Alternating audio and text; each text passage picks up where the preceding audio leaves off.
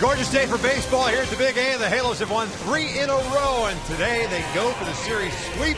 It's a division rival, Texas Rangers.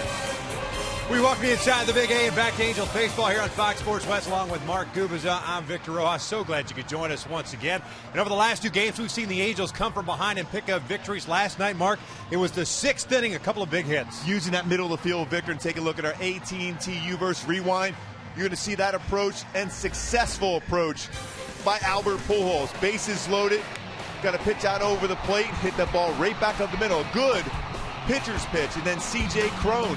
See the run come across there to be able to score. C.J. Cron, fastball up, right back up the middle. Leonis Martin almost made the play, unable to do so. 2 more runs. Again, using that middle of the field, being successful, being relaxed with your hands. That's the important thing. If you're going to be good to be able to get the ball out over the plate, be able to hit breaking balls, relax your hands, use that middle of the field, be successful, and put the pressure on the pitcher that you won't just look for the inner half of the plate. Yeah, they're facing Nick Martinez of the Texas Rangers, who has given the Halos some troubles over the last couple of seasons, and the Angels will counter with left-hander Hector Santiago, looking for that series sweep. We're just about ready for baseball here at the Big A. Sit back, relax, lineups and first pitch when we return. Angels baseball is brought to you by CarMax. Start the search for your next car at CarMax. Start here. And by Jack in the Box. Jack's hottest sandwich is back. Head to Jack in the Box for Jack's blazing.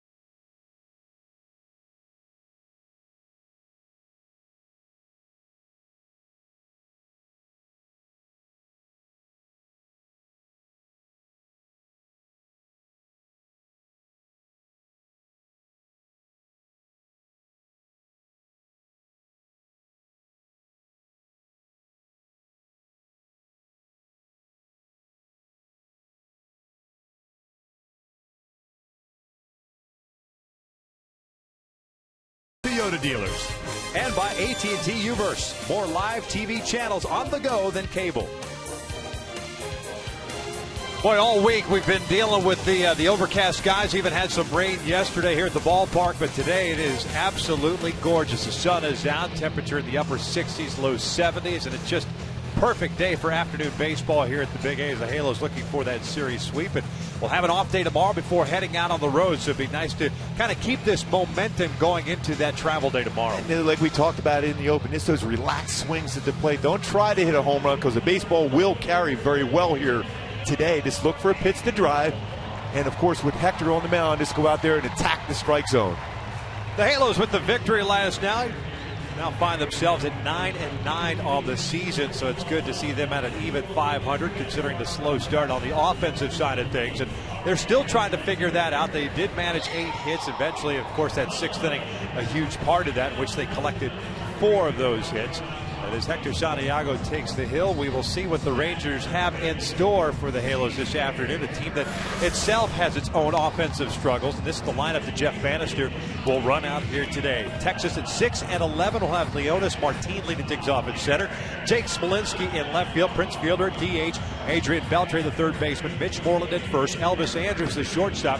Shin-Soo Choo back in that 7th spot once again today. He's at right. Carlos Corcoran got the catching job done on Friday night. He's back in there this afternoon. Rougned Odor had pretty much the night off last night. Back in the lineup playing second base. Taking on Hector Santiago, 2-1, a 2.45 ERA. A lot more consistent the last start for him as far as attacking the strike zone and working quickly, finishing guys off. Finishing guys off, that's exactly. He threw the pitches he wanted to throw, and that was important. A good ERA so far this season for Hector Santiago, but the keys for Hector today in this day game: go with your game plan. Stay with that breaking ball. Throw that cut fastball and changeup. And channel Earl Anthony. Stay within that lane. That's what's so important for Hector, to stay within that lane to make sure he lands well and keeps his shoulders square to the plate. Earl Anthony, huh? Oh, yeah. Not Don Carter. All right. Oh, I love the lefty. All right. Let's check out the Halos. Lefty. There it is right there. Let's check out the Halos defensively. Matt Joyce in left field, Mike Trout at center, and it is Cole Calhoun in right. Infield has David Freese, Eric Ibar, Johnny Giamatella, and Albert Pujols from third to first. Chris Seinetta behind the plate. Matt Joyce out in left field is one of 3 Angels to start in that left field position. Always a more difficult task in the outfield here during the day. First one this afternoon in there for a strike. Manny Gonzalez calling the balls and strikes today. Jim Reynolds at first, Mark Rippinger at second, and Clint Fagan at third base.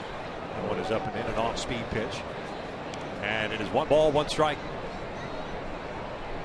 Leonis Martin hitting .225. 3 doubles, 6 runs batted in on the young season. He rips this one out to right center field, and it's a base hit. Fastball that was up, and the speedy Martin leads off the ballgame with a single.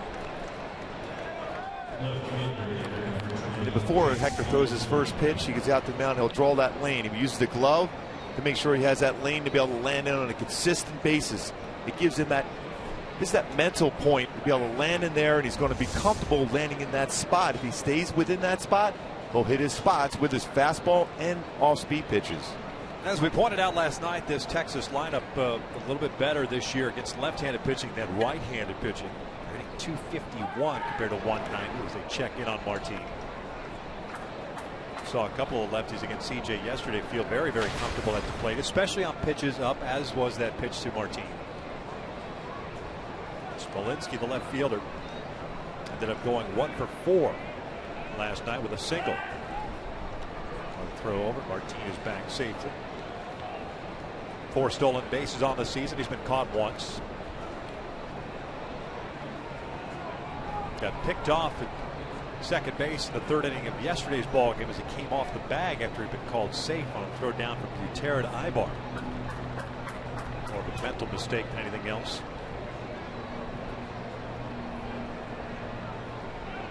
He takes off, and the pitch is high, and now it drops the baseball.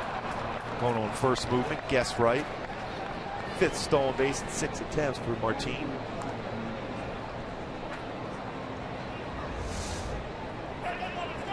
As soon as he saw that leg coming up at that point, see, when you're a pitcher, lefty pitcher, you try to keep that foot as close to the pitching rubber as possible, so you give that deception for the runner. Is he going to first or is he going home? Martin guessed right on that one. Big swing and a miss, evens up the count at 1 ball, 1 strike. That's the 8th stolen base that Texas has had against the Angels this year. Similar pattern we saw the last couple of seasons for Texas against the Angels. Martin will steal third. That's 8 of 14 they picked up this year. Good lead for him in second. 1-1 pitch. So 2 balls and 1 strike. Just watching where so far for where Hector's landed. He's landed a couple times outside of that lane he drew down to start the game. He's trying to make sure he stays within that lane. See how that foot right there is just slightly out of it. He's going to try to stay within that landing spot. Second start of the season for Hector against Texas. 2-2 now. Pitched in Arlington on the 15th. Gave up a run on 4 hits in 7 innings. I think for Hector, the big thing is make sure you keep those shoulders square and land inside that lane. See how the difference between the one there and the pitch before where he was outside that lane. That's why he's able to throw a strike. Smolinski asking for time. There's a difference, however, though, when you talk about that lane, to make sure that it's one thing to land in the lane, but the timing as far as the mechanics have to all be proper for him to be able to deliver and get that arm in that right slot. Because he can be quick to the plate, and that's when he doesn't land in that lane he wants to be in. What we say by quick, because he's a high tempo guy on the mound, Hector Santiago. So if he's quick, he's already landed. Most times he's going to be outside that lane of choice for him to be able to make sure he stands in that spot each time. Leadoff single for Martin and a stolen base. 2-2 swing and a miss. Down goes Smolinski, and there's out number 1. There's always that chance where, especially with Hector, because of, dare I say, the hyperness behind him on the mound, that you start to drift down the slope too quickly before you kind of get everything in order. Exactly. They're just a little bit almost borderline on that line. Yeah, when you're quick, there's no way you can help, especially the way, you know, the movement he has, and he's so quick and he's such a good competitor. At times, he tells me he just has to try to force himself to slow down enough to be able to catch up with his mechanics. And that sometimes can be helped out by what, just a little hip turn, a little extra hip turn. Exactly. Or yeah, at the pitching number, similar to what we saw with C.J. Wilson. Prince Fielder takes down low, throw down to third is in time. Boy, good pick. Yeah, not a very good throw by Chris Iannetta, but a heck of a job by David Freese to not only catch it and keep that glove down there for the sliding Martin. 2 outs. Especially when you're coming far from off the base, because if you got Prince Fielder at the plate, so you're off the bag. Look how far he's got to go, David Freese, and then he's got to catch that low throw and then keep that tag applied to Martin. Martin didn't have a good jump. Yeah, I'm not sure I understand the mindset of going in that situation with a lefty bat up, guy that's in the top 3 and hits in the American League. You're already in scoring position. And he's 7 for 18 in his career against Hector. Yeah. You're in scoring position. Unless you know you can almost stand at third base, you're better off staying in scoring position at second. 1 ball, 1 strike on Fielder, hitting .373 to start the year as he skies this one. The left side of the infield. David Freese calling for it, makes the catch, and Santiago is out of it. We'll head to the bottom of the first. No score. Calhoun, Trout, and Pujols coming up for the Halos.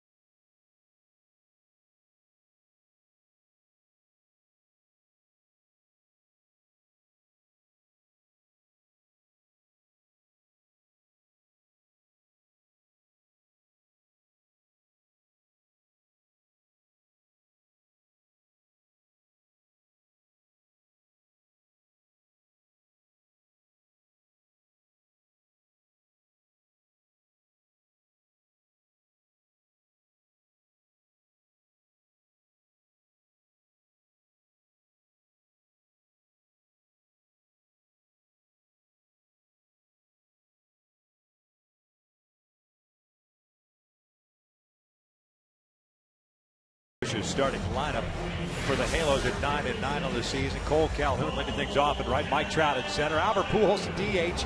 David Freese, a cleanup hitter at third. Eric Ibar at short. CJ Cron. He had a 3-hit game just the other night. He's at first base. Matt Joyce, the left fielder. Chris Idetta, the catcher. Johnny Giavatello batting ninth, playing second base. They take on the aforementioned 24-year-old right-hander native of Miami, Florida. His name is Nick Martinez. Well, he's throwing the ball very, very well so far this season. 0.45 ERA. But to be successful against Martinez, short swings, use the middle of the field, and get in the hitter's counts. He will walk guys and fall behind in counts. That's when you're going to get his fastball. Cole shoots one out to left field. It's a leadoff single for Calhoun. Good piece of hitting. Calhoun had a 3-hit game last night. Starts off this one with a single. We'll check out the Rangers defensively. Smolinski, Martin, and Chu in the outfield from left to right. Infield has Beltre, Andrews, Odor, and Moreland from third to first. Corcoran behind a plate. And Moreland at first base, one of the best fielding first basemen in the American League. .995 career fielding percentage for Moreland. Very good on the scoop and very agile moving around at first base. Well, Cole Calhoun has used the entire field in this homestand. He had a big home run. The game the Angels won with just one hit. That was the right center. He's hitting the ball well the other way. Trout takes a breaking ball for a strike. Cole now 4 for 9 in his brief career against Nick Martinez. Trout just 1 for 10 against the right-hander.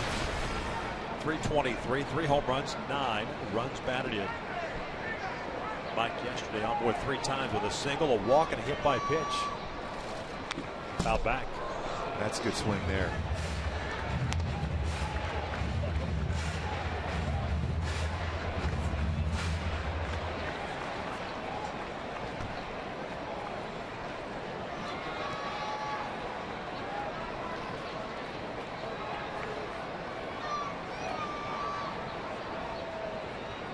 Set up way outside.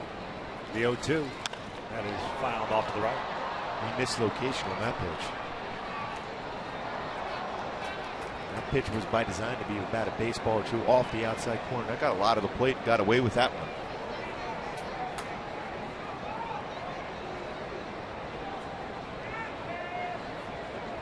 Martinez faced the Angels on the 14th in Arlington. Allowed an unearned run, 5 hits, 7 innings.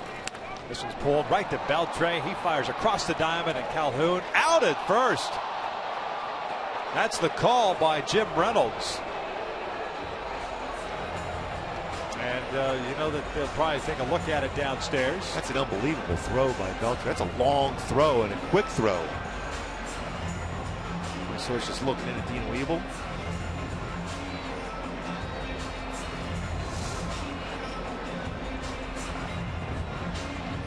It's real close. But it was too close to take that shot. Yeah, that looks there like the ball's in the glove. Yeah. So a double play. Just like it occurred yesterday when Beltre robbed Pujols of extra bases on a liner. He turned that into a double play. 2 outs, the base is clear for Albert. It's amazing how quick the transfer into throwing arm is for Adrian Beltre. No doubt in my mind, because what he can do with the glove and the bat, he's on his way to the Hall of Fame. Albert takes down low. Pujols a 185 average, 3 home runs and 9 runs batted in. 2 RBIs last night, single, and a bases loaded walk. 2-0. This is what we talked about getting in a hitter's count. Martinez is pretty confident this year as far as throwing his breaking ball in these counts. Sometimes you hang that breaking ball, and that's when you can crush it. There's that curveball.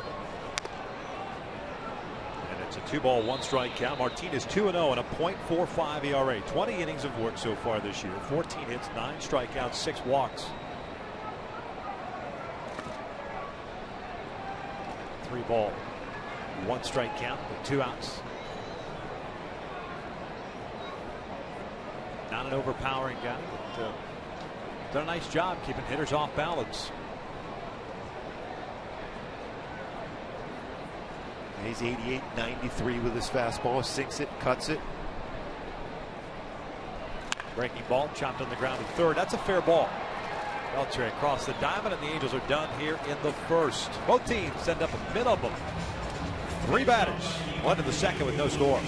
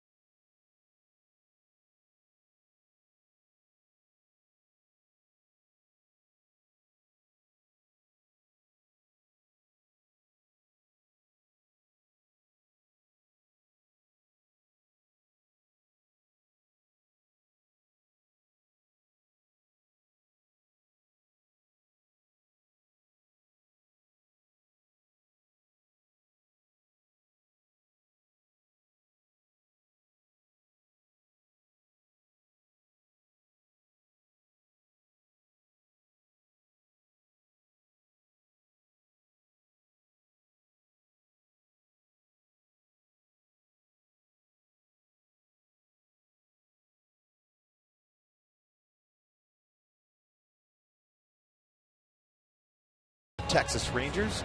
My Hyundai key for this game today, a little Florida-Georgia line. Sundays, very difficult task for a defender. Anything hit in the air, very difficult to read. And of course, the baseball carries extremely well here in the day at the Big A. So a good day to hit. Adrian Beltre leading things off for Texas. And he will take outside for ball 1. Well, if you're Hector Santiago, you're okay with Beltre thinking about bunting. He's got good numbers against Hector. Skies this one to the right side. Drifting out of the outfield grass, Johnny Chiavatella.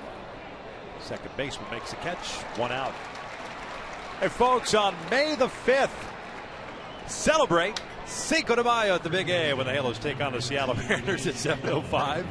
Join us for Taco Tuesday, drink specials, and live entertainment in the Gate 1 Music Garden. Purchase tickets today at angels.com or the advanced ticket window. I don't think I've ever seen you that pumped up. Yes. May 5th. Man. Bringing the maracas? Yes. Yeah. Oh, yeah.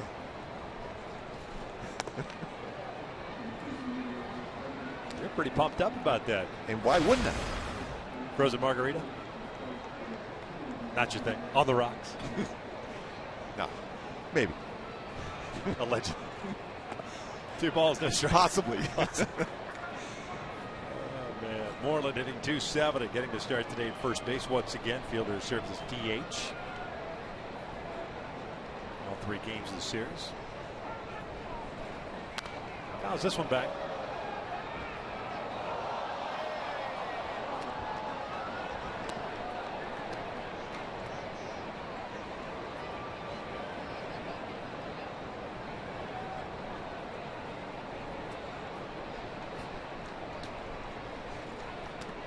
Caught the inside corner to even the count.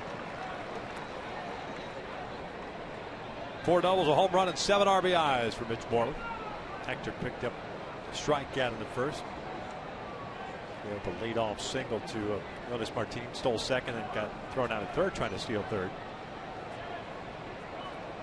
Kind of helped the Angels out there with that stolen base attempt. 2-2 now. Breaking ball got him. Down goes Moreland, 2 outs. That's a great decision, too, by Hector. He shook off Chris Iannetta a couple times. That's what the pitch he wanted to go to. Slow breaking ball. Stayed on top. Well, you see how the shoulders are square? The baseball starts around the belt. It was on the outside corner, but the difference in the speed from 90-78 out in front. Moreland, no contact.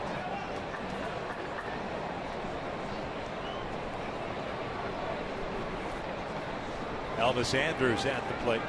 Shortstop hitting 208 with a home run and 6 RBIs. Andrus last night a 2-for-4 game with a couple of singles. That pitch apparently missed. Strike. That lower part of the strike zone.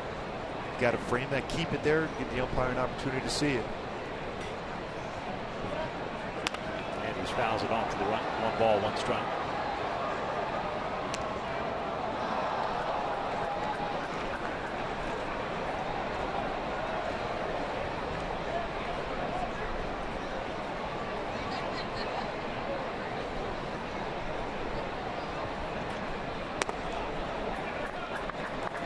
Hector pitching his 12th game, 9th start of his career against the Texas Rangers. 4-2 record, even 4 ERA. Total of 45 innings worked against these guys. This one pulled to left, the base hit. Pitch that was up in the zone. Inner half of the plate. And like we've mentioned a number of times against Andrus, when he hits the ball hard, it's a pitch on the inner half of the plate. And look for him to go on first movement. Hector with 6 pickoffs last year, though.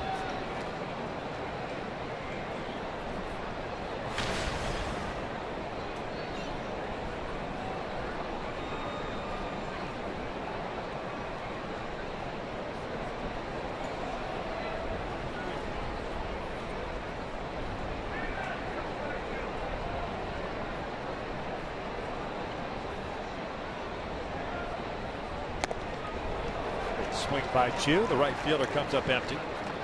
114, a double, a home run, 5 RBIs. So for 2 last night with 2 walks.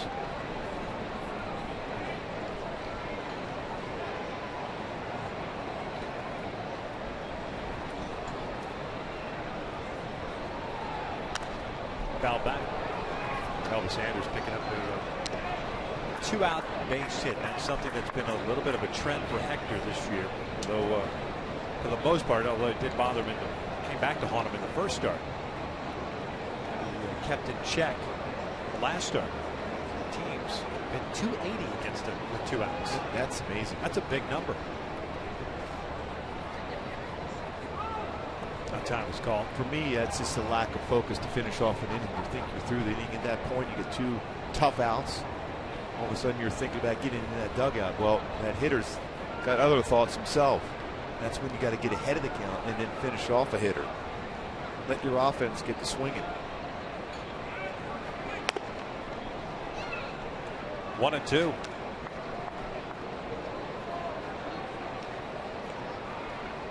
Last start for Hector. It's Tuesday. 14-1 win against Oakland. 3 hits, struck out 8 in 6 innings against the Athletics.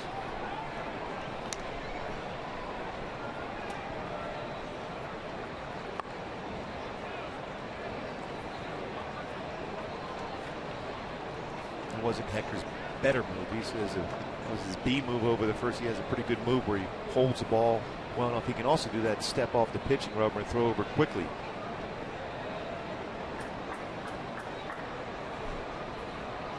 Andrus takes off. Chu bounces one softly up the first base line, foul. Elvis will head back to first base. We're scoreless here in the second. Beltry a pop-up, Moreland a strikeout. Andrus a base hit to left. Drew Smiley had more pickoffs in the American League than Hector Santiago. Smiley with 7 last year. Pitching for Detroit and Tampa.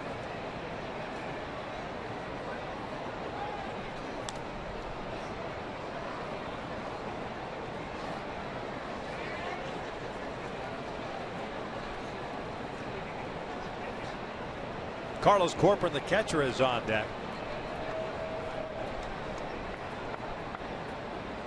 Good lead for Andrus once again at first. Doesn't go. Chu fouls it off on the third base side.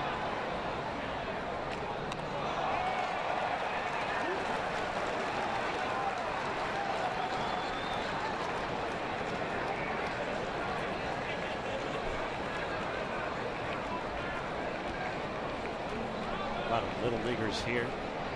Little League Day parade before the game. The never-ending parade today. There was a lot of kids here, yeah, which is great to see.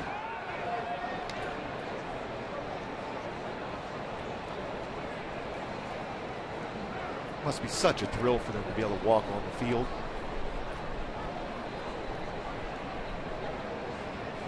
And then work on their tans. It's beautiful here today.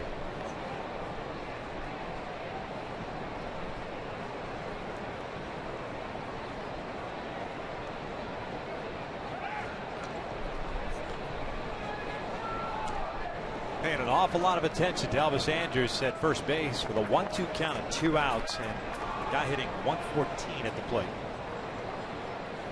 Yeah, you got to keep your focus on the hitter who's struggling. Finish him off right here.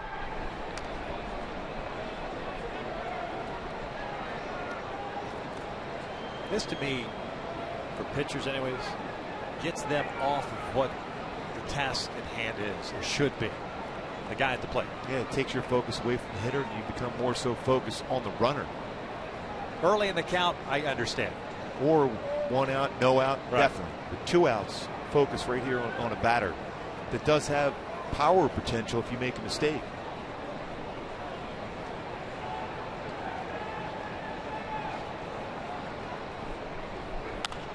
Popped him up. David Freese backpedaling out. Ibar moving over, and Eric calls him off. Drops the baseball.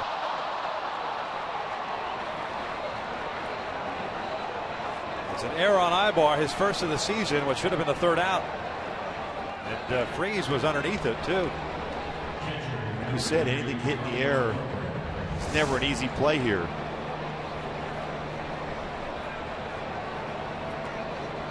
The way David Freese had his hand out there, you wonder if he did indeed see that all the way through, but it was called off at the end, and then Eric unable to squeeze and hold on to that baseball. And the way Freese was looking up, the way he put his hand out, I'm not so sure he necessarily saw it, and Ibar had to come across and try to catch that. Looked like he tracked it, but then unable to contain it in the glove. The old one-handed grab or attempt. So 1st and 3rd, Andrus ends up at 3rd base. Chu stays at 1st. Carlos Corcoran, the catcher, now will bat. Santiago will throw just 1 extra pitch, and this one's down low. 1 ball, no strikes. Corcoran hitting .238, a home run, 2 runs batted in, has a couple of doubles. Your goal now as a pitcher, Victor, is to pick up your teammate. Yep. Corcoran 4 for 11 from the right side of the plate, compared to the 1 for 10 from the left side. 2-0 now.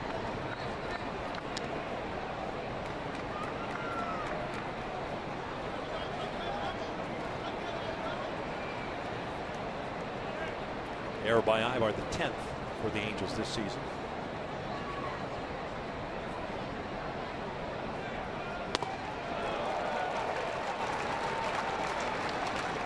Two balls, 1 strike.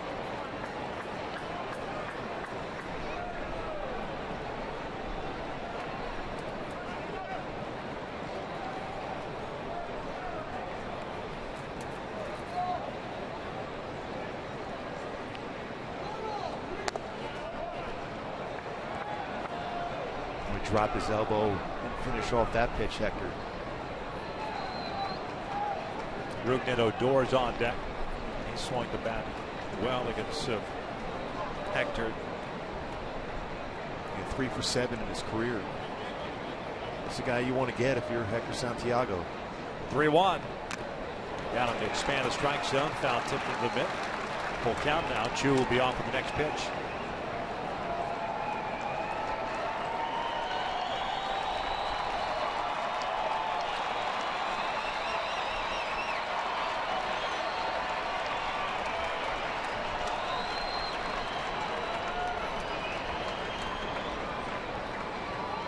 And he walked it. So now they're loaded up.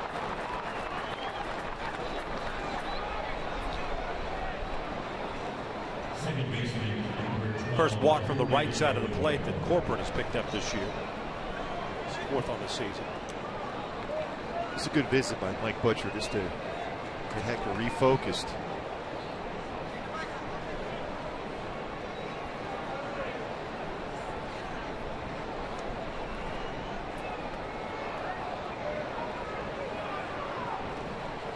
Started with a 2-out single. Andrews in the pop-up, not caught. Now a walk for a team struggling offensively. You don't want to gift outs. That's the thing. And you don't want to gift runners with a walk too, especially for a guy that's not swinging the bat real well either down the bottom of the order. But you pointed out, first thing you said in that sentence there was 2-out base hit to Andrews.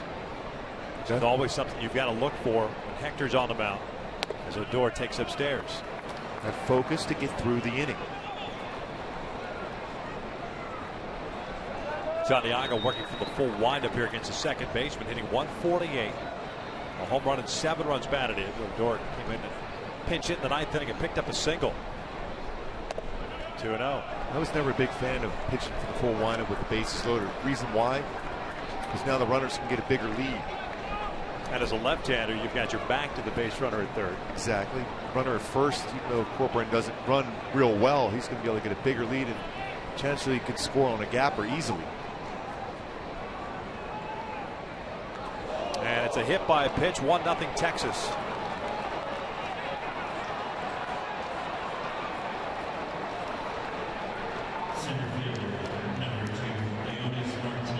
Odor picks up the base on the hit by pitch. RBI. No chance for Odor to even get out of the way of that one. He's not going to try anyhow necessarily with an RBI situation. 37 pitches thrown by Santiago. Here's the top of the order now, Leonis Martin. 0-1. Martin with a base hit. First inning, 1 for 1.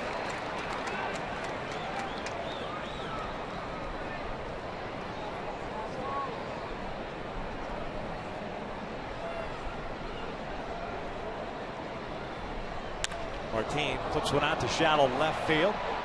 Matt Joyce is there, and the inning comes to an end. But Santiago gives up a run. We'll head to the bottom of the second with Texas leading it.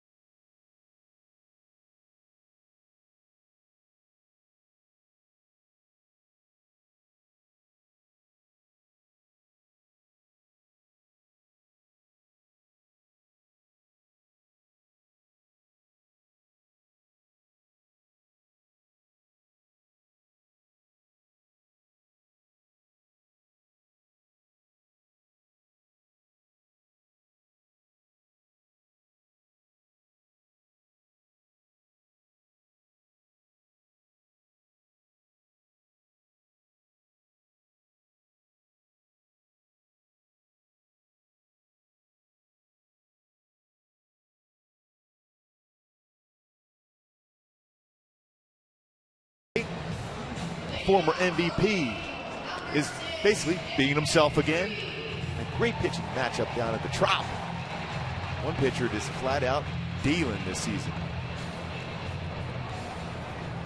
Nick Martinez takes the mound with a 1-0 lead here in the bottom of the second. Freeze, Ibar, and Crone coming up for the Halos. As Gooby pointed out, that was an unearned run because of the error by Eric Ibar. The drop pop-up off the bat of Shin-Soo Choo.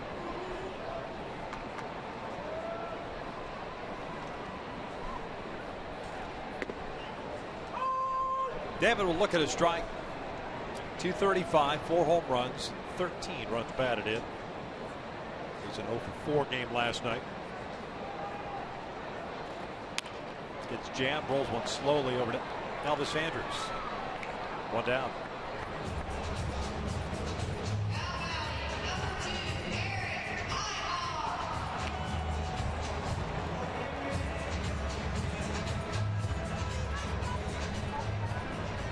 Eric Ibar's yet to get it going offensively. 3 game last night. His average now 190. 1 extra base hit, a double. 4 runs batted in.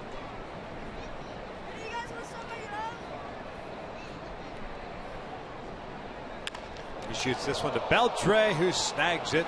Robs him of extra bases. Good piece of hitting, but Beltre makes the catch for the second out. Beltre seems to be everywhere.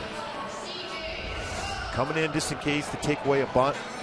Good piece of hitting, line drive, but Beltre there to make that play on a liner from Ibar. So 2 quick outs for Nick Martinez, and that'll bring up C.J. Cron. Martinez thrown a total of 13 pitches, 10 strikes, 3 balls.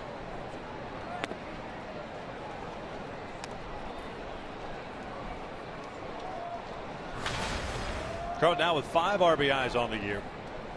His 2 RBI game last night, going 1 for 4. 213 average, has 1 home run. That home run hit in Houston the last road trip. Back up the middle, that'll sneak through for a base hit. Martinez just falls off to the first base side, unable to go back to the backhand. He's in that middle of field again for C.J. Cron. We showed that in the opening today. His line drive base hit up the middle that drove in 2 that won the game yesterday. Same thing, right back up the middle. Almost made the play on Martinez, though. Fields his position well.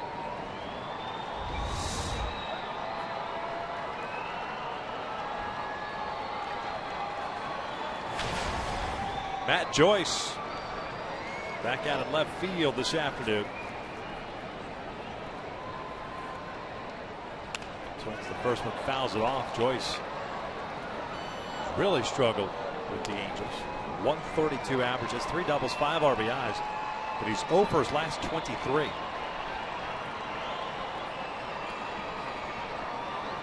That's a pretty good pitch to hit for Matt Joyce, but missed that one.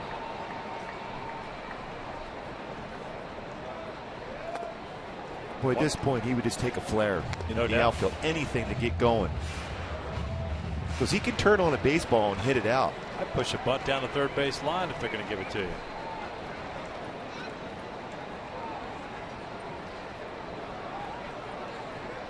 Cron over at first base. 1-1 down. Ball downstairs. Good hitters count now. 2 balls, 1 strike. Well, he tracked that curveball pretty well. Maybe that's a sign he's seeing the baseball better. Do some damage to a pitch now in a fastball count.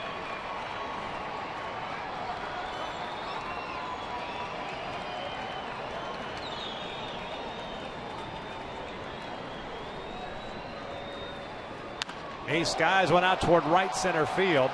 Playable for Leonis Martin. Just got underneath it. And that'll do it for the Halos here in the second. 2 in the books. Texas on top 1-0.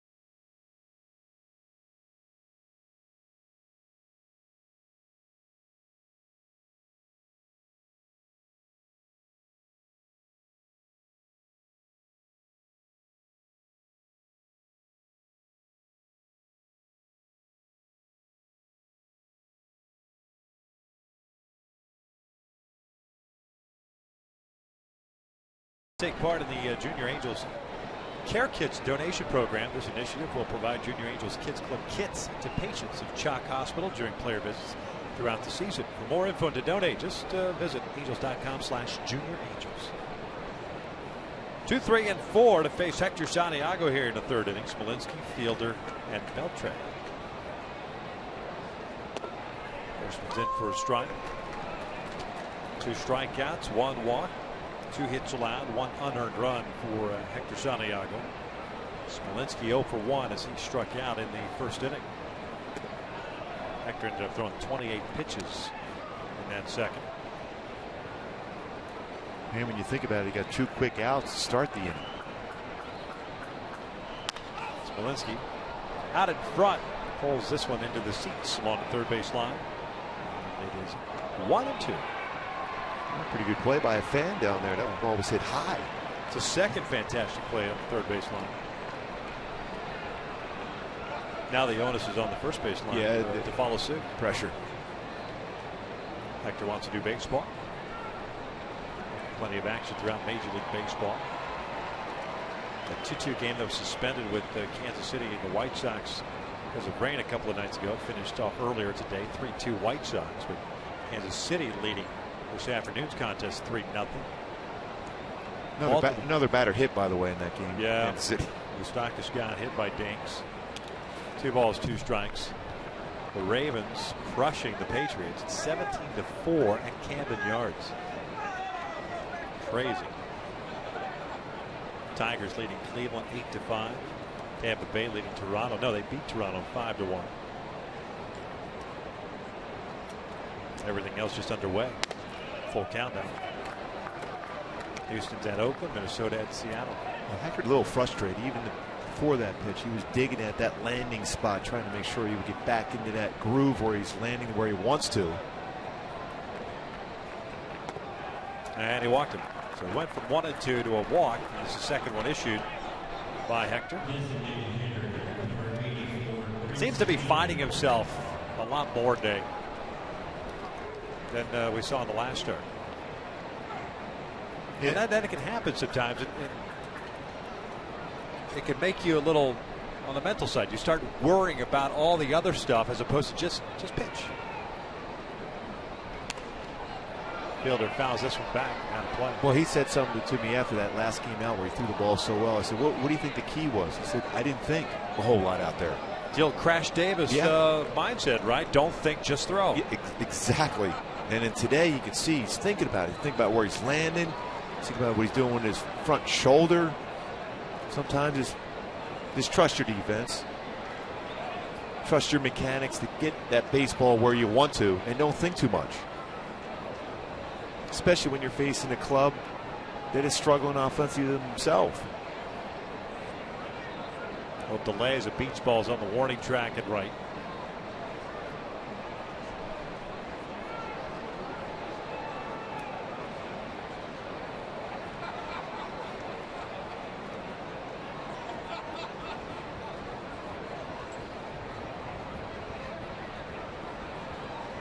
Fielder popped out to Freeze to end the first, so he's 0 for 1. Now 7 for 19 in his career against Santiago. That's a strike.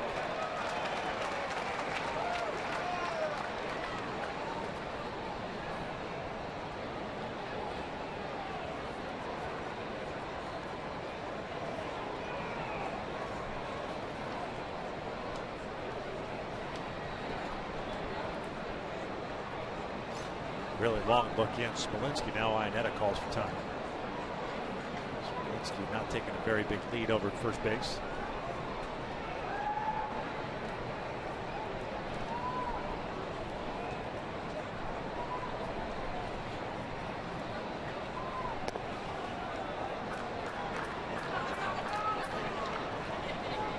One ball, 2 strikes. Texas scoring their run of the second inning. On a hit by pitch, the bases loaded. Moved in Odor, got hit on a 2-0 pitch. That brought in Elvis Andrus. 1-2, fouled off to left. Mentioned Fielder. As far as hits are concerned, in the top 3.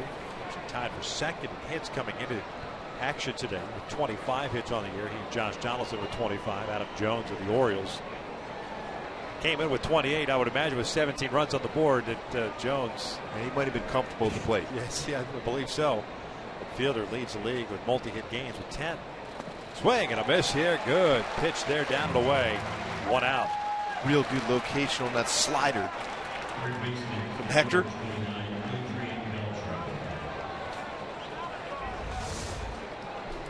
He's on top of that pitch to be able to snap that slider. The great rotation in that pitch.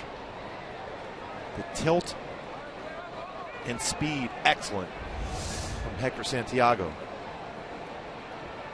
So 50 pitches so far, just 28 strikes, 22 out of the strike zone. Here's Beltre. He will look at the strike. Beltre popped out to Giavattel in the second. Two guys, 3 and 4 spot for Texas, combined 13 for 35 in their career against Hector Santiago. Beltre has 3 home runs. It's a big swing and a miss. Most home runs that Santiago is allowed to any one player has been to Beltre. Adam Jones only 1 hit today. Just 1? Yeah. They have 4 batters in that lineup with at least 3 hits. Wow. That's swinging well. Who got the start for Boston? Boston's rotation has had some issues. 0-2. I gotta believe it'll probably be a position player at some point in there pitching for Boston. Tommy Hunter, I think, got the start. Tommy Hunter for Baltimore.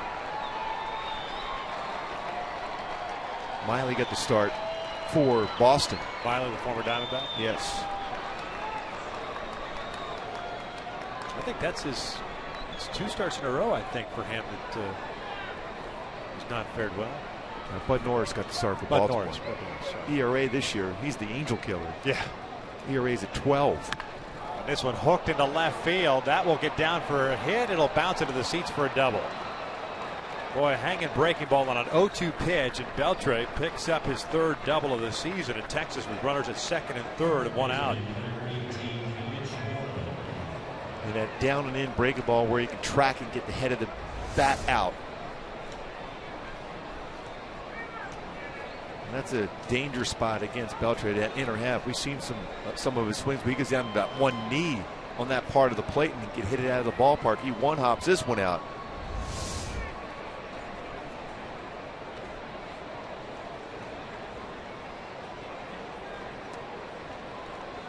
Double number 531 for Beltre. Cardinals have played their infield back. Down 1-0 here to 3rd with 1 out. Moreland at the plate.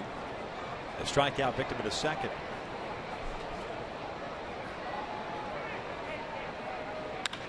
This one's out toward left center field. Should bring in a run. Trout getting underneath it. Make the catch. The throw will go to 3rd. Scoring is Smolinski, and it's 2-0 Texas. Moreland picks up his 8th RBI. Leadoff walk comes around to score.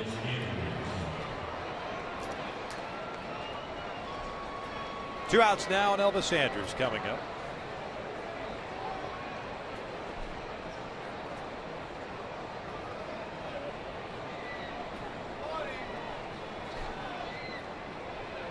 Andrus with the base at the left field. Started it off for Texas. They're going to walk him here.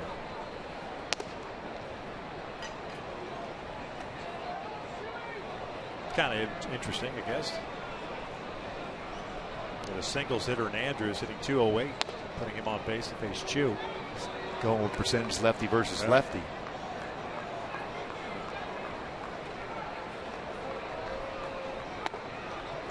Andrus, though, a .312 career hitter against the Angels. Done some damage throughout his career against Angel pitching. Sinsu Chu has had some good numbers in his career against Angel pitching also, though.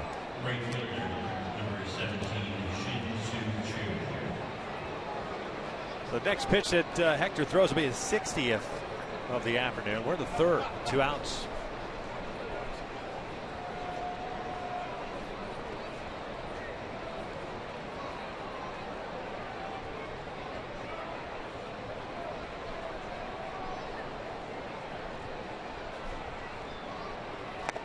That one almost hits him. Chu 0 for 1. Reached on the arrow by Ibar. Should have ended the inning in the second. Ibar had the pop in and out of his glove.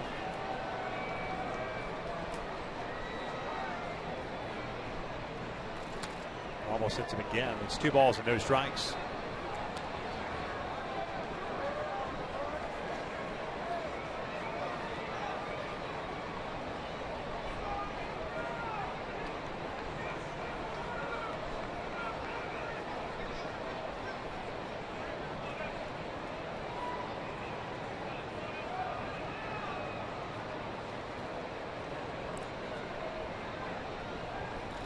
Watch out.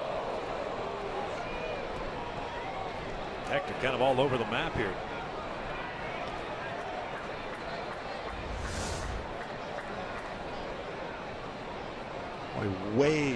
Way off the plate. Missing location by quite a bit.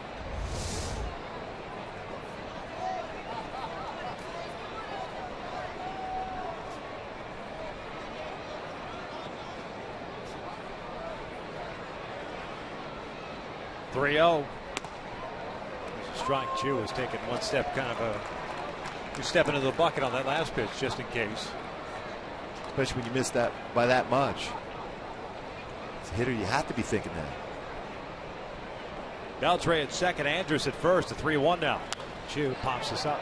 Third base side, Freeze going over toward the railing and won't have a play on it. Full count.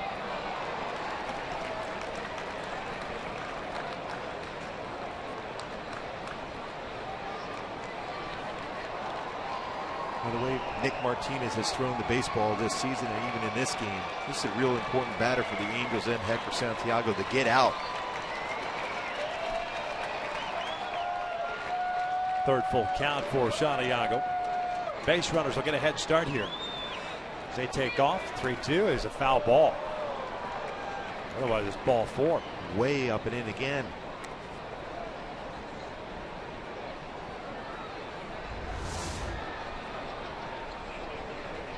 Boy, Chris Hynette is setting up away.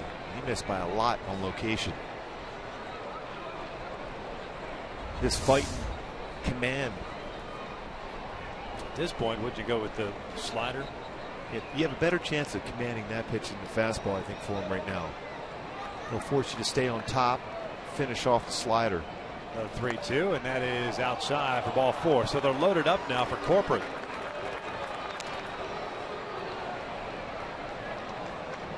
And another visit from Mike Butcher. 4th walk issued. As Santiago, 1 intentional. Again, the old 2-out situation. That's why I'm not a huge fan at that point right there. The game 2-0 with 2 outs. You got a man at second. You've got a light hitting shortstop up, right-handed or otherwise. You know, you've talked about it a number of times. You throw 4 wide ones for an intentional walk. It's tough to kind of get that adrenaline back and zone back in to throw strikes, especially for someone like Hector, right? Because Hector always is, he's always trying to have a feel on the mound as far as hitting his spots, and all of a sudden when you throw 4 wide ones, that's kind of kicked into your mindset. And those first couple of pitches to Chu were almost exactly where he threw, the intentional walk pitches to Andrus. Now he's in a tough spot with the bases loaded. And a very aggressive hitter in Corporate. Santiago threw 28 pitches in the second. He's about to throw his 28th pitch here in the third. Stretching and moving around going on in the Angels bullpen. A bullpen that's been used quite a bit over the last week. From the full windup. Was off the plate. And again, pitching from the full windup with the bases loaded. Always been a rule of thumb, in my opinion, to pitch from the stretch in this spot because you want to keep the base runners as close as you can to the base. Helped out. That's a thank you very much swing. 1 ball, 1 strike. Corporate drew a walk his first time up. No place to put him. Beltre at third, Andrus at second, Chu at first. Texas leading at 2-0. We're in the third.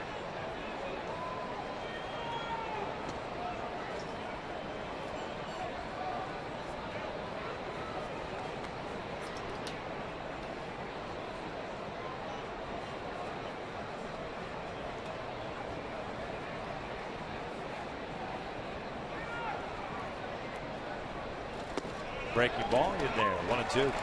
See, when he throws a breaking ball, he forces himself to slow down, and he's able to hit his spot. He's been real quick on his release of his fastball. See, 69 pitches thrown, 28 in the second, 30 already here in the third. 1-2. Outside. And again, look how quick he was on his fastball there. Fell over to the third base side of the mound. The pitch before a breaking ball, he stayed compact, overthrowing his fastball. The all important 2-2 pitch, you have options. You don't have options on a 3-2 pitch. As a hitter, that's what you're trying to get yourself into that count.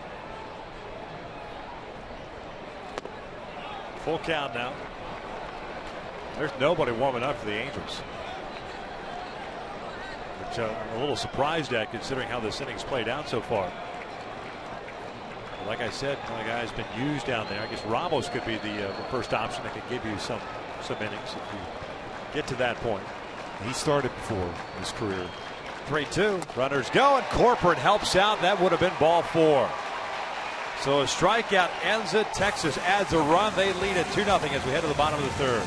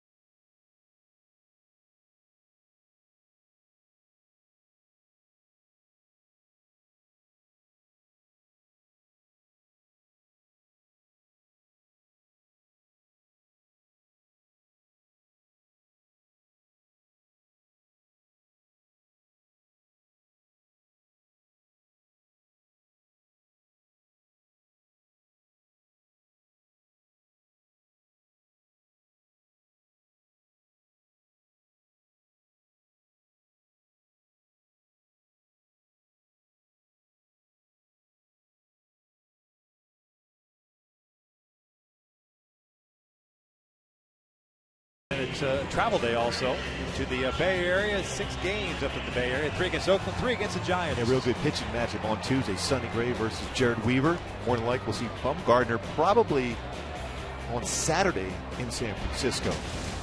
Good pitching we're going to face on this road trip.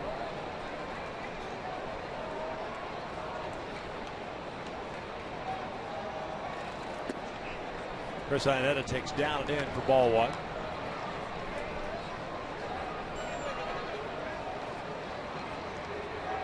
Iannetta had the night off last night. He skies one out the left.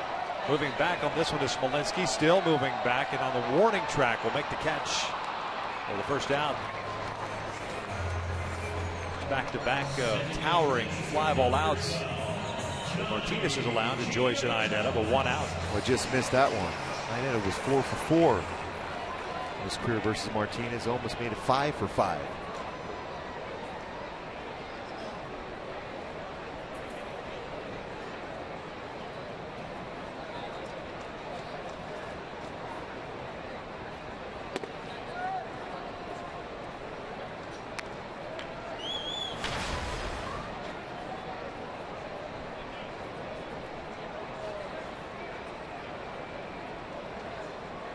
Jim Attell the night off last night. Went around as he tried to hold up on the breaking ball. It's 1 ball, 1 strike. Johnny hitting .292 with a home run and 7 runs batted in. Friday night had a walk. 0 for 2 night. Well, at the very least, you'd like to have a long half inning on the offensive side. Hector's thrown a lot of pitches the last 2. Flare out the left. Smolinski in. 2 outs. Like slightly different pitch counts between the two starters here. It's just 25 pitches thrown from Martinez so far now with the second out here of the third inning. Well, you throw strikes to a team that is going to swing the bats more times than not. The ball's going to be put into play fairly quickly. But Hector hasn't done that. He hasn't shown the ability to do that as of yet. Martinez has. He's been around the zone. And this is a guy that walked 55 batters last year in 140 innings, so he can be wild at times, but he's definitely changed that around so far this year. Santiago's had 72 pitches thrown through 3.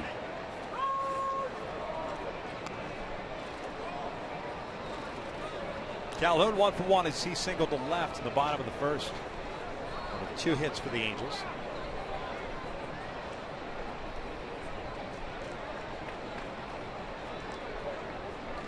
He pulls this one into right. So last night a 3-hit game. Today a 2-hit game so far. It's a 2-out single. Now it's time for Lowe's never stop improving. Mike Trout with 325 batting average of 13 career home runs and 47 ribeyes in his career versus Texas. Most versus any opponent as far as the home run and RBI total. One swing of the bat right here and we could be all tied up.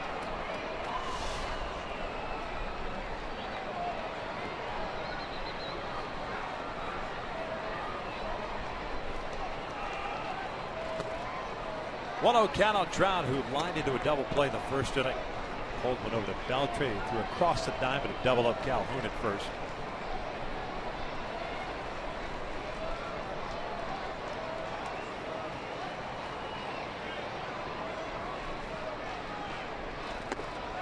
Two and 0.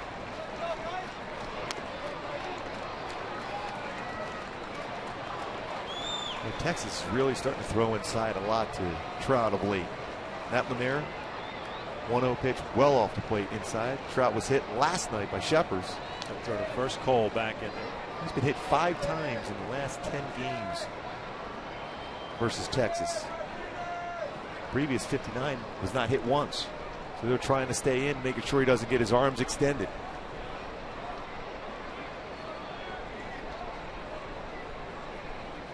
Up and in. 3 balls, no strikes. Pujols on deck.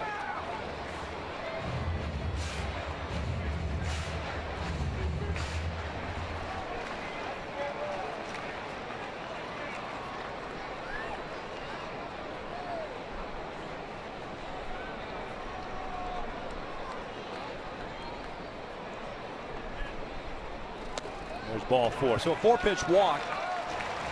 The 2 on with 2 outs here. And Pujols coming up.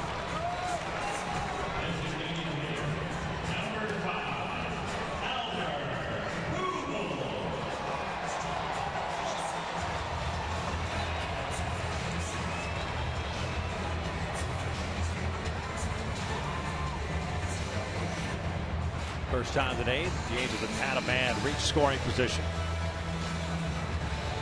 Angels last night 2 for 4. 4 for 14 in the series. Albert grounded out to Beltre in the first. 0 for 1.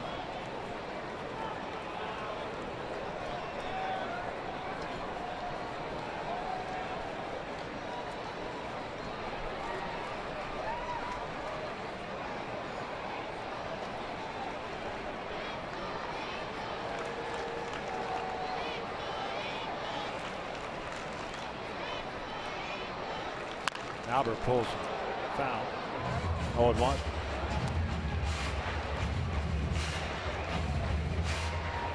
Albert numbers in the month of April as a member of the Angels. Last year a little bit better, 280, but 182 this year. Started out slow. Has always put up the numbers by the end of the year. That's what he always says. Just look for my numbers in September. This would be a perfect time to get on a roll right now for Pujols.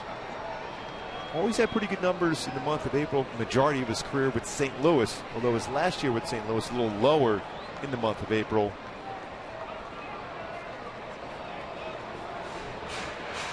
Reason why a lot of times we have a power hitter in the month of April, because you don't see many breaking balls in spring training, or not as many. But as soon as the season kicks in, you're going to see a lot more breaking balls.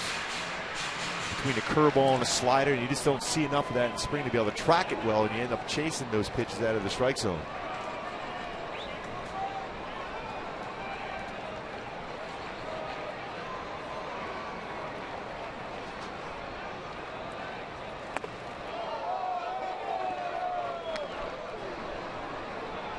Overall, in the month of April, though, Pujols a .299 career hitter.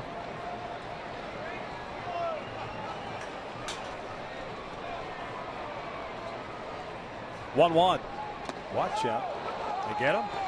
Yeah, they sure did. On a changeup, if you're going to get hit with a pitch, take a changeup. And here comes Mike Maddox.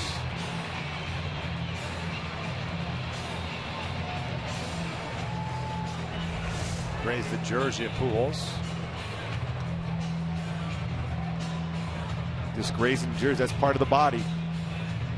A lot of times you'll watch that at home and think, okay, it didn't hit him, hit his jersey. But if you're Albert Pujols, if you're going to be hit with a pitch, you'll take that one on a changeup.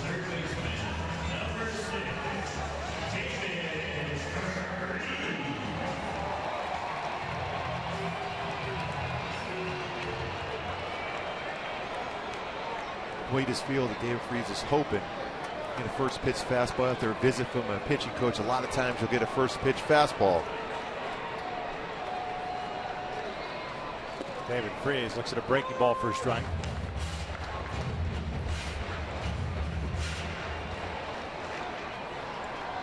Two career grand slams for Freese. He'll take a base hit right here. We'll tie it up, especially with that speed at second base to score on a single. Calhoun at third, Trout at second, Pujols at first. The Angels this year with the bases loaded 4 for 11. Freese 0 for 1 today.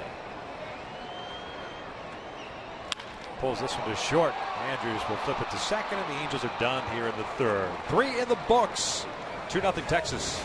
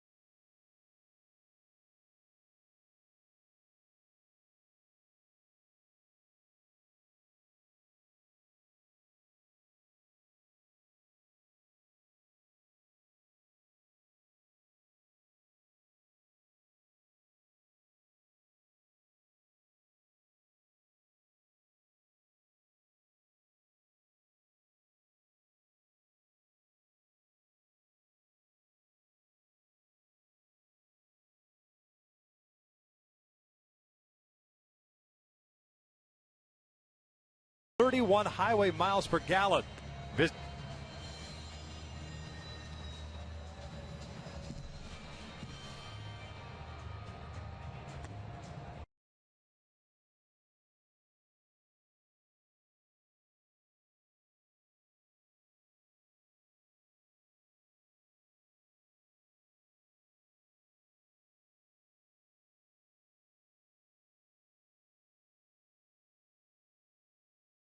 Cherokee with an EPA estimate 31 highway miles per gallon.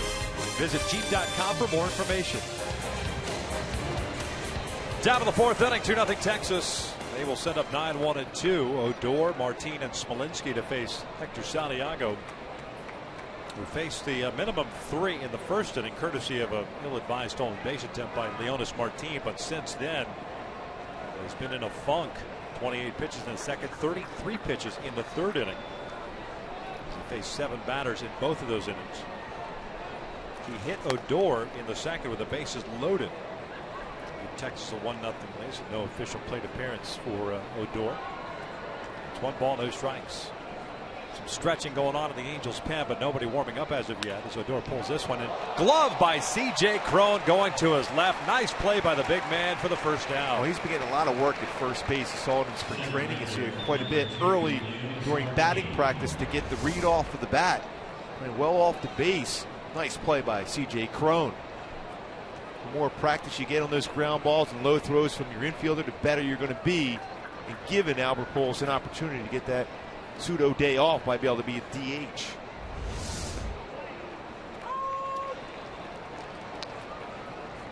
Top of the order now, Leonis Martin. Third plate appearance for him in 4 innings. 1 for 2 with a single and a fly ball to left.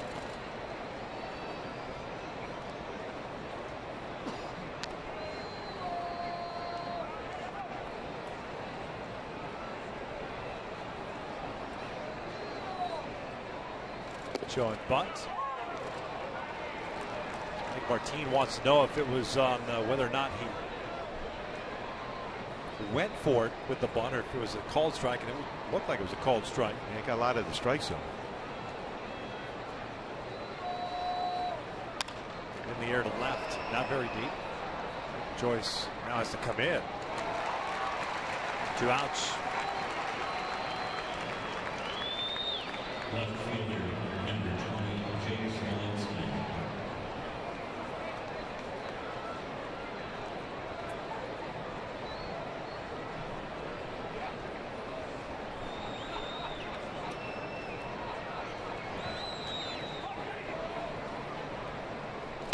Pulled toward third. Freeze has it. There you go. 1, 2, 3 inning and a fairly quick one. We'll head to the bottom of the 4th. 2-0 Texas.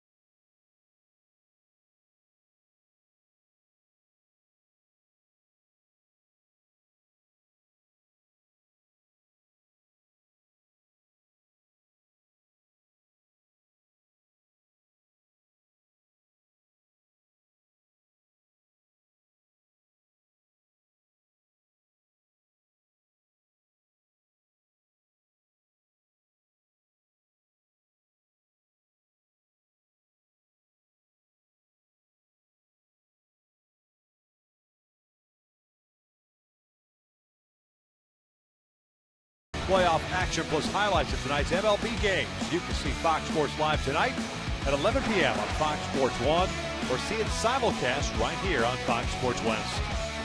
And speaking of hockey now, Calgary's going to be playing Ducks in this next round. Yeah, quack, quack. Where's Kent French at? Frenchie. He's painting it orange. Oh, yeah. 2-0 Texas here in the bottom of the 4th. Eric Ibar takes the breaking ball low. Ibar, Cron, and Joyce face Nick Martinez. Got into some trouble in the 3rd inning with 2 outs. Worked out of it as Freeze hit into a fielder's choice with a base load.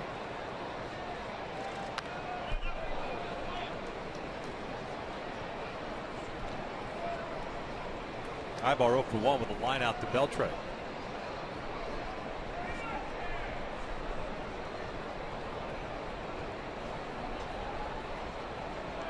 Both teams with 3 hits.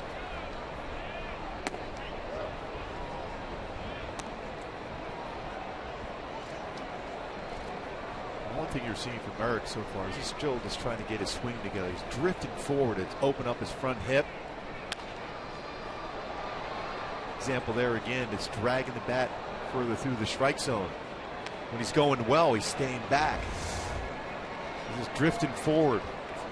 And the bat is dragging behind him. He's getting underneath some of his swings. When he's going well, he's waiting and attacking. The bat is level on top of the baseball. Chase the high fastball, and there's the first down. First punch out for Nick Martinez.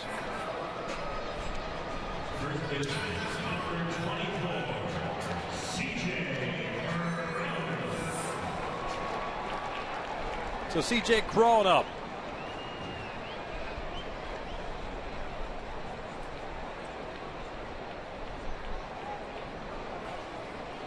Cron 1-for-1 with a base hit up the middle.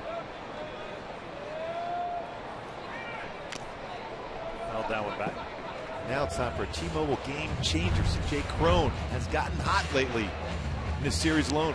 5 for 9 with his base hit today. Last 10 game batting average over 300, 314 with 5 RBI and a big fly. Fouled off to the right. No balls and 2 strikes.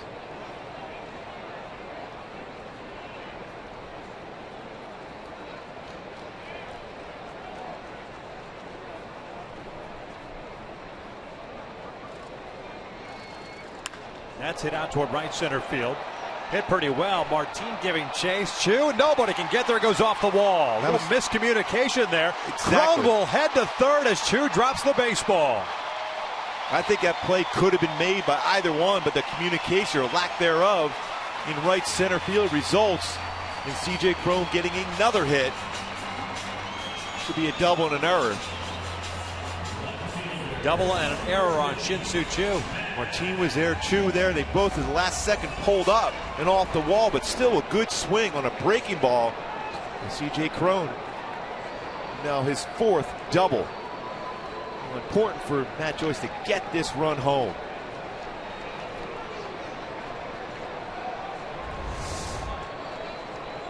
Joyce a fly ball to center field in the second. 0 for 1. Infield back.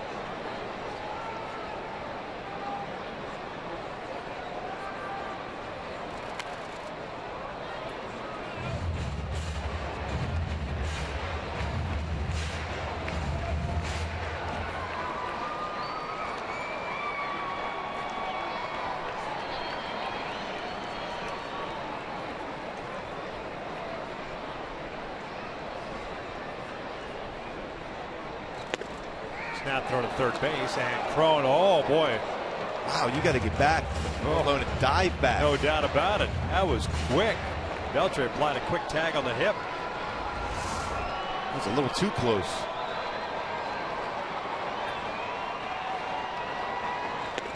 See if we got. Wow, it's extremely close. Yeah, I think the Rangers might call time here, so they have an opportunity to review it. I thought, just from looking at it from here, that he got him. Yeah, that's what they're doing. They're looking in. See if he got his foot. He's out, I think. I don't know if the tag was, if he got his left foot in before the tag. Better angle here. Yeah, they're going to check. Yeah, they are. Well, that one. Yeah, I don't know. That one looks like the foot was. It's not decisive. Yeah, they are going to look at it. Now, if a tag is applied there, it's. Question is there enough evidence to show that the foot wasn't on the base? And we've seen, and we've been right and wrong a lot so far, where we thought we had the right angle. Either way, you got to get back that quicker. Not only that, I mean, you see where the catcher's set up. And you always see that with a man on third, no one else on base, and their left-handed batter, the catcher will always take that quick throw third, especially with the Angels with one out. Always the contact play on, especially as a runner like C.J. Cron. He's going to try to get that little extra lead, be able to go if the ball's hit on the ground. This is going to be real close. Yeah, but that being said, like you pointed out initially, you got to get down. Yeah. You got to get away. It's a longer tag. Absolutely. When you go back standing up, it's an easier tag for a third baseman. If you go back diving, he's got to catch it and then reach down at you. It's a tough play for an umpire to read there. Although can't tell. I personally, I thought he was out. Looks like he's out, but I don't know if evidence, the whole definitive thing that we've seen go against the Angels. Oh, they are going to call him out. Yep. So the call is overturned. So 2 outs now. So base running mistake. 2-0 with 2 outs now. So there must have been another angle for sure to show conclusive evidence to overturn it. Bad base running there.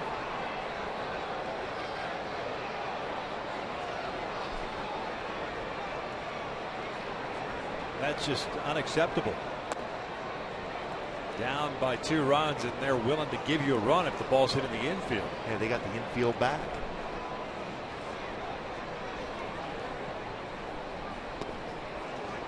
Two balls, 2 strikes.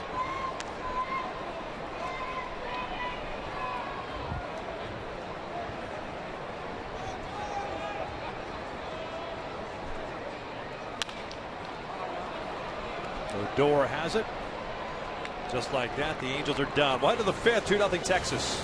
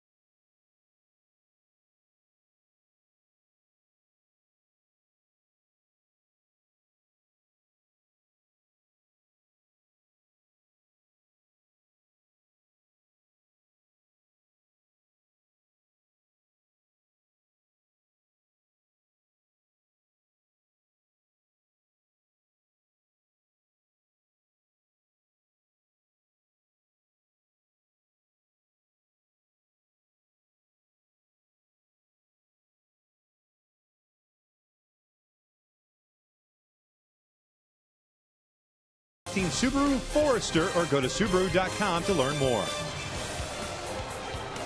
Top of the 5th inning, Texas still on top 2-0.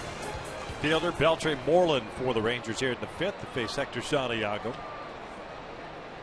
Much more streamlined 4th inning for Hector. Jay Crone getting picked off with 1 out. 3rd base, 4th inning. After the double in the air put him at 3rd. Fielder 0 for 2. Pop-up and a strikeout.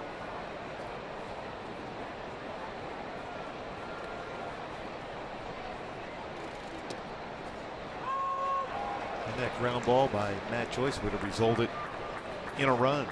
They were playing back.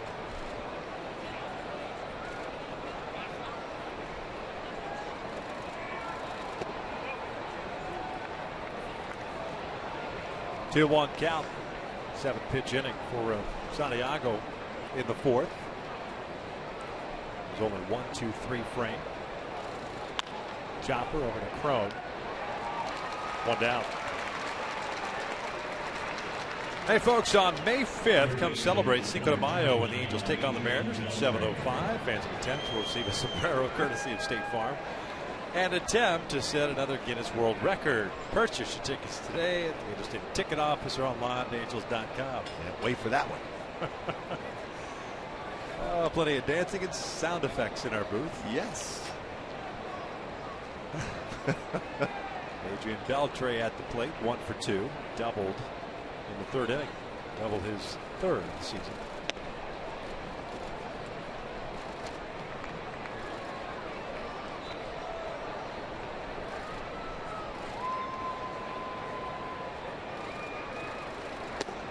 1 ball, 1 strike.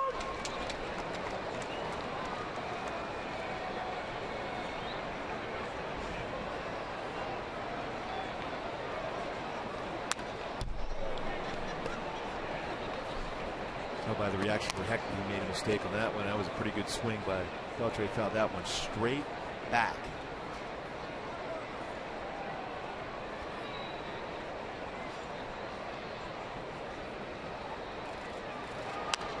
Fouled this one back. As far as active players, as far as doubles, Albert Pujols at 563. Beltre with a double today, now 531. David Ortiz, Alex Rodriguez at 522. Called strike 3. Got him looking on the inside corner. 2 down.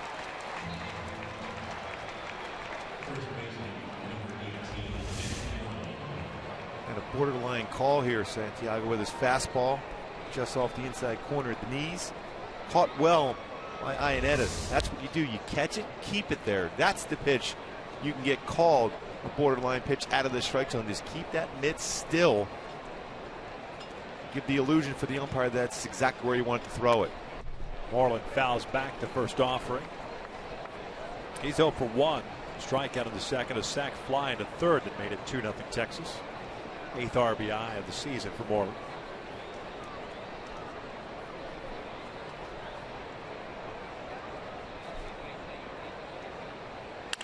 Back up the middle. High bar, can't get to it. It's a 2-out base hit. Sounded like Moreland snapped his bat.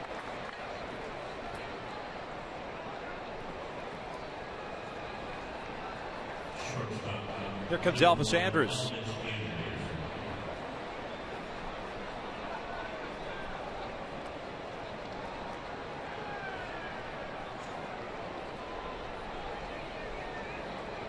Five strikeouts, 4 walks for Santiago. One of those walks intentional. That was to Elvis Andrus into third.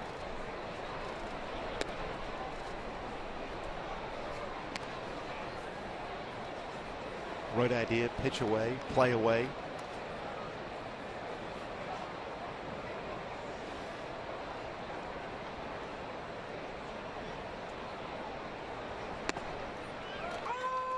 See, Andrus is upset at himself that he didn't pull the trigger on it. It's a dangerous spot against him. Now, if you're going to go inside against Andrus, it has to be off the plate end. And at least above the belt.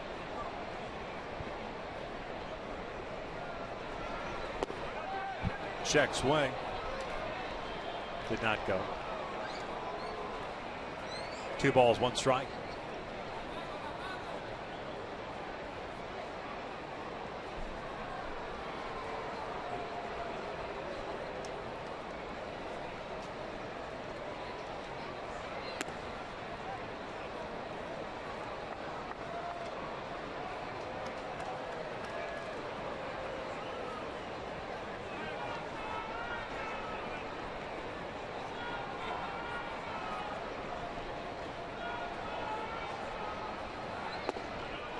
There's ball 4. So a 2-out single followed by a walk. It's 2 on. Shin-Soo Choo. And 2 quick outs. Then a base hit, now a walk. Now you have stress on you.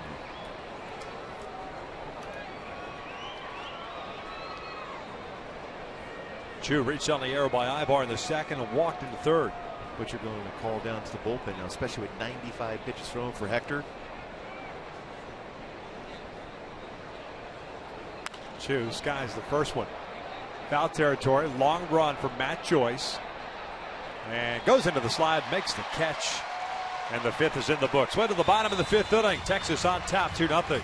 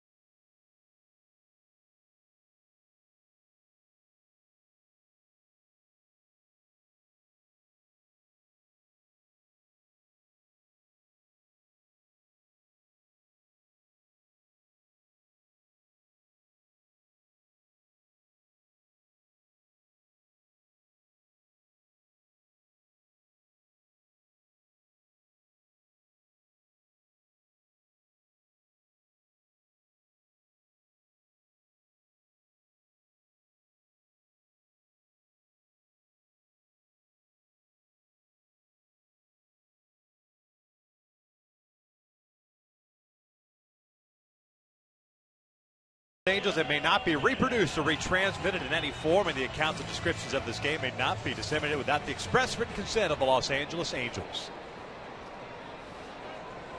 It's the bottom of the 5th inning.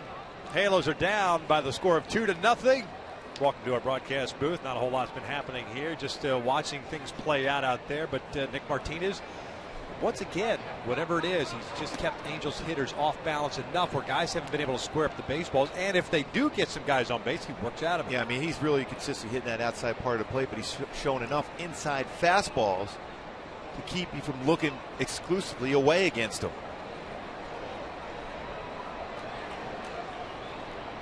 Inez 0 for 1, hit a fly ball to left in the 3rd inning.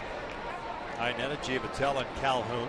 And the big thing for me, the improvement from Martinez this year, he's able to throw his breaking ball in fastball counts and able to throw him for strikes.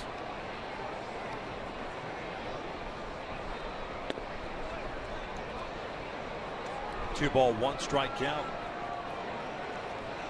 Martinez, an 18th round pick in 2011 out of Fordham University. He grew up in Miami.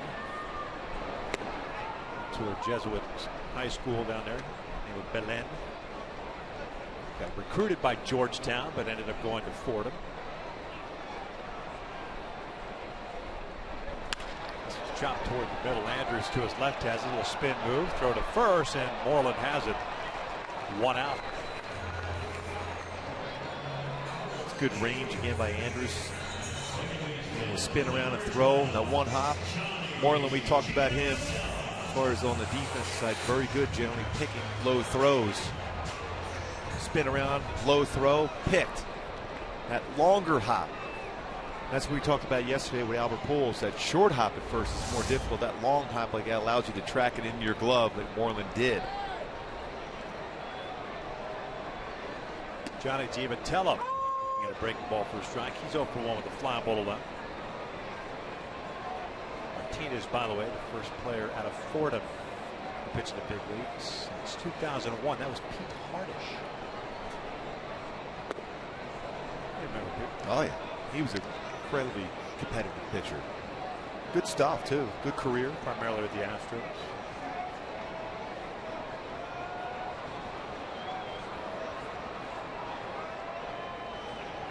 Harnish originally with the Orioles. He was part of a big trade between the Orioles. Was Kurt Schilling in that Kurt one? Schilling. It was Pete Harnish, Steve Finley, Kurt Schilling going to the Astros for first baseman Glenn Davis. Glenn Davis.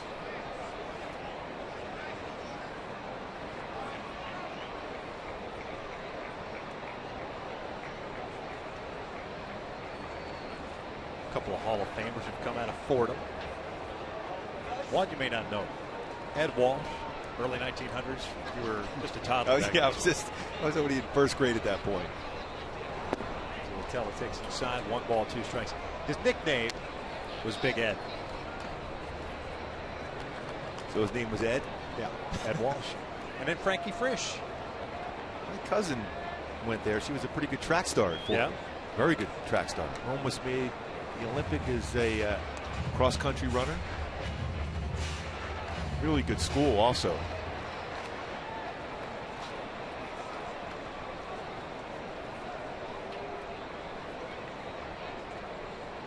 Two.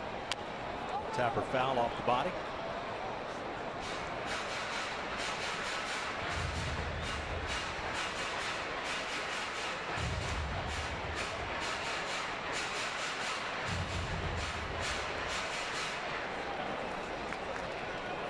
Cole Calhoun with a couple of hits today stands on deck.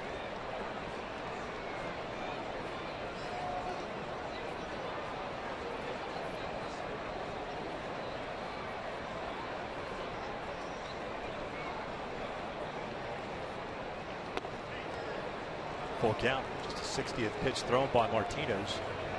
Has 1 strikeout, 1 walk. The Angels managed 4 hits. Matter of fact, both teams with 4 hits today. Boy, is he under control in his mechanics. He does not waste a whole lot of energy. Giavatella lifts one out the left toward the corner, but playable for Smolinski. Pitch just got in on the hands enough. Well, you can see the difference in a day game, you know, how the baseball carries pretty well. Yeah, you mentioned got in on him enough. He was even off the plate in, but still got to that warning track.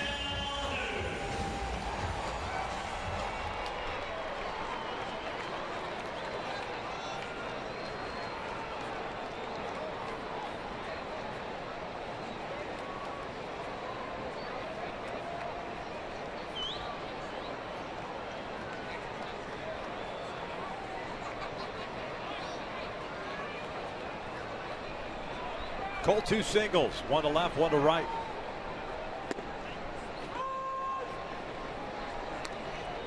Orioles will have to come from behind yet again. They did so in the first 2 games of this series. David Freese with the home run Friday in the 7th inning. Yesterday was the 2-run 6th. Checked at the 3-run 6th.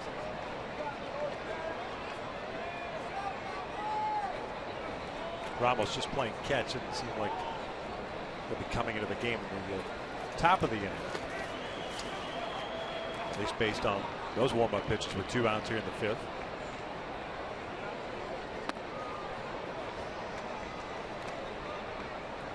What if he's going to show him a fastball like that off the plate to throw a changeup down and away again?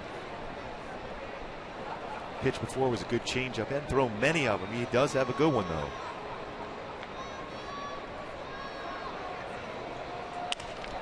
Three-hit game, back-to-back 3-hit games for Cole. Broke his bat, but he'll take it. 7 for 10 in this series for Cole. He may have broken his bat in the 3rd inning single, if I remember correctly. And when you're hot, yeah, you're going to fall in. Snapped 2 of them yesterday. So travel bat representing the tying run, but he got nothing to hit with 2 outs in this situation in the 3rd inning. He got walked on 4 pitches. And you wonder if Martinez will go after him here in this spot. Alva's still trying to find his swing. You know, Trout has swung the bat well already this season.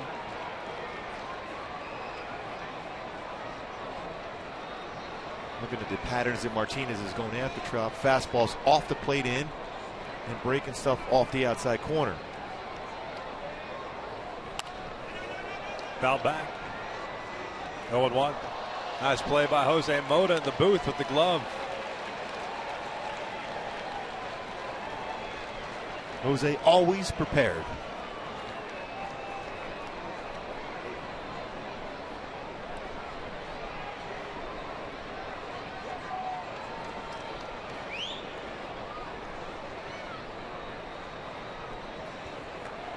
Now they're the kind that you like to be able to catch too.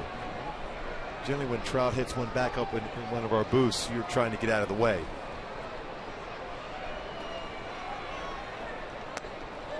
There it is, back up and in. Pitch before was supposed to be off the plate and in. A little bit more of the plate.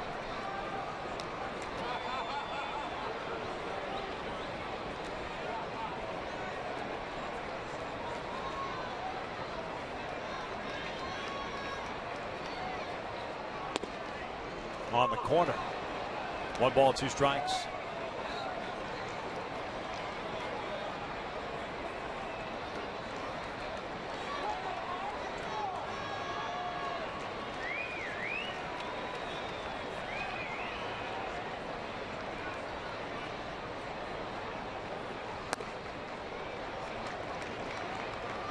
Up and in, slider down and away. Up and in, slider down and away.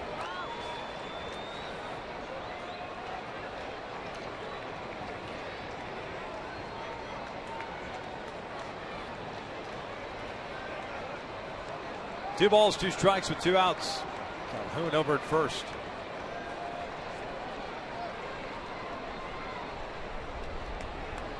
Texas got an unearned run in the 2nd inning. And a sac fly by Moreland in the 3rd. Take that 2-0 lead. Fouled back. Now they're the ones you get out of the way of. That one hits you right in the glove, right? Is that sound? Normally that would be the sound. Basically a frying pan. Used to take out there to the mound just for fun. Just to knock it down. Yeah. Keep it in front of me.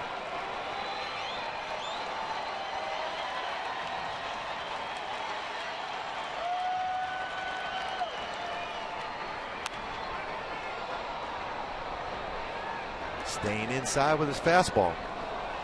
The more pitches you throw inside, there's potential 2 results. Either you're going to hit the batter or you make a mistake out over the plate. And that's when Trout can tie it up.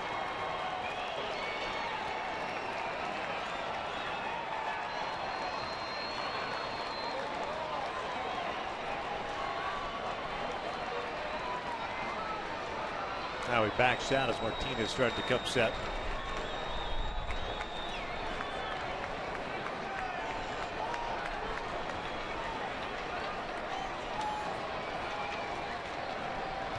Down and away. Full count. Calhoun will be off of the pitch. See, when Albert is hot, Trout would for sure get a fastball here on a 3-2 count. But you still might see another slider here from Martinez.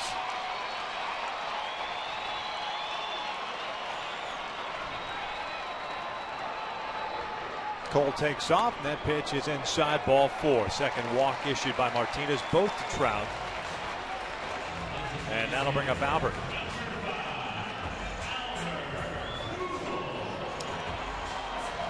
Albert 0 for 1. A ground out in the first was grazed by a pitch in the third. That entire at bat for Trout against Martinez, nothing. Either side of play, middle of the plate. It was either inside corner and off or slider off the outside corner. Forcing Albert to beat him here today.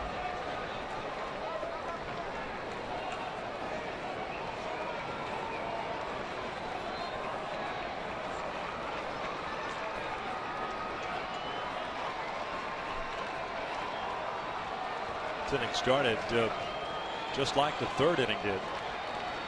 2 outs and then a single by Calhoun, a walk to Trout.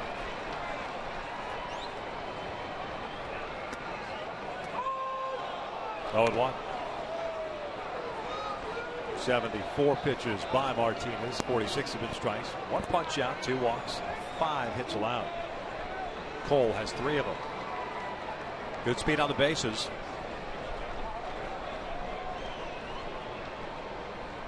Albert breaks his bat, hits one down the left field line. Smolinski's there, however.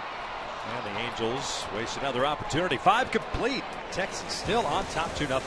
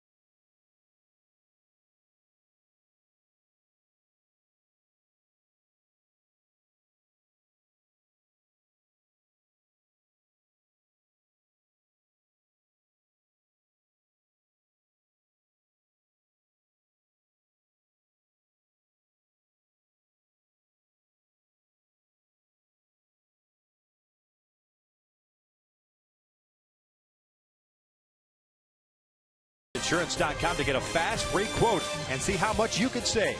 And by Hyundai. Great deals on amazing cars are going on now at your Hyundai dealer. Visit buyhyundai.com today. Hector Santiago back out of the mound to start the 6th inning at 96 pitches. Angels down by the score of 2-0. 8-9-1 due up for Texas here in the 6th inning. Corcoran, Odor, and Martinez. Cesar Ramos is ready to go if there's any issues with Santiago. Hector 5 strikeouts, 5 walks, 4 hits allowed. First fastball's in for a strike. Yeah, if Hector wants to put himself in position to pick up a W, he's got to get 3 quick outs here.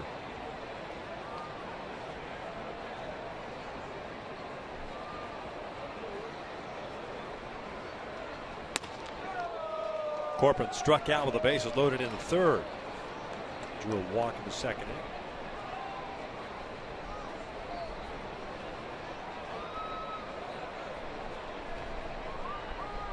Oh, why'd you stop him? He was already in his windup. That's terrible. Corcoran asked for time. Santiago started the windup, then Gonzalez granted it. Did not go. 1-2. Looks like Corcoran maybe tweaked his ankle or knee on that check swing.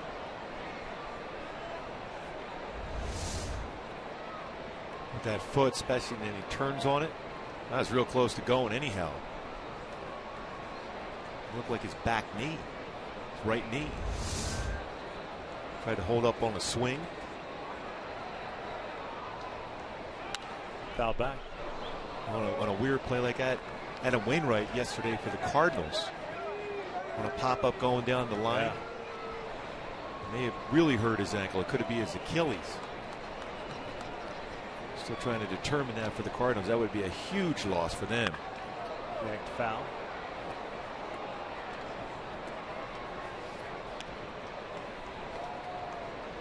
Cardinals always seem to have some sort of depth, whether it's already at the major league level or about to be called up. Everyone seemed to throw about 98 miles an hour. What a story for them too. A guy coming out of the bullpen, Mitch Harris, after going to Naval Academy, made it to the big leagues. Pitched last night. Did a good job for St. Louis. Santiago now 102 pitches, 59 strikes. Breaking ball in the air to left. Joyce is there. One down. And now it's time for the Carl's Jr. Sports Update around the majors. Marquee matchup at the Trop. Chris Archer threw the ball exceptionally well. Beat Mark Burley. Archer now with an ERA 0.84, and Miggy still being Miggy. 3 for 4 today. Now hitting 377, 3 home runs on the season. But he's hitting 652 against Cleveland, who he played today with 3 home runs and 8 RBI, and just 23 at bats. That's seen pretty well the baseball against the team. I think that's ownership. That's a pink slip right there. That's corporate ownership. Yep. At least to start the year. How's that advance meeting in the clubhouse if you're the Indians? Walk him. Don't let Mickey beat you. But don't even think about pitching to him.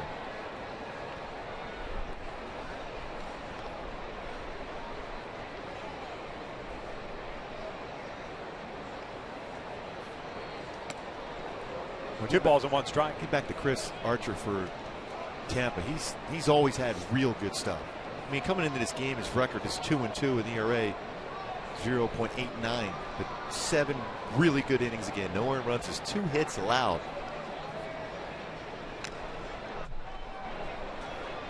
Power fastball, not a big guy, but a big curveball to boot and a good changeup.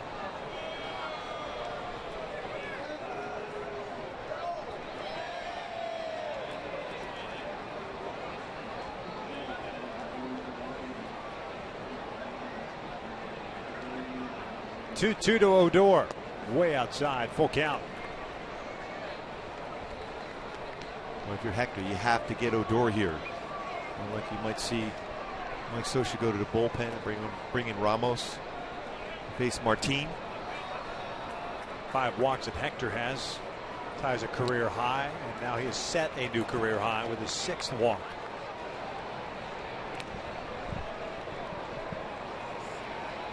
Mike Scioscia's coming out. And that is going to do it for Hector Santiago. A mixed bag for him. He departs just down 2-0, however. He's got property over at first base. Pitching change. Texas leads at 2-0.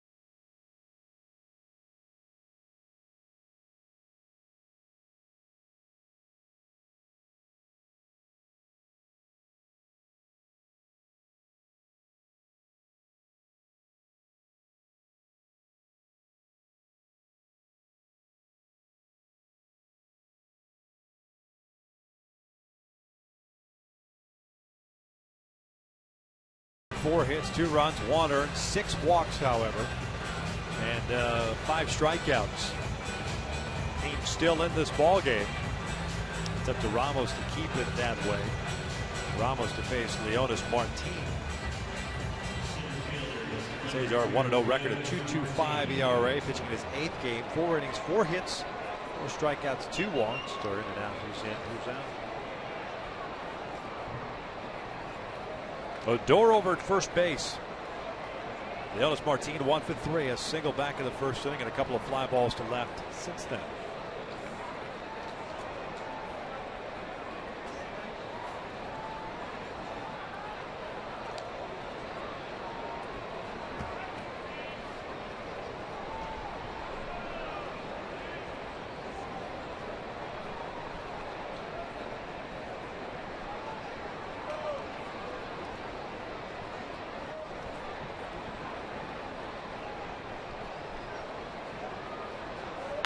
First pitch swing, a ground ball to Giavotella. Fires to Ibar for 1, the relay back. You're not going to turn it on Martin, especially with as far to the left as Giavotella had to go. But they do get the lead run of round number 2. It was a good feed over to Ibar, but you're right. With Martin running down the line, no way, turn 2, but still done well by Giavotella and Eric Ibar.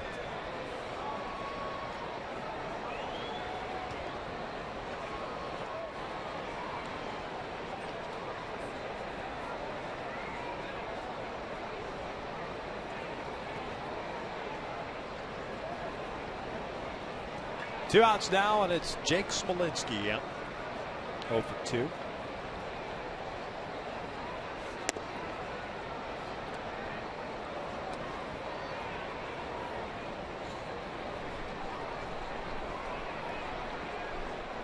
Ramos last pitched in Wednesday's game.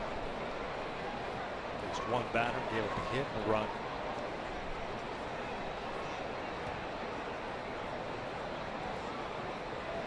Big lead for Martin over at first. They'll check in on him again.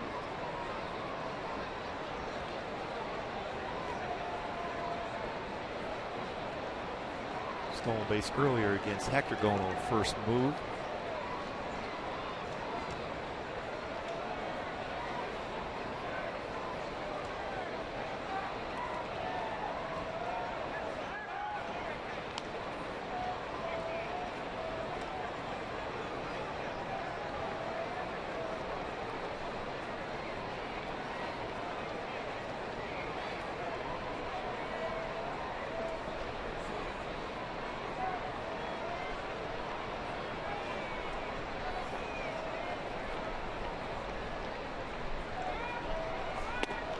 One ball, 1 strike, catching the corner.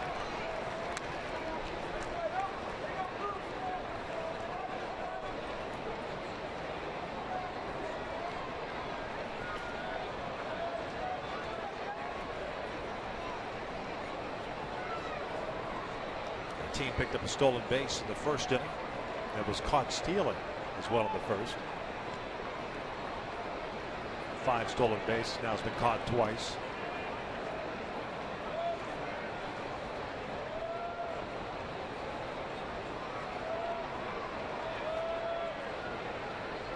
Two runs, 4 hits, an error, 8 left on for Texas. No runs, 5 hits, an error, and 6 left on for the Angels so far.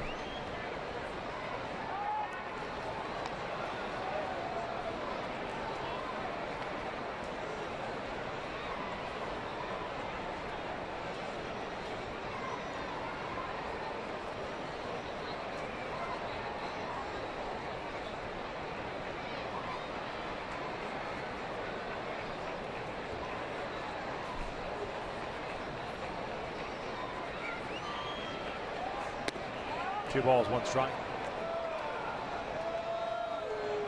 Little stutter step at first base with Martin there as Ramos kicked up that foot. He's trying to time him that first movement towards the plate.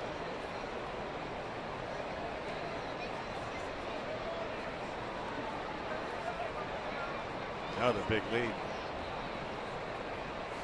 Smolinski pops it up on the first base side.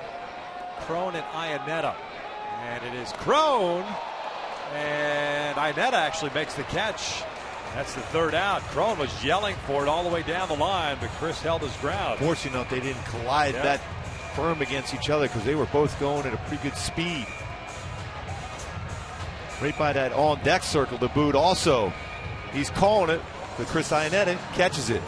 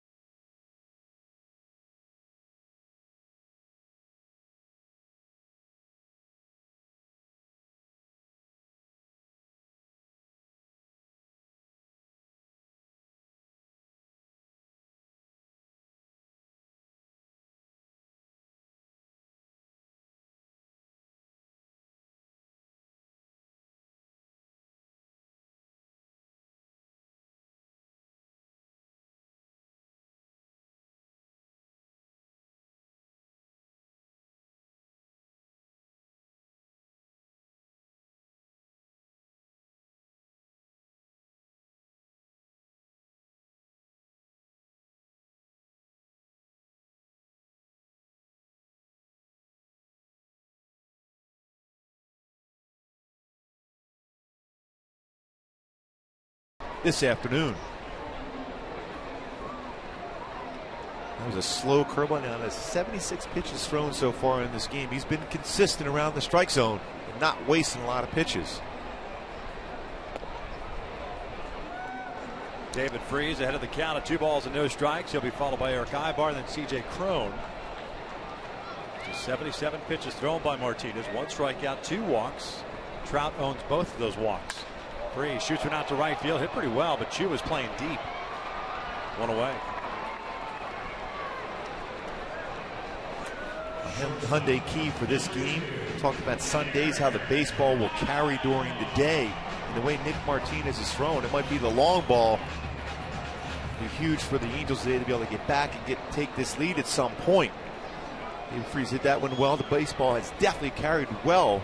But Martinez has done a nice job as far as not allowing the hitters to get it on the sweet part of the bat to drive it out of the yard.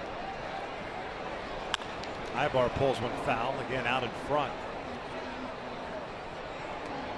Everything almost off the end of the bat or just above the handle. It's inside, outside, changing speeds exceptionally well.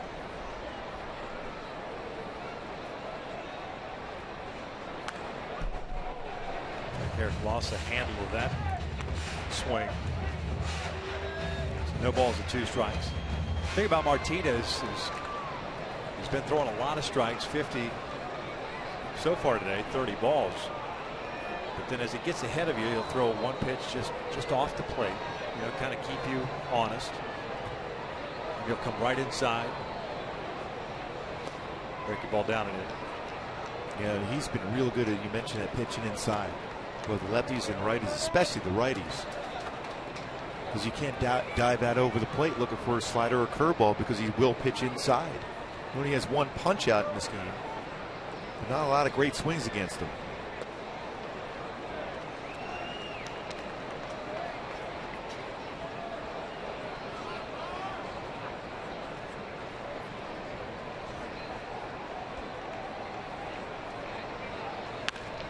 This one back into center, a base hit.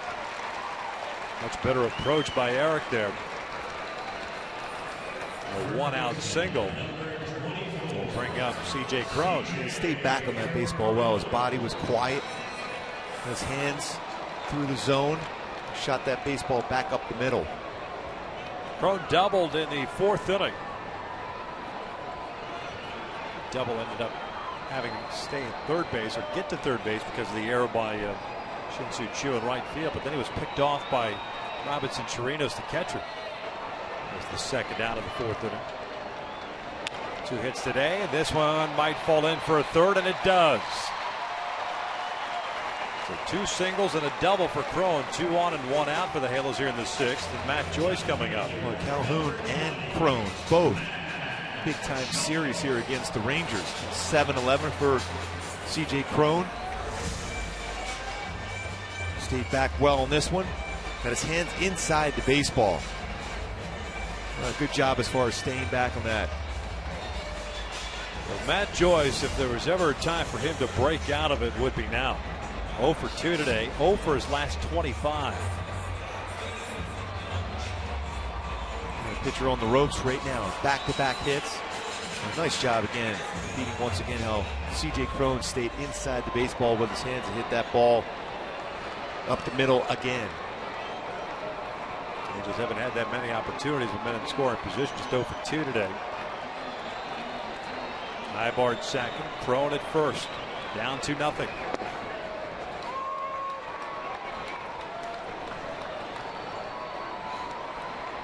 Right-hander Anthony Bass getting ready for Texas. He pitched last night. He went an inning in the third. Time was called by Chirinos. They'll run through the signs again.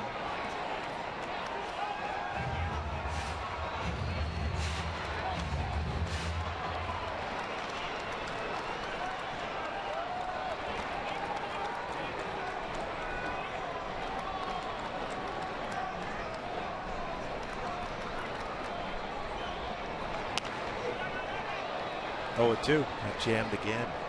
6th inning was good last night for the Halos. We showed that in the opening. Some good swings. Sold some 3 runs in the 6th last night. Here we are in the 6th with another opportunity to get back in the game, potentially take the lead. But important now for Matt Joyce, even behind in the count, to fight something off and get a base hit.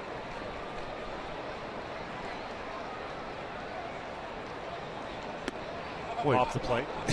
Corporate is set up about a mile off the plate. He's in the actual right-handed batter's box, setting up on that one. He wanted to make sure the mistake was not made. I misspoke earlier talking about Crone getting picked off. I said Chirinos. It's Corporate behind the plate. Chirinos caught last night. 1 ball, 2 strikes with 1 out.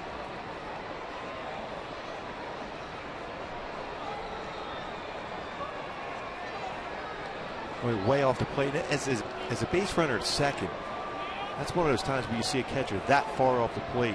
You can almost relay to the batter location, not pitch, but location of the catcher. If you haven't already peeked back and seen the location yourself, right? Exactly.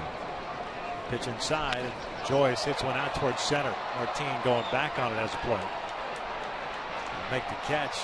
Ibar trying to advance to third as the throw's cut off. 2 outs. Joyce again gets jammed. 2 outs now, runners at first and third, and it's Chris Iannetta coming up.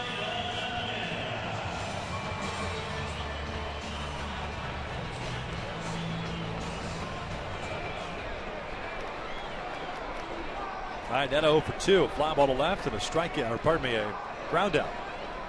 And the strikeout in this game was of Ibar over the 4th inning. That's third base.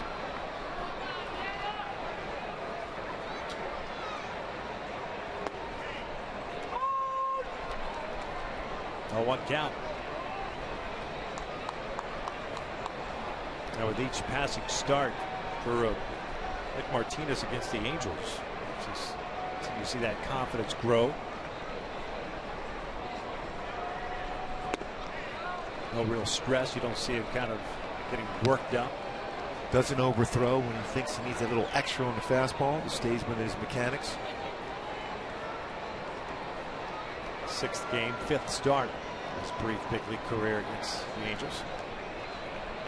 1-1 now.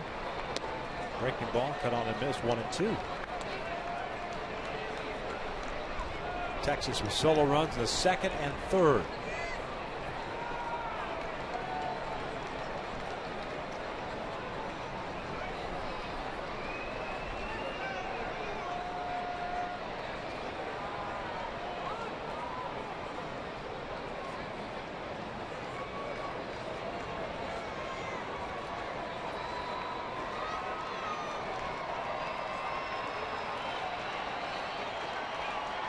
1-2 pitch. Iannetta takes down and in.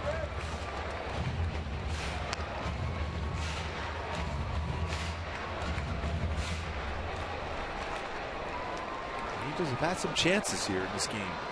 3rd, 5th inning. Here again now in the 6th to break through.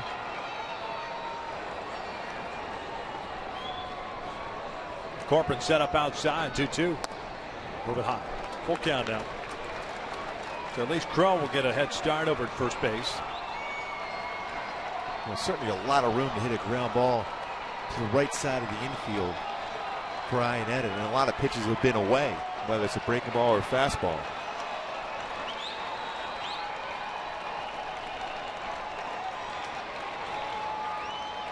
Moreland will play behind Crone over at first.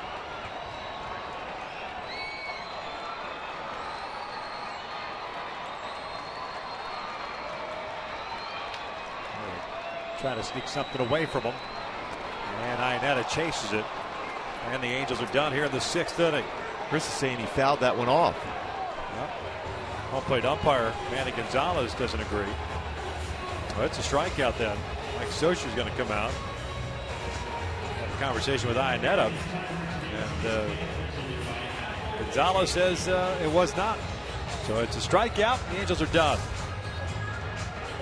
See if indeed he did foul this. Didn't look like it.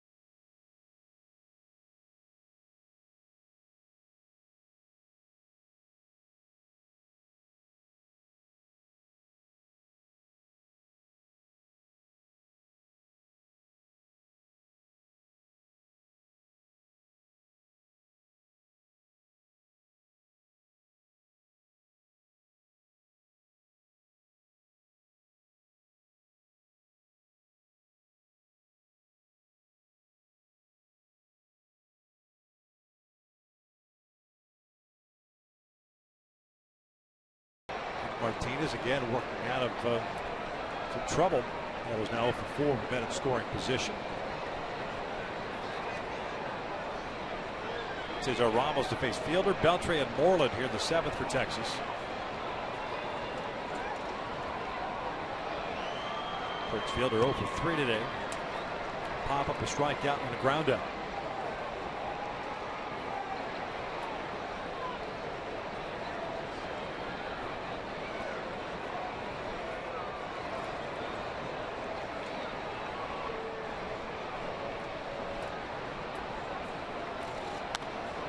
Swing and a foul ball back. Hector Santiago's line 5 1/3, 4 hits, 5 strikeouts, a career high 6 walks, 2 runs, 1 earned, 109 pitches for him. Ramos came in the 6th inning and finished off the 6th.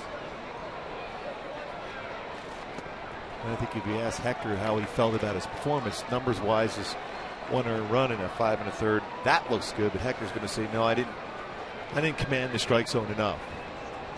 And he's been throwing the ball very well this season. Numbers okay, but his stuff was too good to not attack the strike zone a little bit more frequently than he did today.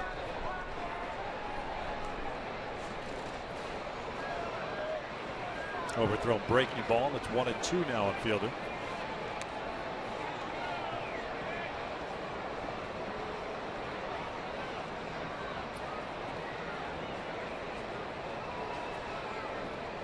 Baltimore finished off 18-7.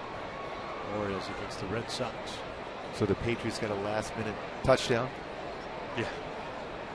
Well, they got a field goal to go with their two safeties.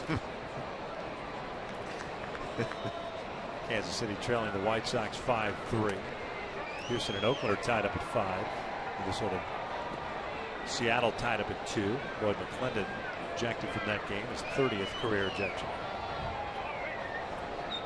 Will never beat the all-time ejection as a Pirates manager when he took the first base bag with him. Yes, I remember that one well. 2-2. Swing and a miss. Down goes Fielder, one down.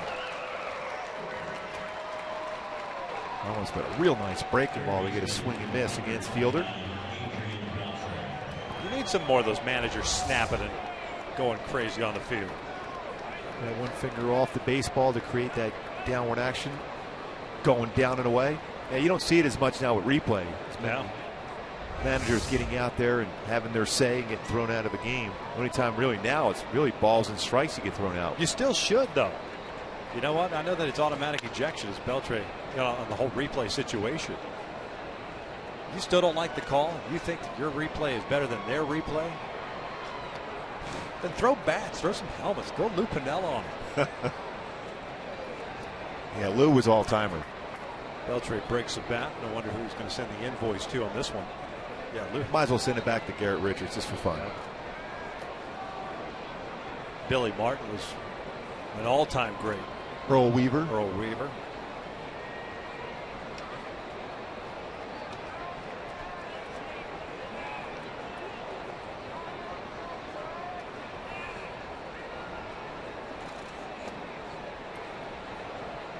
Ball and a strike on Beltre. 1 for 3 game with a double in the third.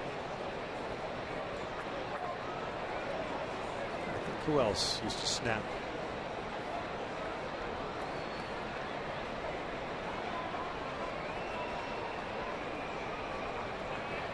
Bobby Cox was pretty good. Yeah. Get thrown out of games. I think he might be the all-time leader.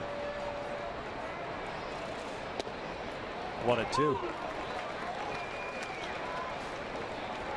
Now, if you can get ejected for just disgusted looks from the dugout, Soch, all time, no question. He's got that good glare going. He will eyeball you. 1-2. Missed inside. 2 balls, 2 strikes. Yeah, Soch has that good glare. Especially the one with the head's tilted, mouth open. Like, what are you talking about? Really? I think you're right.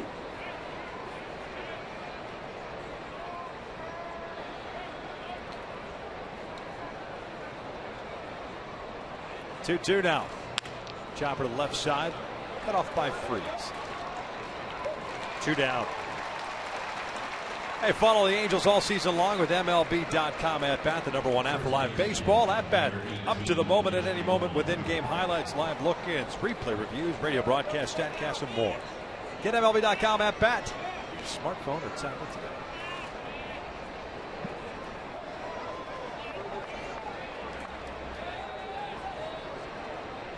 Two outs, nobody on, and Mitch Moreland up. 1-2 game. Anthony Bass continues to lose it for Texas, so looks like he'll be coming into the ball game in the 7th. Moreland went around. It's 0-1-1.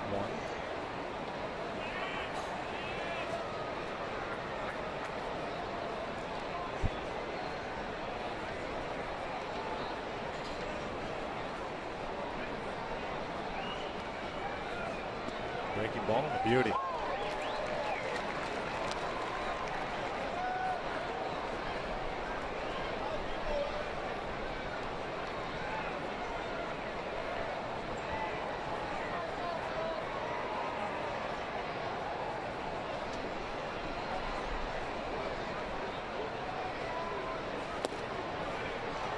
Not a bad miss.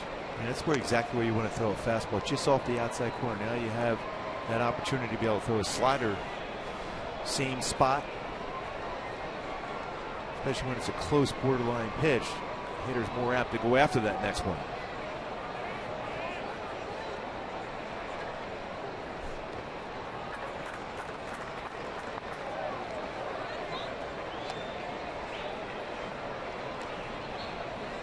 2 balls and 2 strikes. 4 hits for Texas.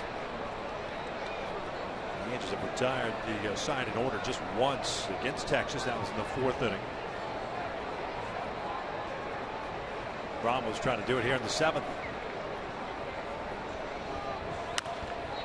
This one's popped up. Foul territory. Chris Sinet and C.J. Cron. C.J. Cron takes charge here. He'll put it away, and it's a 1-2-3 inning. 7th inning stretch time here at the Big A. The Halos have 9-1-2 coming up, down 2-0.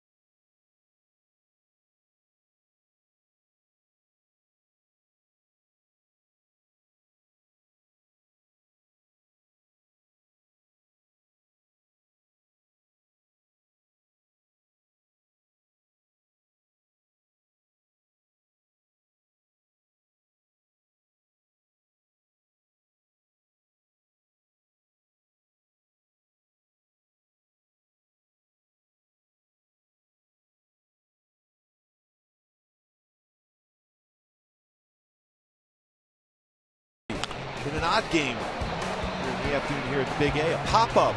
David Freese couldn't see real well. Eric Ibar came over, but unable to secure that pop-up. Drops it. Eventually with the bases loaded, Odor hit by a fastball inside by Hector Santiago. He also scored on a sac fly, but then a ground ball by David Freese with the bases loaded.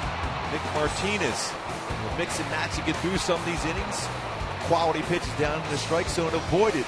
Big innings going against him as now the Rangers still lead this game 2-0 here in the bottom of the 7th. Anthony Bass pitching in his 6th ball game. No record at 2.87 ERA. 15 and 2/3 innings, 13 hits, 13 strikeouts, and 4 walks. We mentioned earlier that he went an inning and a third last night and had 1 strikeout, everything else zeros. Yeah, he has a good fastball, 90-94. Slider, changeup. Giavotella, Calhoun, and Trout for the Halos here in the 7th. Martinez 6 innings, no runs, 7 hits, 2 strikeouts, 2 walks. Slider first pitch, and it is 1-0. Giavotella twice has hit a fly ball to left, so he's 0 for 2.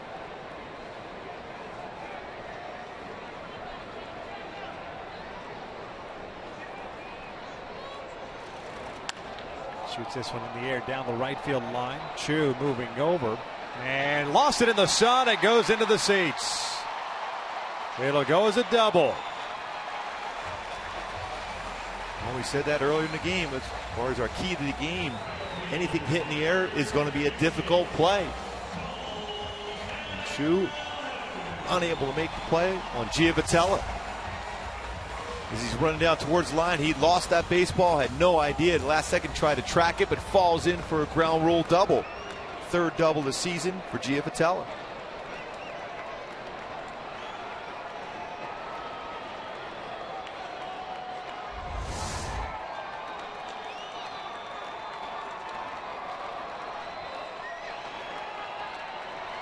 Cole Calhoun with a 3-hit performance. Back-to-back 3-hit performances. 3 singles so far today. And he rips one to second. It's an out. Boy, that ball was on the screws. Odor positioned perfectly, and there's out number 1. And you're trying to hit the ball hard to that side of the field. You hit it right on the nose, but Odor right there. Catch that line drive. Another good swing from Cole Calhoun. Jeff Bannister had his review guys taking a look at it. See if Attella got doubled off at second.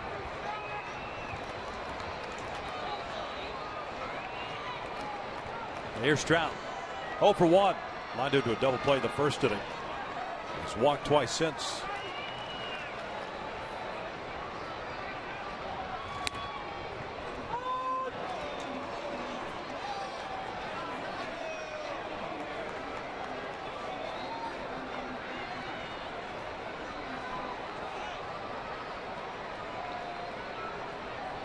Pujols on deck. Taylor's 0 for 4. 0 for 5 now with man in scoring position.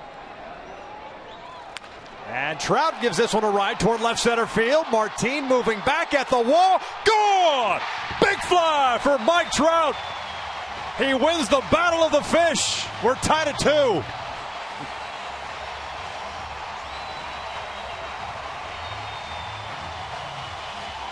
So basically you're saying the Trout will always beat the Bass. Mike Trout, big fly, ties this game up. Talked about how the baseball carries better than the day. Certainly did so there. Come back inside one too many times. This time it was out over the plate, and Trout got his hands in and barreled the bat on the baseball, the stride, and then covered it. Boy, did he do a good job of getting his hands inside to be able to get the barrel of the bat out. Albert fouls off the first pitch slider. So a 2-2 game. And both starters, the ND, no decisions. By the way, how about Nick Martinez's ERA for the season so far? 0.35 after 6 shutout innings. Albert gets another slider, and it's 0-2. I was wondering if they were going to go after Trout. Yeah, with first base open and Albert behind him. Nick Martinez didn't give in. Everything was off the plate in or off the plate away. Fastball back to Bass. 2 down.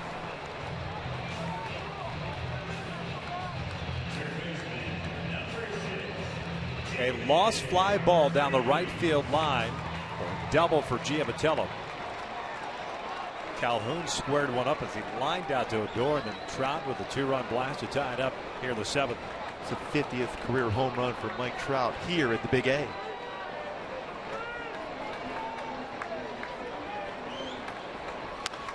Freeze pops it up right side of the infield. Odor having to deal with it. Andrews coming over now, and Odor puts it away. And the inning is over, but not before the Angels tied up. Trout with his 4th of the season. Boy, what a swing by Trout. Hands inside the baseball.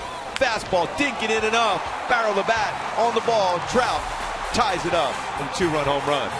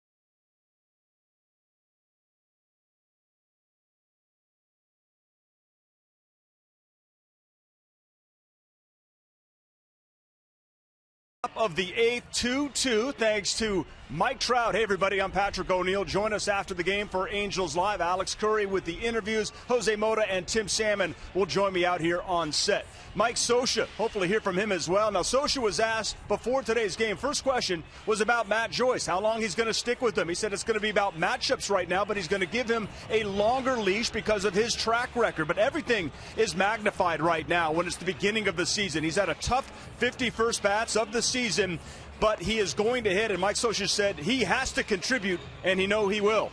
Back to you guys. Thanks a lot, Patrick. And there's no doubt, not only he, but C.J. Cron, who's had a nice weekend series. Colin Caligill, when he's in the lineup. Chris Iannetta also. Yep, Chris Iannetta, David Freese. All of those guys need to contribute. Albert also has not yet gotten it going, so it's been a struggle for the Angels offense. They've had a couple of games in which they've blown up, but otherwise it's been kind of chipping away or playing from behind, as they have done over the last 3 games now. They won the first 2. Now they've tied it up. Mike Moore takes over on the mound. 10th game for him. No record is .675 ERA. He'll face Andrews, Chu, and Corporate. First pitch slider down and away. 1 ball, no strikes. Great job by Cesar Ramos, though. Yep. Very solid inning in 2/3. Had himself a 1-2-3-7.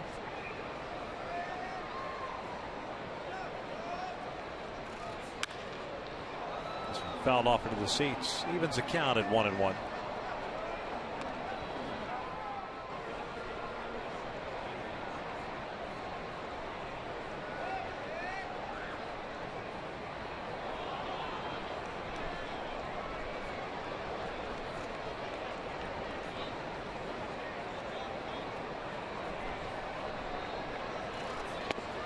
One ball, 2 strikes. Good spot. Good velocity for Moore in there.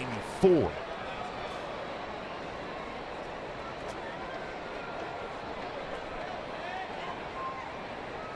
Mike pitched last night, went 1/3 of an inning. It's inside. 2 balls and 2 strikes.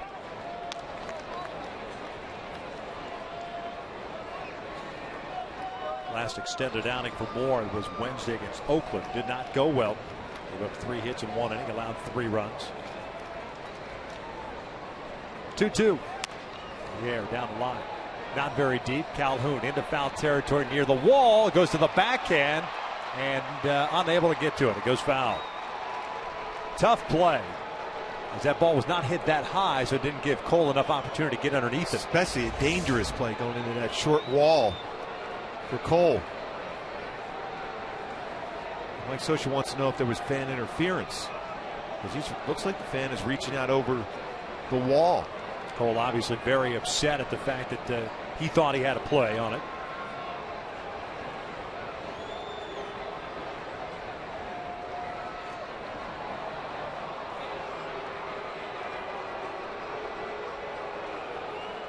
It's like Jim Reynolds. Now, if it's going to be out of play, right, the fan he has every right to go after that baseball, but the fan was reaching out over the wall, and that's what Mike Scioscia wants to have reviewed.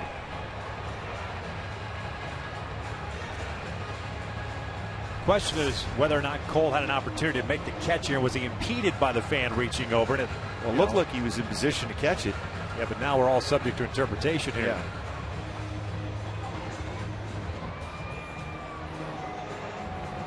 He's definitely reaching out over play. He's in the field of play, not in the stands. The fan. Cole upset. He had to go a long way. He was tracking that baseball all the way into his glove. At least he thought he was going to have an opportunity to do so.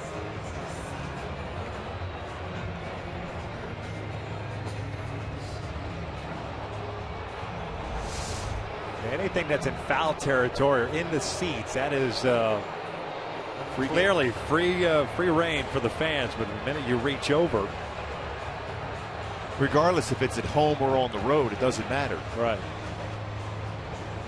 For the home team, I should say.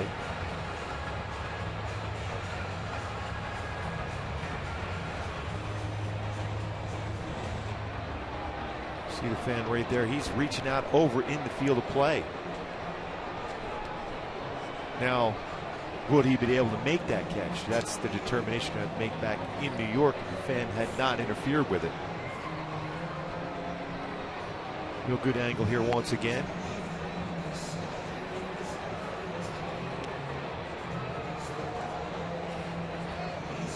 See the ball in the glove, or attempted to go in the glove.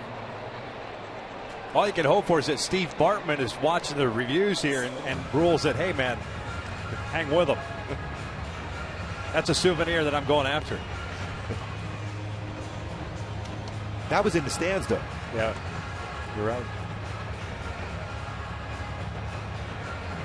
That poor guy. Oh, I feel bad. Oh. I think Steve Lyons was doing that game, if I remember correctly. And he is out. They are going to rule him out. You can't argue it. Jeff Bannister can ask for an explanation. It's an automatic ejection, is it not? I thought it's automatic ejection. You can't argue a review. So Bannister's been tossed. I mean, if you're the first base umpire. What were we just talking about 2 innings ago, right? If the review goes against you, just go ahead and get your money's worth. You incited this, didn't you? So Bannister gets ejected here, as does apparently the fan. And Andrews will put his bat in the bat rack. 1 out. That's an important guy to get out, especially because Andrews and his ability to steal a base if he was on base. Yeah. Slows down the whole game. You throw over there.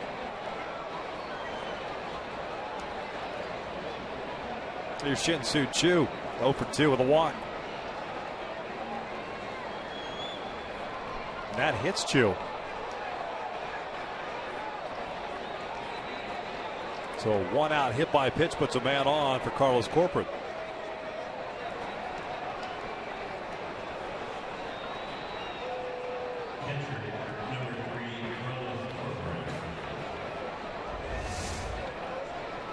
So you hit him right on the foot. No, on the leg, the shin area.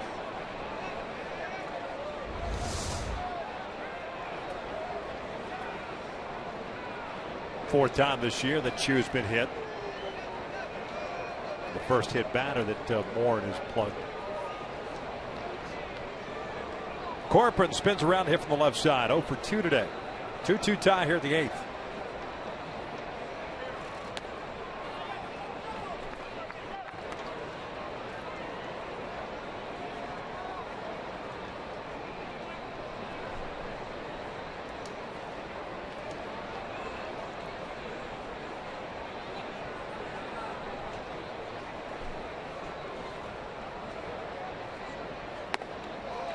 Laid on that fastball.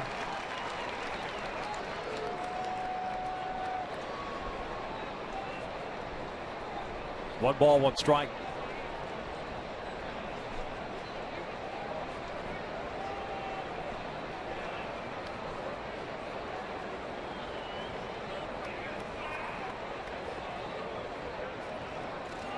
Off speed. Third base side. Foul territory. Toward the dugout, freeze, no play.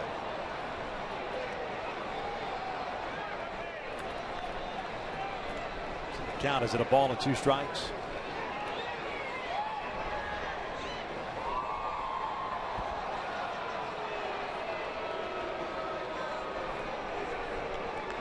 Mike Moore trying to get that left-handed batter out. That's Corcoran up, and he has Odor on deck. It's something he's tried to work on a lot in spring training to make sure he's more effective against left-handed batters. Career-wise, we're near the same. 283 last year lefties, 333 lefties against Moore this year. Career-wise righties only 182 against Mike Moore. Has to be more effective against those lefties, especially when you're in that 7th and 8th inning guy. 8th inning guy today normally would be the 7th inning guy.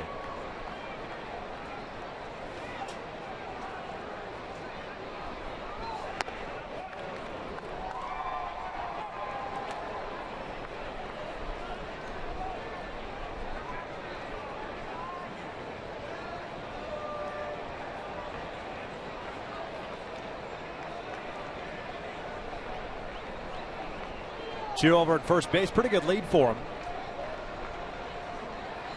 Off speed, got him swinging down, goes Corcoran, 2 down. Now that's the key pitch against a lefty, to be able to throw that good changeup, that one that runs away. We'll throw that cut type changeup to right-handed batters. Great pitch by Mike Morin here.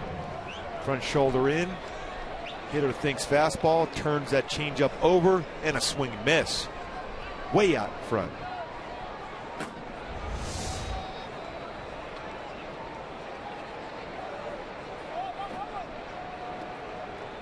Two outs for Rougned Odor. Hit by a pitch, brought in a run. He's grounded out and walked, so he's 0 for 1. And he will look at a strike.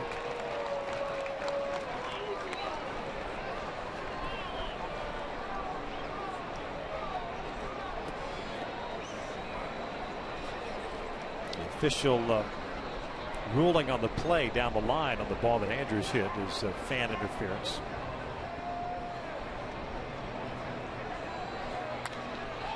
Popped up in the infield. Giavotella and Ibar, with Eric Ibar with the call and the one-handed grab to end the 8th. Way to the bottom of the 8th inning. Ibar, Corona, Joyce coming up with a 2-2 game.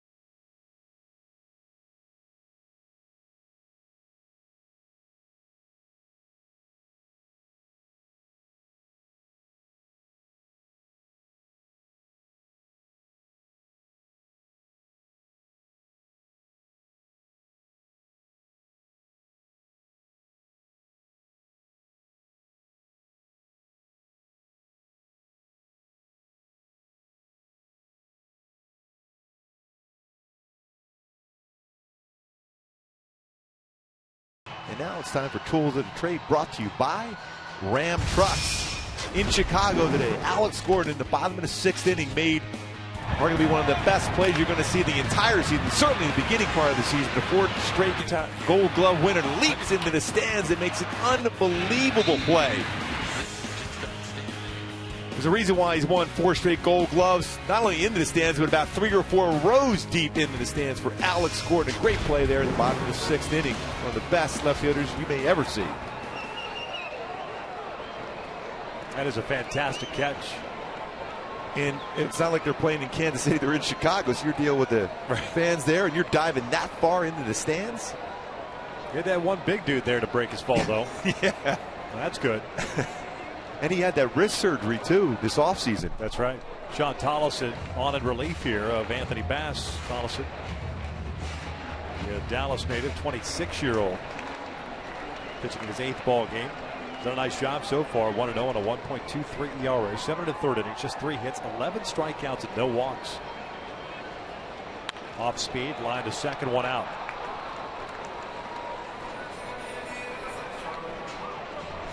Ibar now 1 for 4. And C.J. Cron comes up. Tolleson's been in the big leagues since 2012. Pitching 40 games with the Dodgers in 2012 and was claimed off waivers prior to last season by Texas. Got into 64 games for them. And threw the ball well. 2.76 ERA. There's a strike.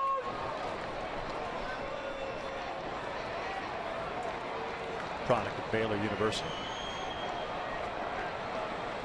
Cron a 3-hit game, 2 singles and a double. Breaking ball fouled off.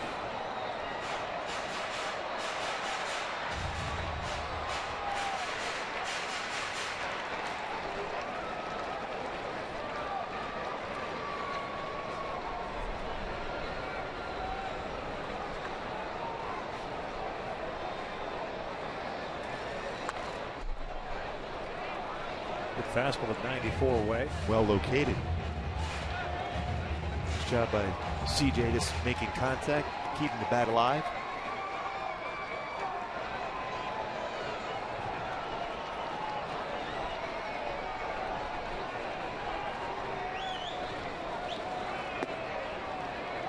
One and two.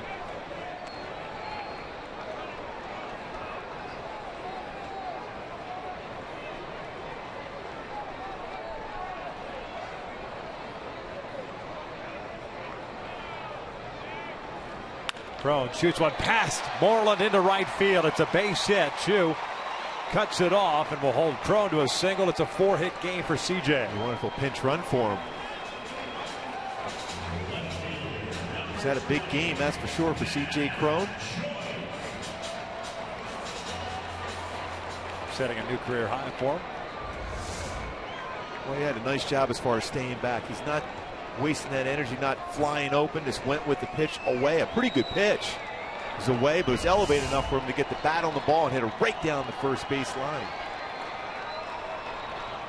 Good out to not pinch run for him. Yeah, good balance though for CJ throughout this game. What a series he's had.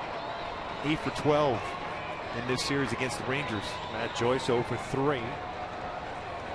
2 fly balls to center, 1 ground ball to second.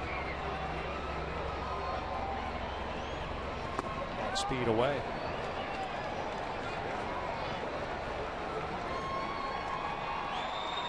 Has 5 RBIs on the season, but in the midst of an 0 for 26.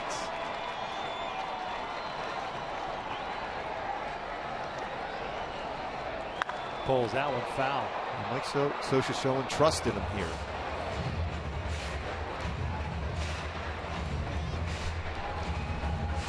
At some point looking for the Matt Joyce we saw from Tampa, and before that with the Tigers.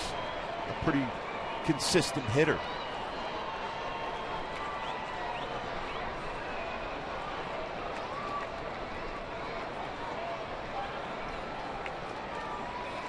And his line to right field, and he snaps the 0 for 26. It's a base hit, 2 on now with 1 out. Chris Iannetta coming up. That's got to feel so good for Matt Joyce. And now you may see the pinch runner, and then you will see it now. Taylor Featherstone coming out. Featherston, pardon me. Oh, it's Grant Green coming in. Great game by CJ Cron. Grant Green was taking some ground balls earlier today at first base, so he'll replace him at first base more than likely with Albert DHing today.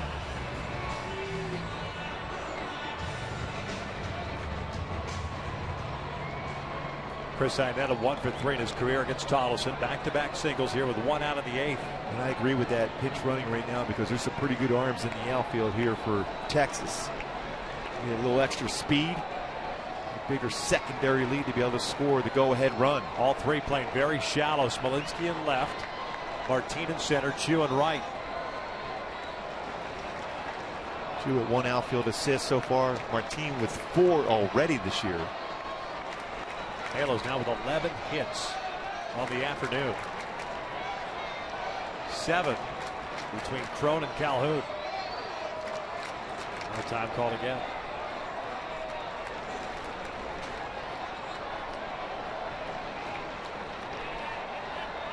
Iannetta today 0 for 3.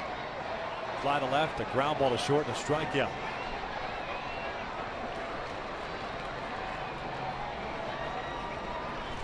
Off speed, missing inside. Back-to-back batters in which he has started with the off-speed pitch. Did it to Joyce, and now to Iannetta.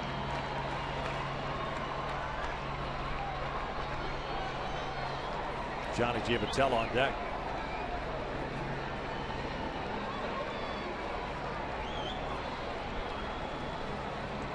Fastball low. 2 balls, no strikes.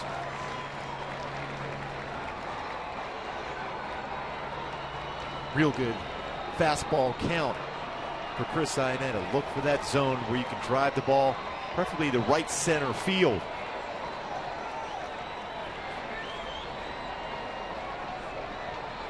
Two-0 now. Breaking ball. Chris making up his mind he was going to hack. That's when you're struggling. You're hacking into pitch out of the strike zone, anticipating the fastball. Halos have 1 hit with a man in scoring position. Now it's Trout's home run in the 7th. After Chu lost the ball in the sun, Giavatelli getting the double. Green, the pinch runner at second. 2-1. And he takes a fastball. 2-2. Fastball off the plate.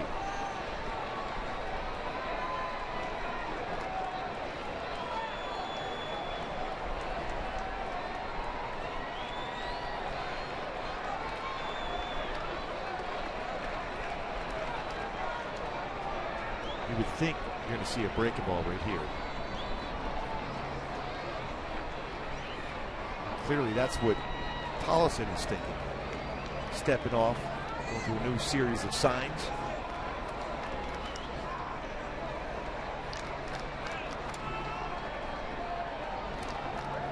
Right-hander's ready.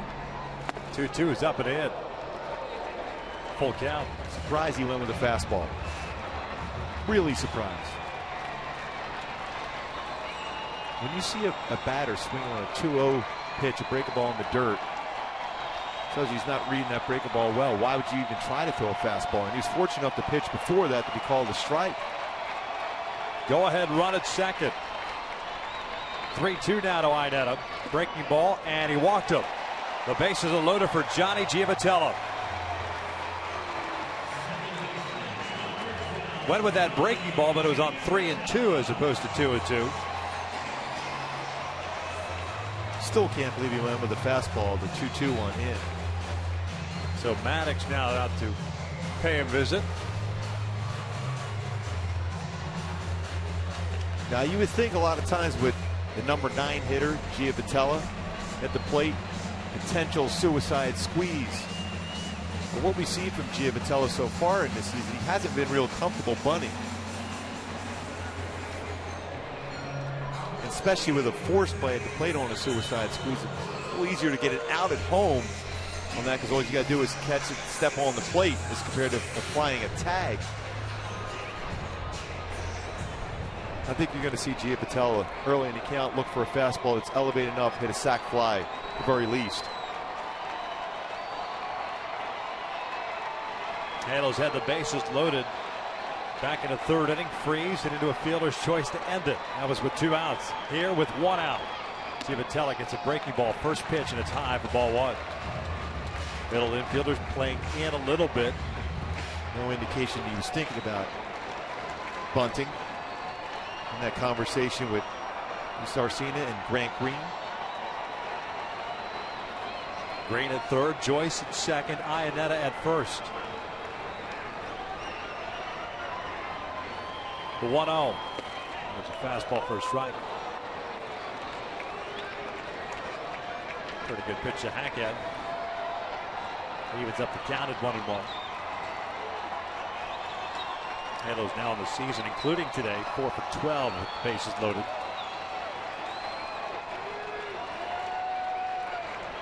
Corner infielders playing in. Beltre and Moreland at 3rd and 1st respectively. Setting up inside. 1-1, little flare to shallow center field. That might get down. It will. Green will score. Being stopped at 3rd is Joyce, and the Angels are on top 3-2. Oh, bringing that infield in enough for Giavatelli to fight that one off. It's going to look like a line drive and an RBI.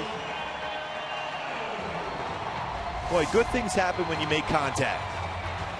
Went up and in on him, got his hands inside the baseball. Didn't get the barrel of the bat on it, but enough on it to fight it in the outfield for a base hit.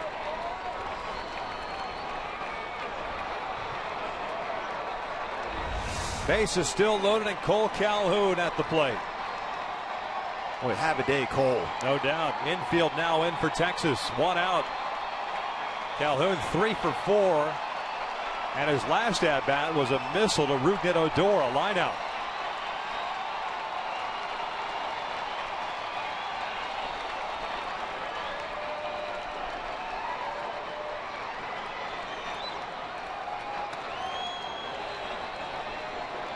Here's the first one from Tollefson. Breaking ball in the dirt. Nice block by Corcoran. Joe Smith getting ready. Houston Street unavailable after pitching the last 3 days in a row. Smith had the night off last night. After he pitched 3 in a row.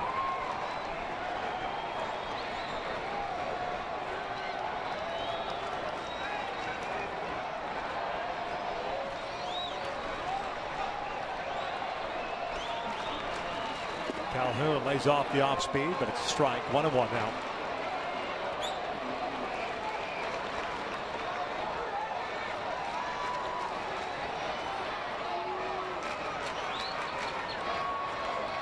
Boy, a big insurance run or 2 out there available for Cole Calhoun.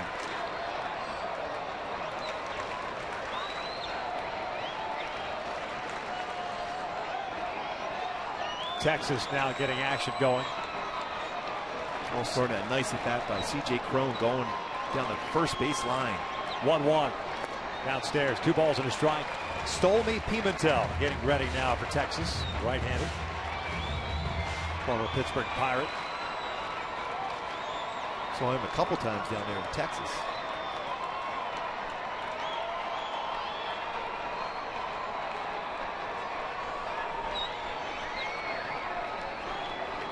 Cole backing out. Trout is on deck. Halos up 3-2 in the 8th.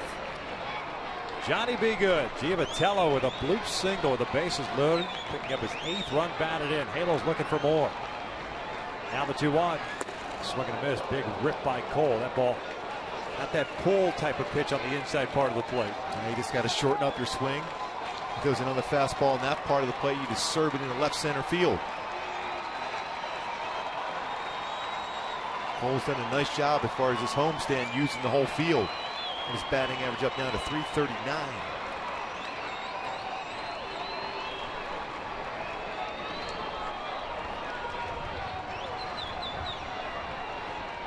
Two.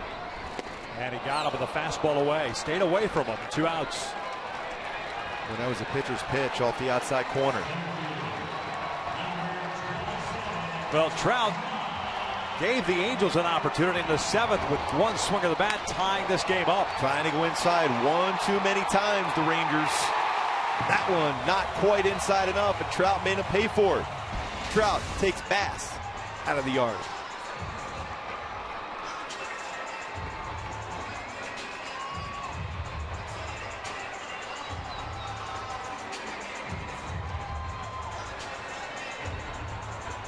Conversation there is, you know what, this guy's pretty good at the plate.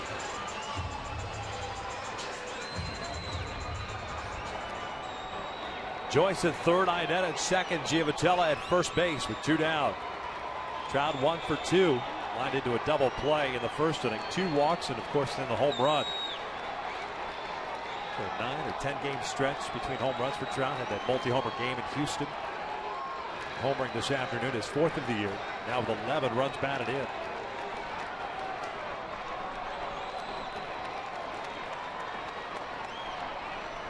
First one in the air, foul on the first base side. Moreland will give it a look, but it's into the seats.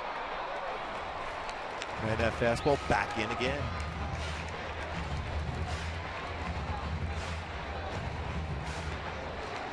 And a big base hit by Matt Joyce also set up this inning. C.J. Cron got it started, but a hit by Joyce. So important, and a walk by Ionetta. And Johnny Giovatello coming through. Trout 1 for 4 against Sean Tollefson.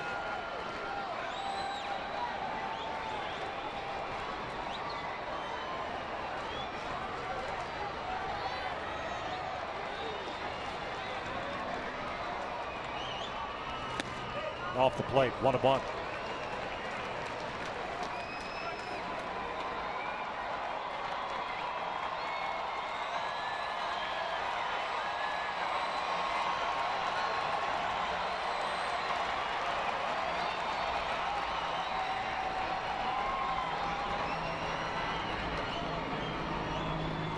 fastball fouled back.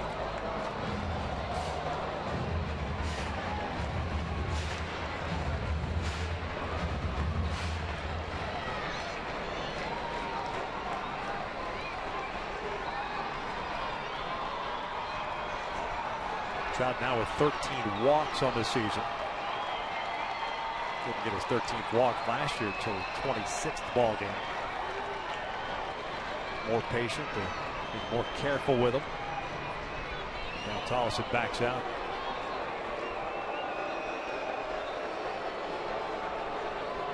A conscious effort in the offseason and spring training. Lay off those high fastballs that he chased so often last year. Amongst the league leaders in that category as far as walks. Come in the game, Alex Rodriguez leading the American League with 14.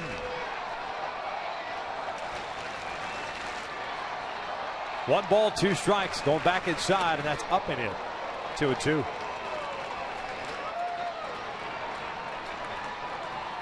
Boy, between Trout and Freese, a lot of fastballs in and off the plate in.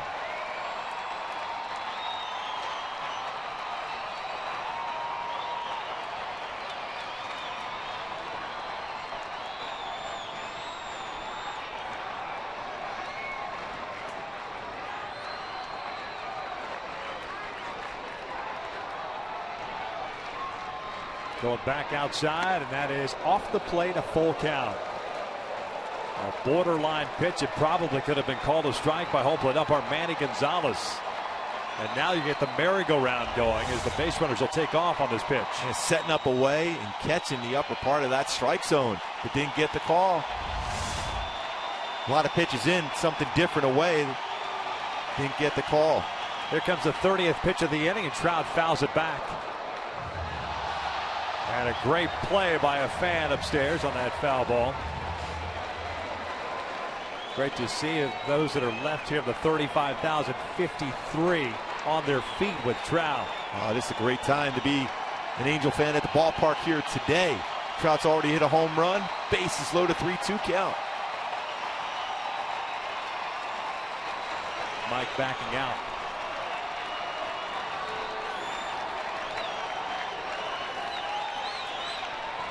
Ground ball slowly hit to short. Gonna be a tough play. Andrews gloves it, throws to first, and they got him. Hitting over, but the Angels take the lead as Johnny Giavotella picks up a bloop single and pushes across the go-ahead run. We head to the ninth. Angels looking to finish off the sweep. Lead at 3-2.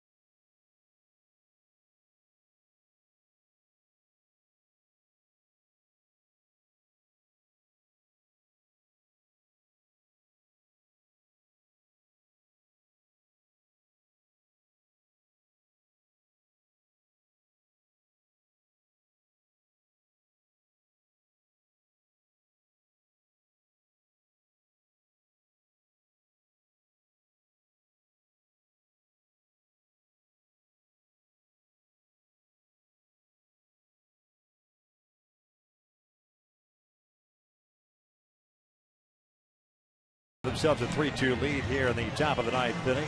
New left fielder for the Halos, Colin Cowgill, will patrol out there, taking over from Matt Joyce, who snapped that 0 for 26 with a single himself in the eighth inning. And Grant Green, who scored the run as a pinch runner, takes over at first base. It is Joe Smith on in relief here in the ninth inning. Houston Street has pitched in 3 straight games. streak now with 7 saves, but unavailable today. So Joe, who had the night off last night, will come in to try to close this one out. He was very, very important to the Angels last year as Ernesto Frieri struggled out of the gate. Joe took over that role and really locked it down until the arrival of Houston Street. Yeah, because of how well he did in that closer role, and then you get Houston Street. You have a great dynamic 1-2 punch at the end of the ball game for Mike Scioscia out of the bullpen. Joe Smith was great in the 8th inning, great in the 9th inning last year. An opportunity to get his first save of the season here today. The Rangers will have the top of their order here in the 9th inning. It will not be easy. Martin, Smolinski, and Fielder, and if anyone gets on, Adrian Beltre back 4th in this inning.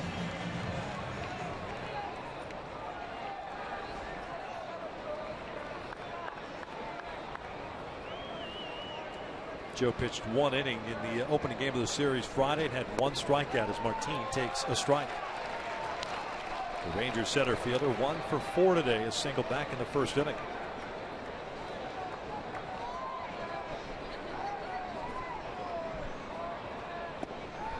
Oh, 2. Pitcher of record is Mike Morin, who picks a scoreless 8th inning. A strikeout and a hit batter.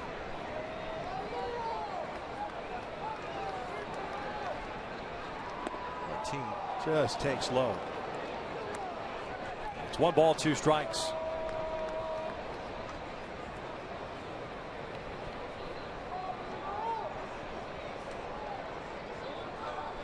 One-two pitch, way outside. 2-2 now. Usually Joe, when he throws that little 2-seamer away, he'll back it up with that backdoor slider on the outside corner.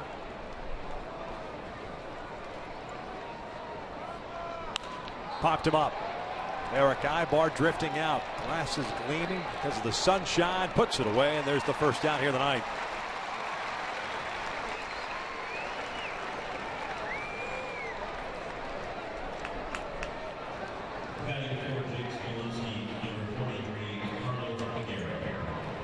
Carlos Peguero will bat here for Jake Smolinski. Left-handed batter. Got a pinch hit opportunity in the 9th inning last night. He was the last out as he skied one to center. Smolinski ended up going 0 for 3 with a walk and a run scored.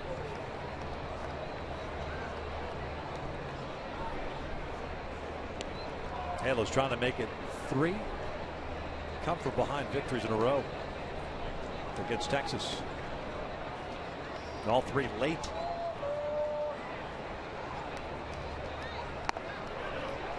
Oh, and 1. That's a difference maker for Joe Smith since putting on that Angel uniform, consistently getting ahead of the count.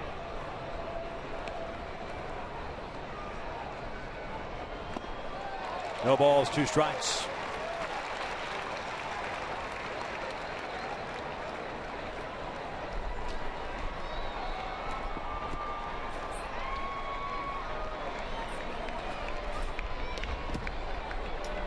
Here's the 0-2. Wow, that's a pretty good pitch. Upper part of the strike zone, right down the middle of the plate. Froze everyone. That's a strike right down the middle. 1-2. Foul back.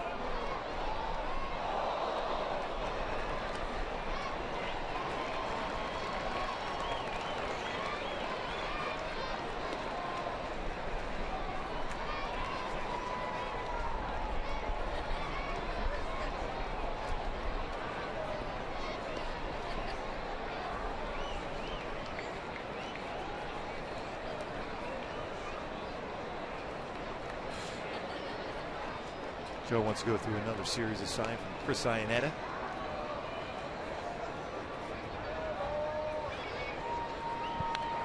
Just got a piece of it, keeps his at-bat alive.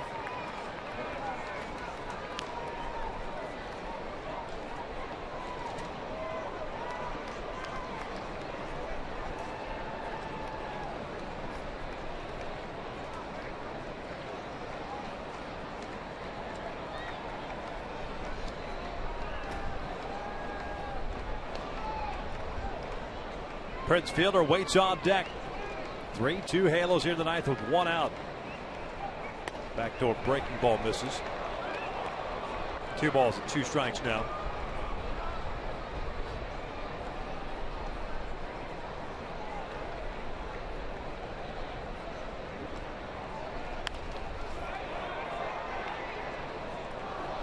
It's a pretty good spot, but foul that one off. Ran a fastball inside. Trying to start that one off the inside corner and bring it back and catch that inside corner.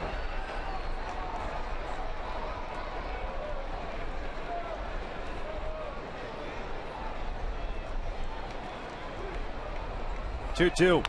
Chopper left side. David Freese has it. 2 down. Defensive swing by Pegueros. Smith kept that pitch down and away. Yeah, great location. It's an all-important second out to make sure Prince Fielder comes to the plate with no one on base.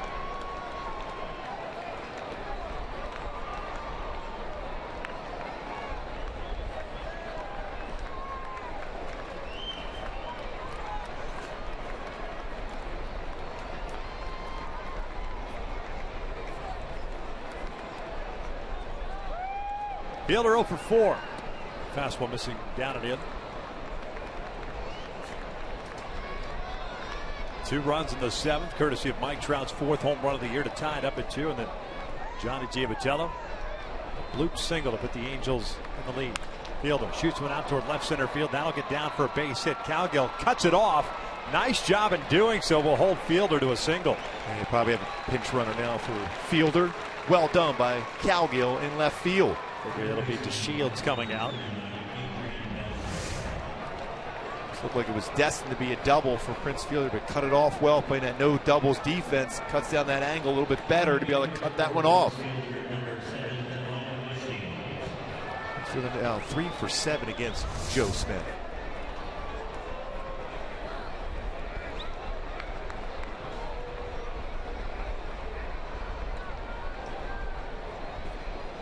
Think about Joe Smith, he does have a quick move to first base. Outfield playing extremely deep all the way around.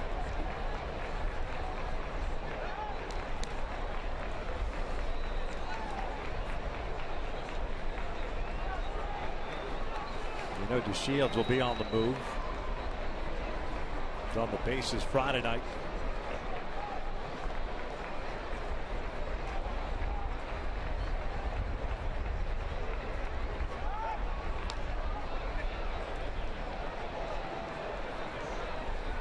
Two stolen bases on the year, including the one he picked up on Friday. Rule 5 selection from the Astros. Beltre will look at a strike. It's a little quick pitch. Yeah. After 2 for 14 versus Joe Smith.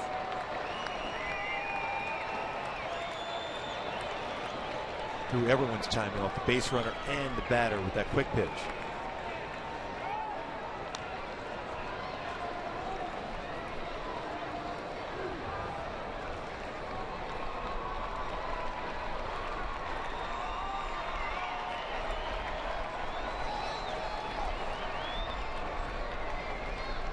Slider is swinging a miss, 0-2. Boy, from up at our angle, that breaking ball was outstanding. That thing had a lot of break to it.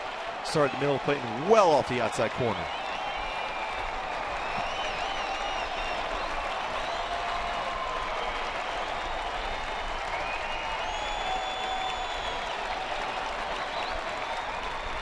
Another throw over.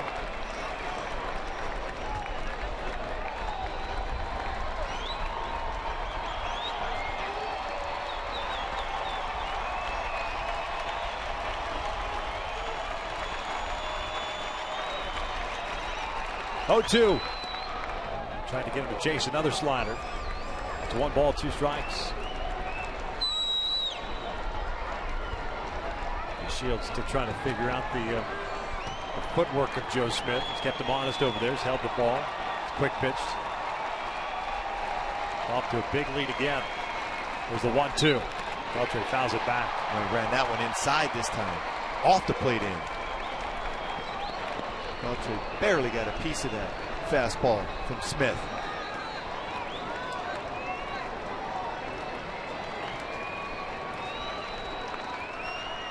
2 runs, 5 hits, 10 left on for Texas. 3 runs, 12 hits, 11 left on for the Angels. Both teams with boatloads of base runners. Another throw over.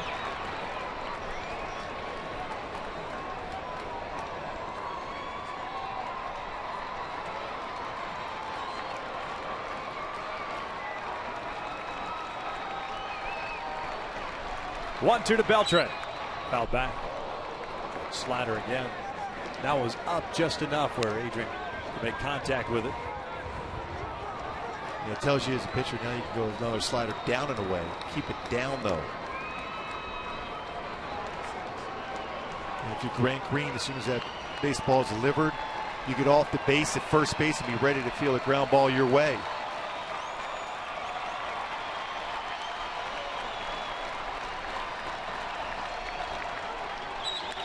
Ground ball toward short. Backheaded by Ibar, has no play. Infield base hit.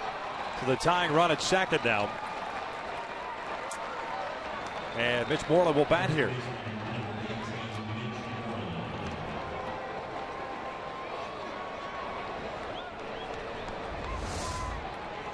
This one in the hole. There's no way. That's great range for Ibar, even if he gets up quickly and able to get balanced. He's not going to throw out Beltran running down the line. You know, the importance, though, on that play of getting to that baseball with the outfielders playing as far back as they were, Shields easily goes to third base. And then you take away that slider in the dirt by being at third base. You're exactly right, Victor. It's a nice play by Eric Ibar. Doesn't get the out with it, but prevents Shields from getting to third base on that base hit. Adam Rosales takes over as the pinch runner at first base for Beltran. Moreland 1 for 3. Had a sac fly earlier in the ballgame. That was in the third.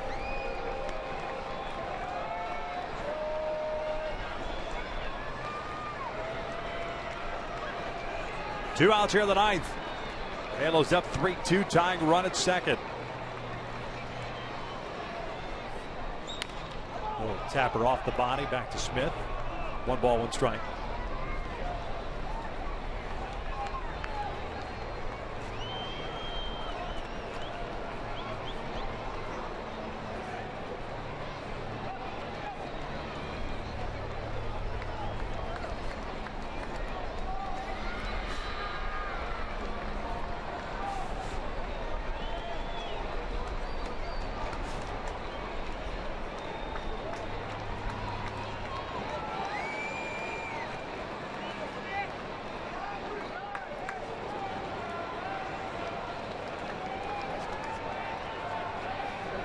Sac fly by Moreland in the third inning, bringing his 8th RBI. Singled in the 5th. 1-1 on the way. Foul back 1-2.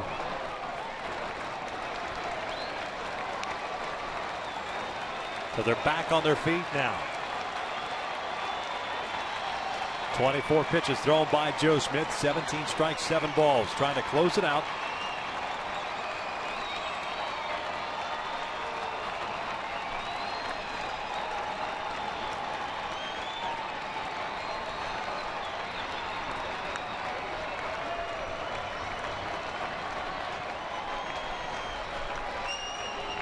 Joe's ready with a sonic glance back to DeShields. And that is ripped and over the head of Giavotella.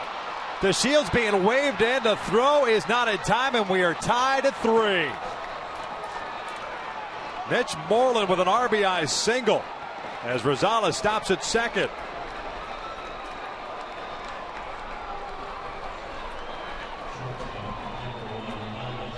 Second RBI of the ball game for Moreland. And Elvis Andrus will bat here.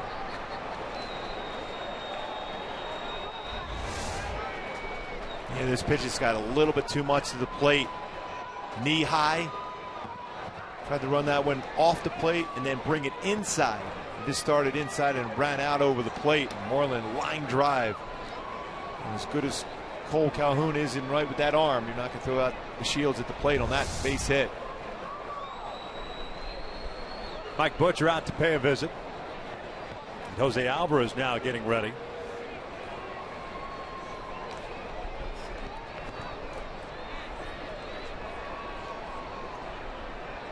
3 straight hits allowed by Joe Smith.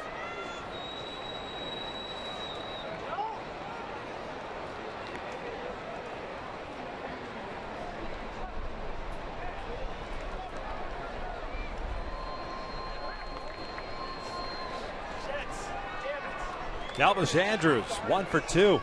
A single and 2 walks.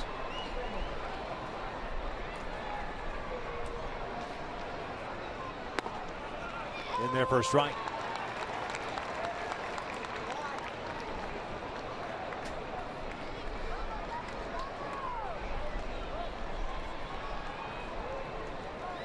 Rosales, the pinch runner at second base. Moreland at first, and Andrews shoots one out to center field. Here comes Mike Trout. He'll make the catch, and we will head to the bottom of the ninth. Pujols, Freese, and Ibar coming up in a 3-3 game.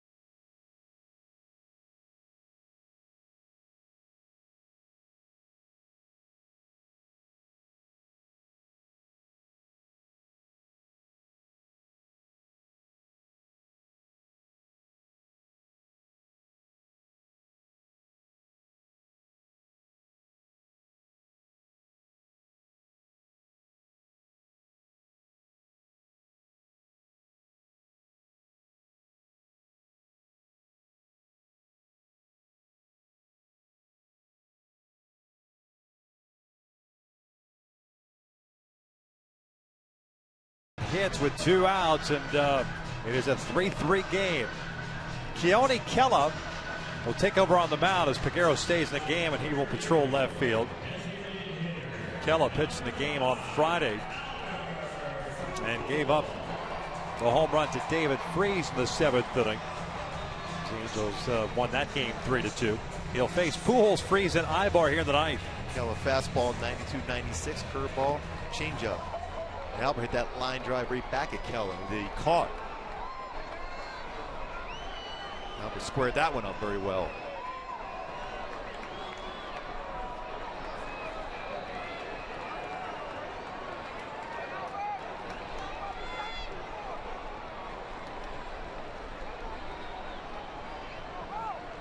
Off speed.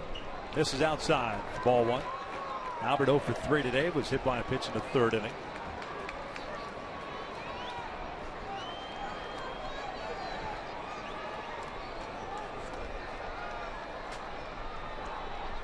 There's the 1-0. Fastball ripped to left field, a leadoff single.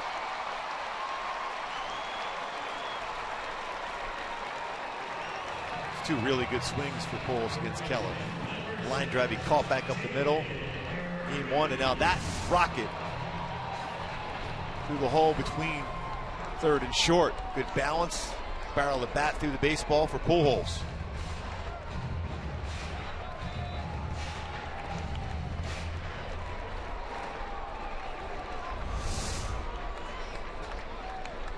Certainly as a young pitcher, you remember what a batter has done against you in the past, even though you have been around a long time. David Freese took Kela deep to basically almost straightaway center field in game 1. David 0 for 4 today. That's a fastball for a strike.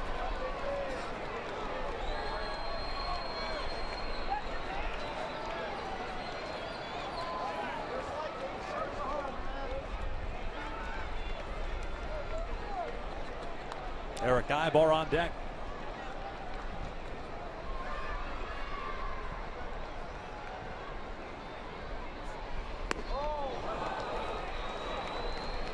No balls and 2 strikes. Yeah, just looking for a little flare in the right field. 9-0-2 now. Keller pitching his 10th game, 0-1, a 3.52 ERA. 7 2/3 innings, 10 hits, 6 strikeouts, 4 walks coming into this one. Here's the 0-2. Quick chopper to short. And that is thrown off the netting. Freeze will reach on the fielder's choice. 1 down. Fortunately, no double play turn there. Albert going in there hard to try to prevent a late slide. Of course, that high throw from Odor. And Freeze able to be safe at first base.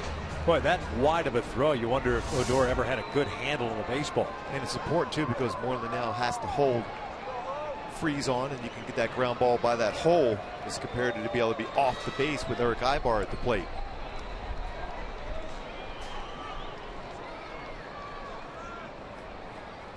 Ibar fouls off the first pitch. Eric 1 for 4.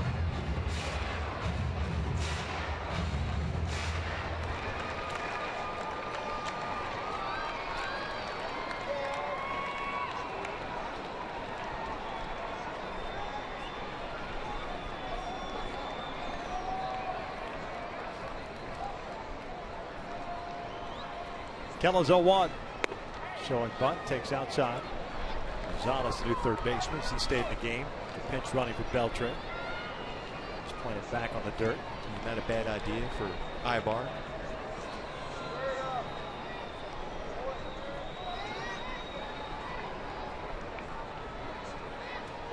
Freeze leading off at first base. 3-3 game here in the 9th.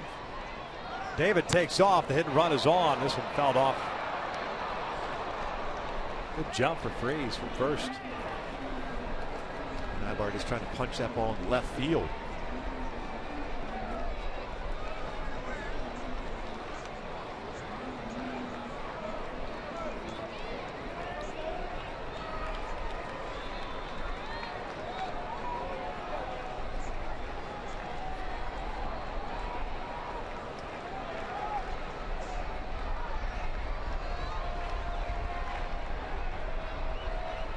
Here comes the 1-2. Fouled off. Grant Green is on deck. Grant Green is almost in the batter's box right now. Trying to get a good look at Keller. I would say so. That's as close as I've ever seen anybody on the on-deck circle. Or in the vicinity of the on-deck circle, I should say.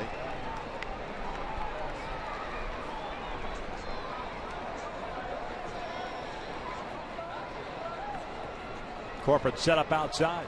1-2, tap foul to play.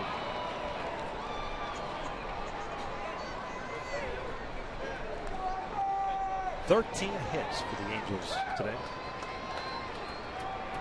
Took a 3-2 lead in the 8th inning, but Texas with 2 outs. Strung together 3 consecutive hits against Joe Smith.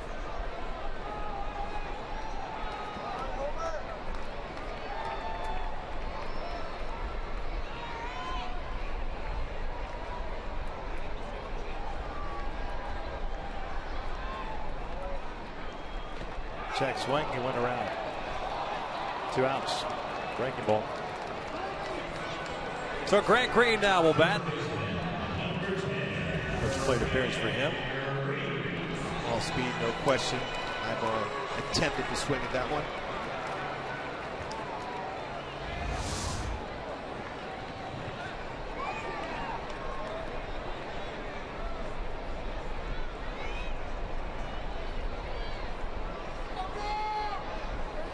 Should this go into extra innings, it's like Jose Alvarez will be coming on to relief, the left-hander. He's getting ready in the Angels' pen.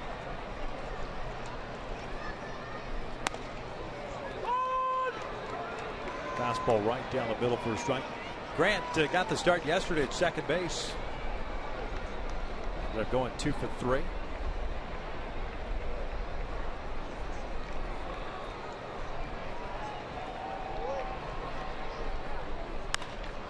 skies this one. Down the right field line. Odor in foul territory goes in and out of the glove. He was there. Just could not squeeze it. It's 0-2. Had to go a long way to make that play, but still a play that you've seen him make before.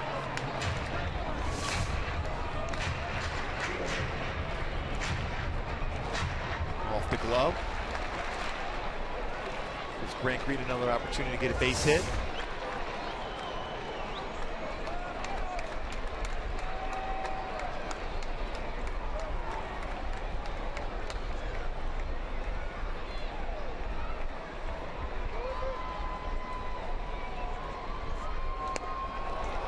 And we will head to the 10th. Free baseballs. We're tied at 3.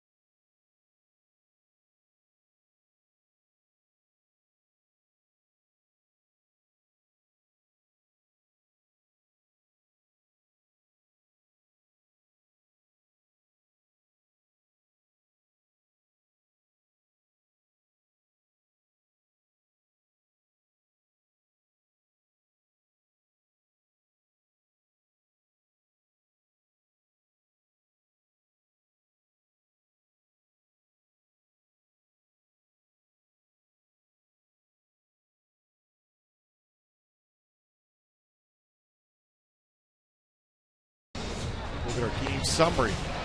Mike Trout. The Angels down by 2, but not anymore with that swing. 2-run home run to left center field from Mike Trout. Eventually, the Angels take a 3-2 lead on a base hit by Giavotella with the infield in. And Mitch Moreland, third hit. The top of the 9th innings ties the game over the base hit, scoring DeShields. Came in the pinch run for Prince Fielder. And that's where we're at right now. Tied at 3 with Jose Alvarez in the game now for the Halos. Chu, Corcoran, and Odor, the bottom third of the order for Texas here in the 10th inning to face Alvarez. This will be his 9th game, to a record of 5 ERA.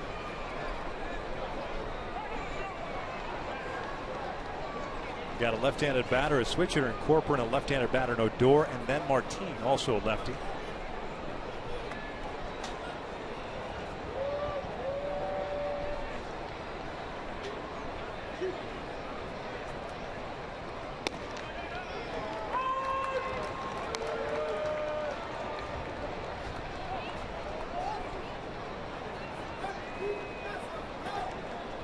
Two 0 for 2.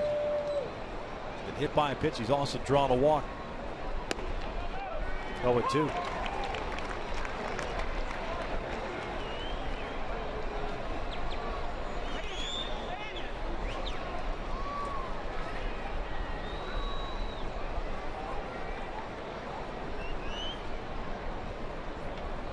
Oh-2 now. Swing and a miss. Down goes Chu, and there's the first down here in the 10th. Maybe after 0-2 and then finish them off with a good breaking ball.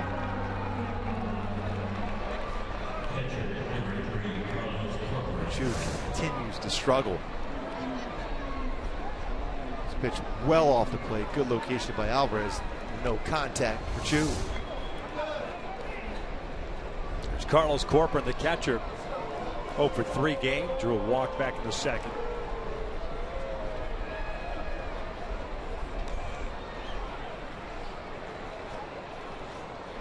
This one hit toward short. One hopper to Eric. Bobbles it. fires to first base. Low throw. Grant Green got some sort of foot on the back and made the play. 2 outs. Fielded that throw like an infielder. Hey, whatever works, right? He's just making sure that baseball stayed in front of him. Was hit well. Takes her guy bar into the outfield grass, and the bobble, then the throw, the one-hop throw over to Grant Green. Nice job. Keeping that foot on the base. Getting that second out. Mentioned Grant was working on that today, the low throws. Odor swings and lines one towards second, and Johnny Giavotella snags it at the last second. We'll head to the bottom of the 10th. Tied at 3.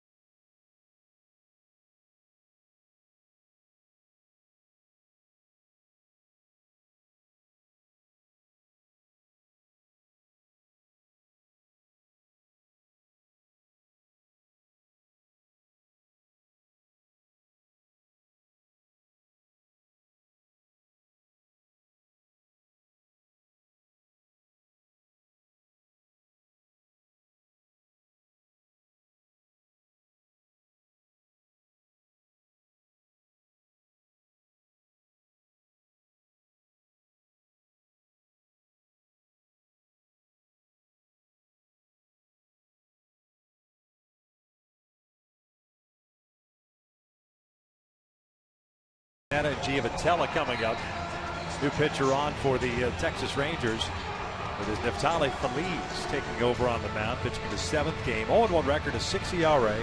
Total of 6 innings, 8 hits, 5 strikeouts, and 4 walks.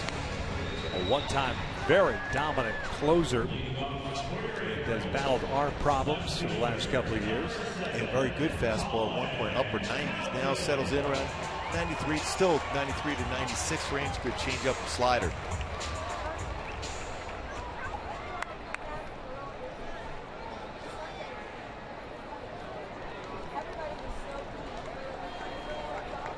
Colin Cowgill will step up for his first plate appearance.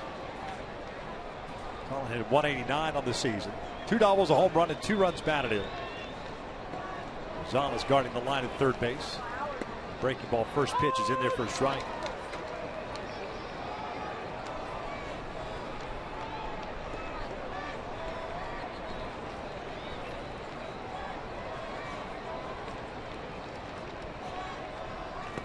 One and one.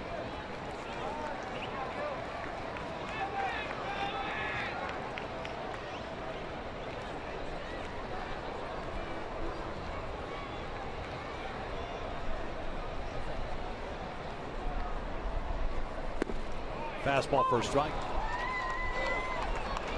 1.53 career ERA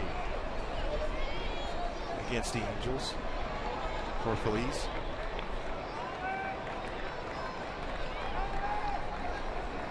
That last pitch by Feliz, a pretty good one for Cowgill. He taps the breaking ball, foul. Count remains at 1 ball, 2 strikes.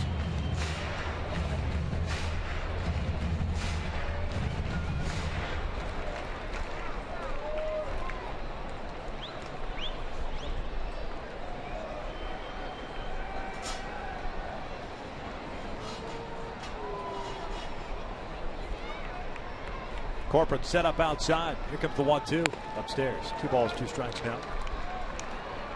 Oilers playing their first extra inning game of the season.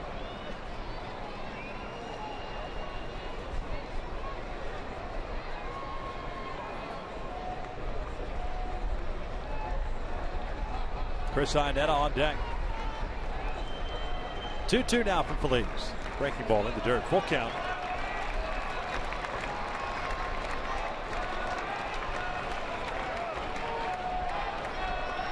Just glance at the Rangers information. Looks like their first extra inning game. That's through quickly here. Phillies with 4 walks and 6 innings pitched. Yeah, surprising. Payoff pitch. Cowgill chases what would have been ball 4, close to it anyway. You got to protect with 2 strikes, 1 away. That's 3 consecutive strikeouts for Rangers pitchers. Going up with part of the strike zone to get a swing and miss.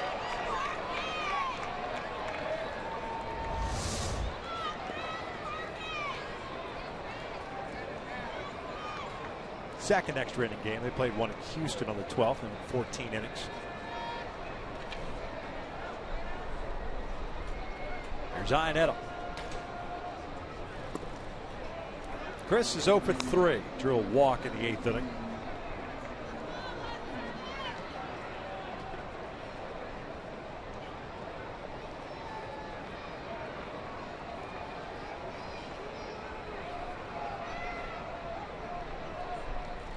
Two and 0. Shadow starting to creep up from behind home plate.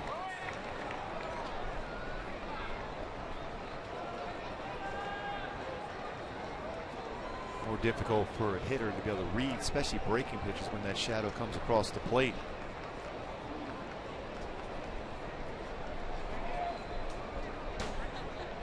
Three infielders on the left side with Chris at the plate. Breaking ball, a little bit high, 3-0.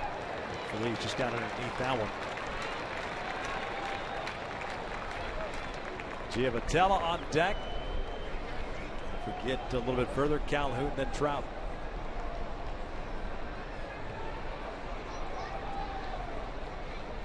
Three-0 on the way. Fastball in there, 3-1.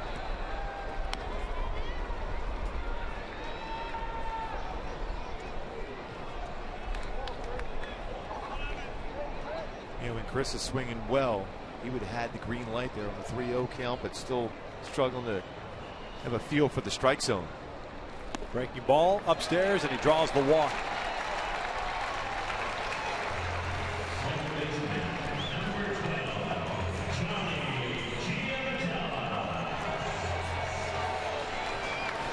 Giavotella with a couple of hits today, a double and a single, an RBI. Started that rally in the 7th. Trout hit the home run. It was a 2-run shot to tie things up, and then got the RBI single. Then at that point put the Angels up 3-2, but Texas tied it in the 9th. RBI single by Mitch Moreland. 0-1.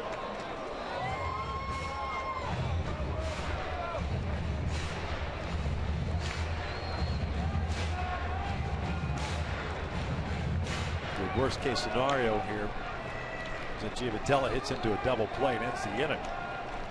But at the very least, trying to get Cole up the way he's been swinging the bat. No question, especially against a righty here. Breaking ball lifted down the line. This one headed toward the seats. And it's 0-2.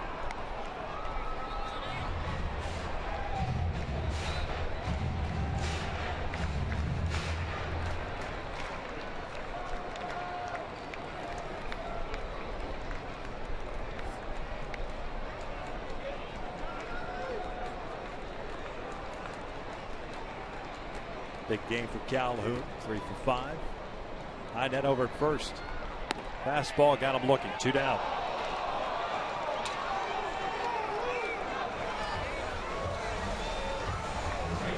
He's painted the outside corner again. Very similar to the same spot. We got Cowgill swinging this time. Giavotella looking. Ran that 2-seam fastball, starts away. It catches the corner.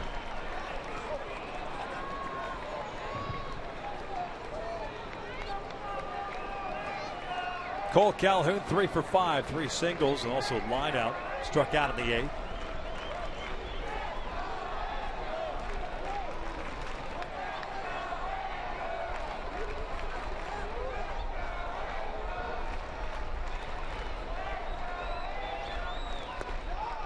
Chased that pitch down and away. That's the pitch that got him. In the 8th inning, facing Tollison.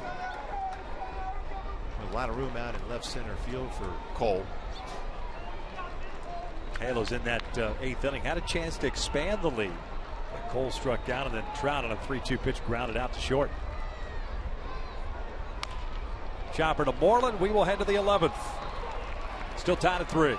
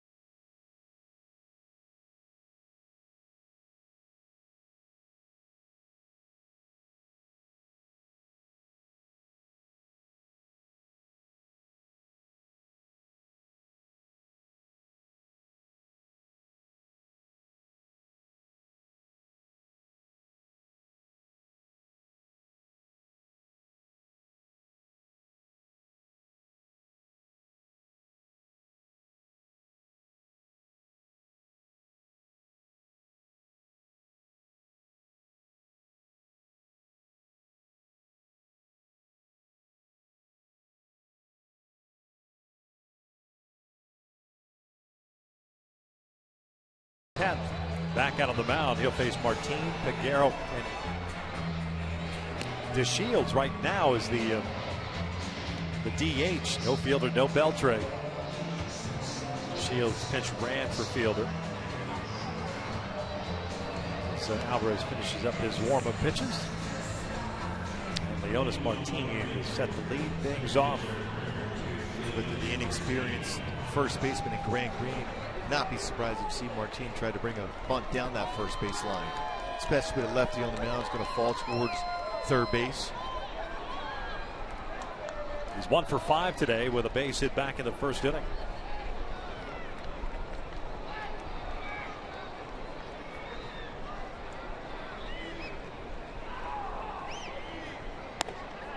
One ball, no strikes.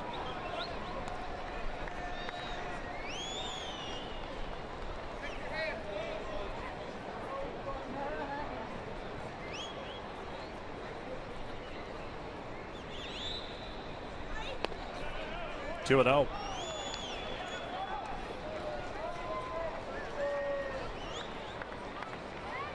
Freeze playing in on the grass at third base. Green even with the bag at first.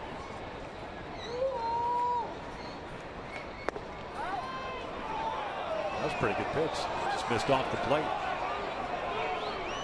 I'd like to see Martin take potentially 2 pitches now.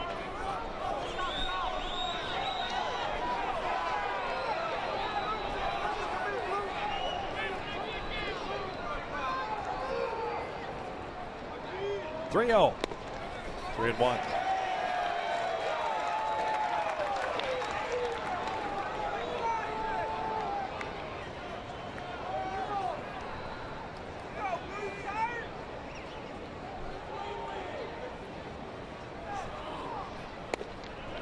Full count. Manny Gonzalez, truth be told, has done a nice job behind the plate today, calling balls and strikes. Yeah, really good job. Hasn't missed a whole lot at all. Peguero on deck. Here comes the payoff pitch. Martin taps it foul.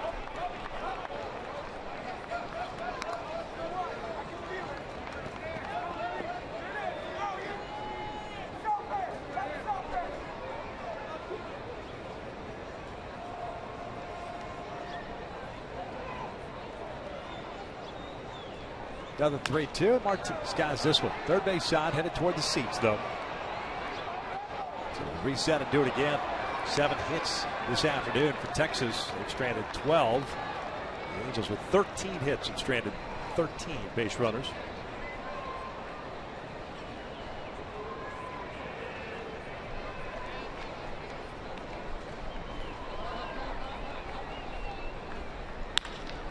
Martin hits one out toward right field, hit pretty well. Cole Calhoun near the wall, pulls up, and that one is gone. A home run for Leonys Martin. And it is 4-3 Texas. On a 3-2 pitch, Martin hits his first of the season.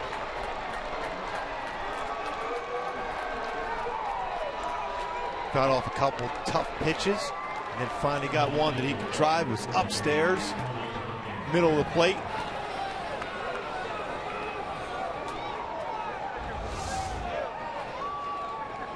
Middle of the plate, got his hands in, and then barreled the bat and drove it out.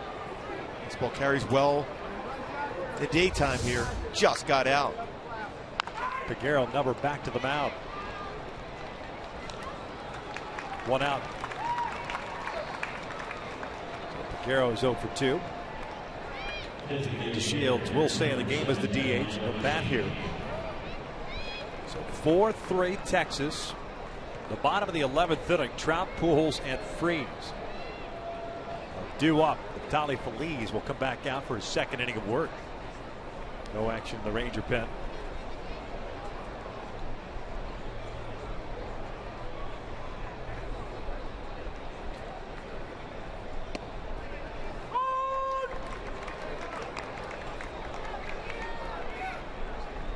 DeShields mentioned a Rule 5 selection. 1 for 10 this year. 1 RBI. Very quick. Lays off, and it's 1 ball, 1 strike.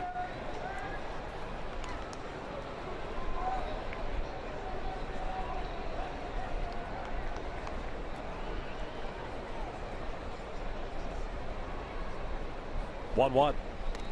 Lays off. Off the glove of Iannetta.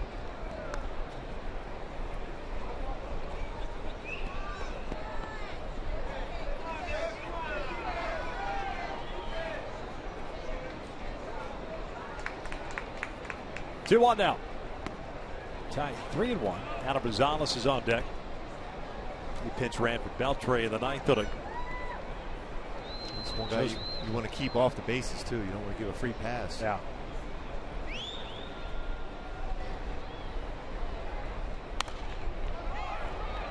Joe Smith, the 9th inning, retired the first 2 guys that gave up the base hit to Fielder, the infield base hit to Beltre, and then Moreland.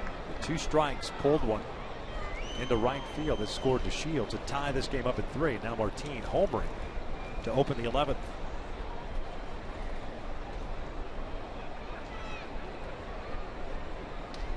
Three, 2. Called strike 3. Down goes DeShields. 2 outs.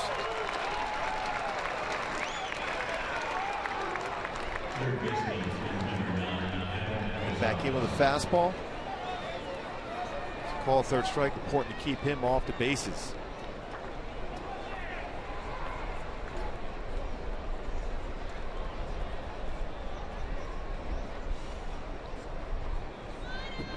Rosales 4 for 20 on the season with a home run and 3 RBIs. First one is just off the plate. You have Trout, Pujols, and Freese. The bat in the bottom of the 11th. A lot of power there.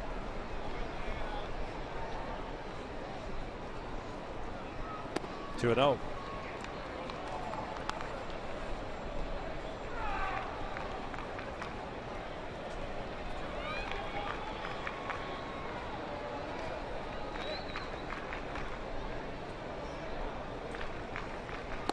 Swinging a miss, good off speed. 2-1 now.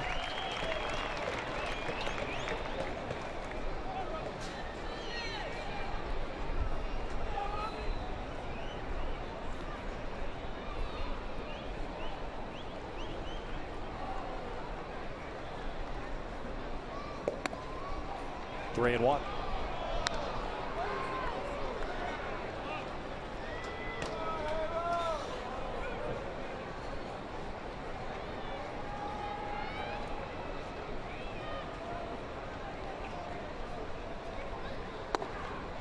And that is a 2-out walk.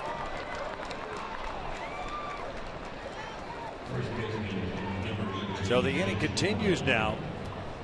And it's Mitch Moreland up. 2-hit game for Moreland. 2 for 4 overall. 2 runs batted in.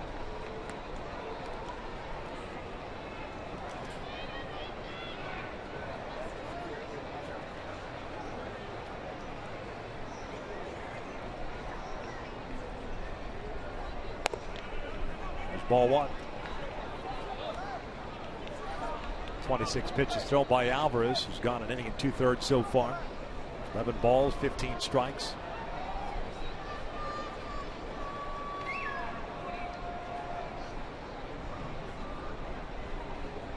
Made that mistake to Martin up in the zone on a 3-2 pitch. 1-1.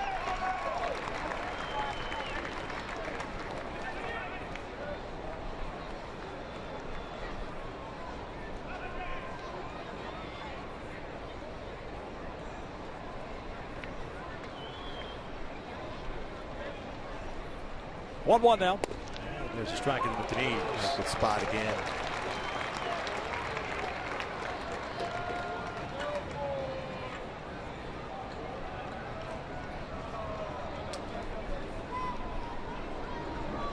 Similar to the situation in the ninth inning.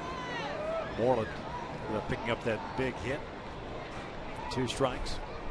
This one back up the middle, and it's another hit. Rosales will turn and head to third. Texas now with runners at the corners at 2 outs. And Elvis Andrus coming up.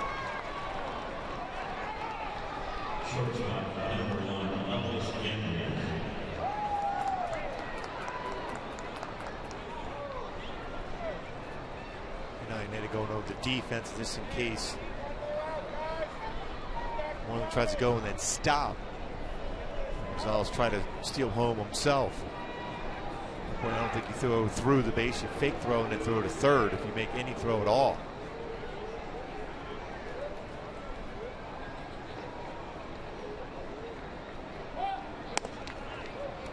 Oh, 1 count. Got the top part of the strike zone. Elvis Andrus today, 1 for 3. Single back into second. He's also walked twice. Last 2 times up, he's hit a fly ball to the outfield. Gonzalez at third and Moreland at first. 4-3 Texas here in the 11th. 1 ball, 1 strike. Command an issue here for Alvarez this inning. Fall behind quite a few guys. Had a very easy and economical 10th inning. A strikeout and ground down a line out.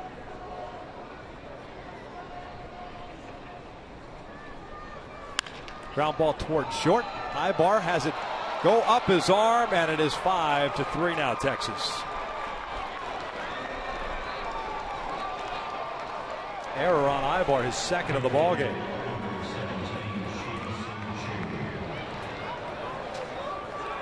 So no RBI for Andrus, and the inning continues. Especially letting that baseball playing back. It's going to have a long throw. It's going to be the only play he's going to have. It's going to be at second. And Andrus running down the line. Here's Shin-Soo Choo. He will look at a strike. 7th man to bat in this 11th inning. The Halos down by 2 now, 5-3. Choo over 8 in the series. Walk and hit by pitch in this one.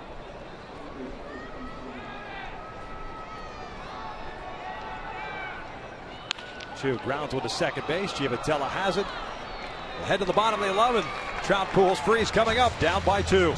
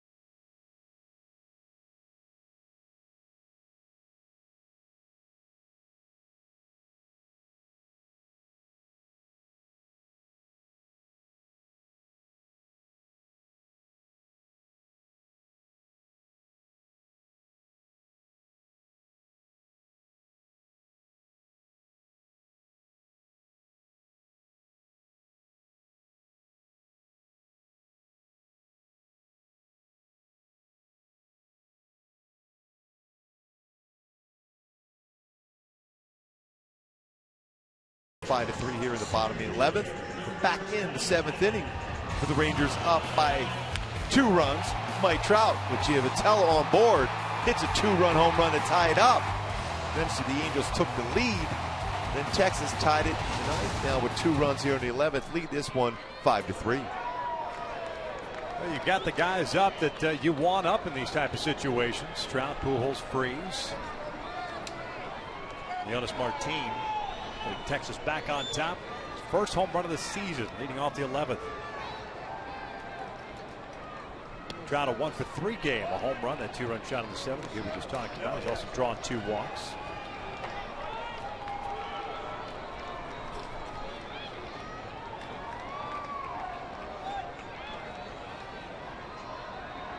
One out. Fell back. Home plate now covered in the shadow. A little bit more difficult for the hitter. And the reaction time. It's more difficult to track a baseball. Going from the sunlight into the shadow. Slider away.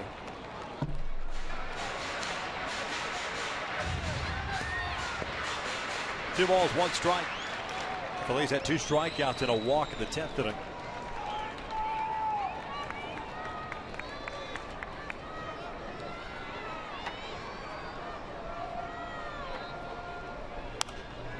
Foul back. 3 times last year the Phillies go 2 innings. Do that too often anymore. See how effective he can be in this inning. Now with 21 pitches thrown.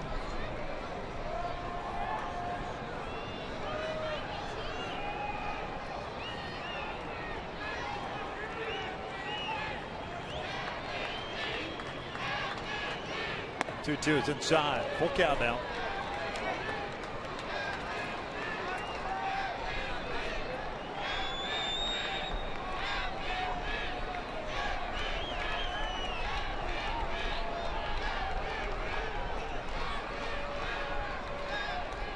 Three-two now to Trout. He strikes out swinging, 1 away. Came right after him with a fastball. Middle part of the plate. See how much more difficult it is for a hitter to see the baseball well in the pitcher's hand. Just pulled off that, unable to make contact.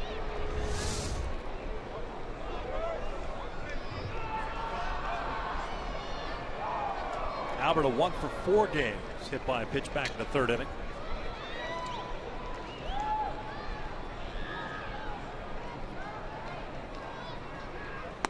Looks at a strike.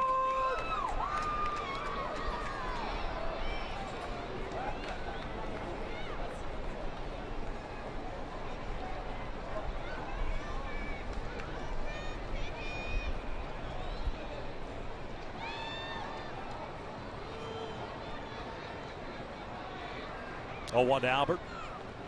Downstairs.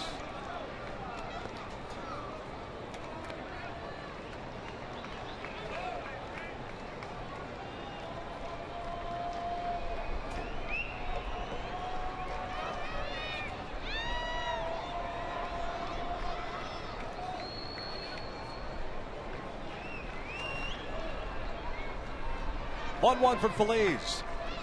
Slider down the way. 2 balls and a strike. He's not the quickest of workers. Very deliberate on the mound. Trout will punch out here in the 11th for the first out. 5-3 Texas.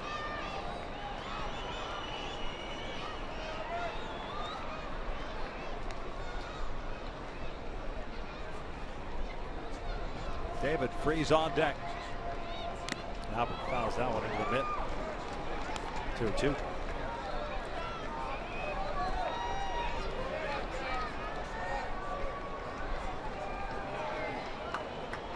One pitch that Joe would like to have back, and that was that 2-strike pitch to Marlin. Throughout the course of the season, those things will happen. Full count, so back-to-back hitters. Phillies has gone to a 3-2 count. He challenged Trout. I wonder if he does the same here with Pujols.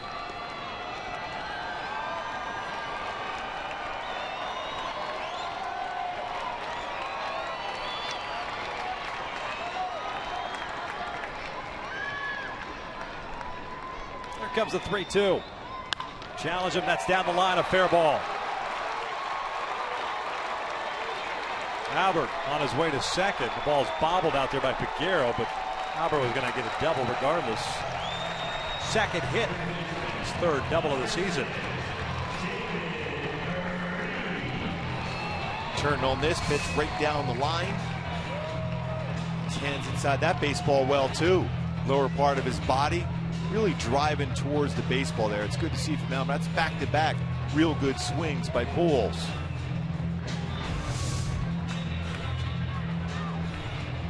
So David Freese now up. 0 for 5 game for David.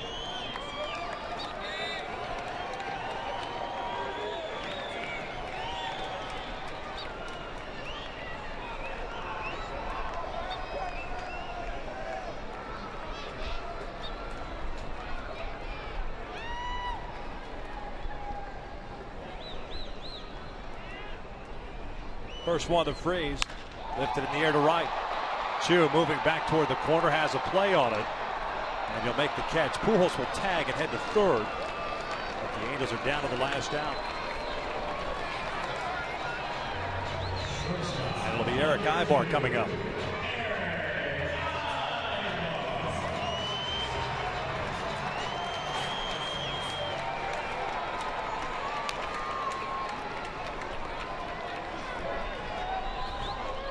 Eric today is 1 for 6. Check that, 1 for 5. Single, 6th inning.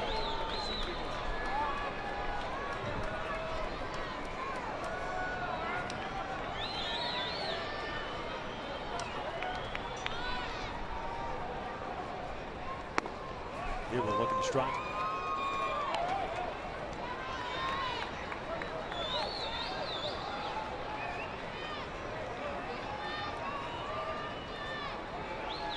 It's easy to look at that 9th inning.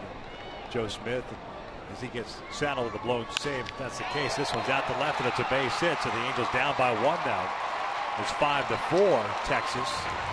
Ibar picks up the RBI. I was just going to say, prior to that hit, the Angels have had a number of opportunities throughout the game, even going back to the starter Nick Martinez. Just haven't really capitalized on. That was a real good swing there by Eric Ibar. Finding that good level swing going the other way. 2 hits in the game for Ibar, but that's a perfect swing. Stayed back and drove it well to left field. That's what you want to see from Eric Ibar as he gets a base hit and an RBI, his 5th RBI of the season. Mike Maddox out to relay the message that all you need to get is 1 more out. Facing Grant Green.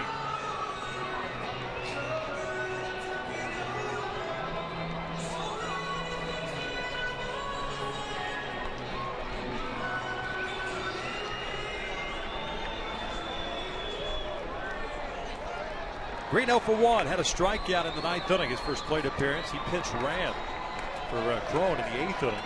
Scored the go-ahead run at that point. Ibar off to a big lead. I figure he'll be going early on.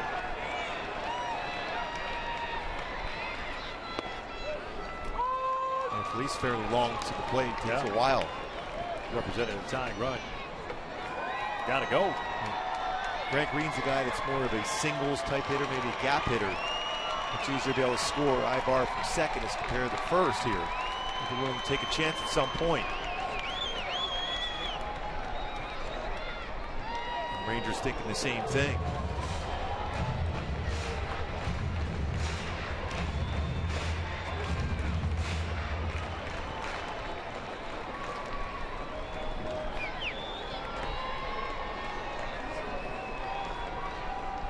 For Texas here, the bottom of the 11th. Ibar, the tying run over at first base.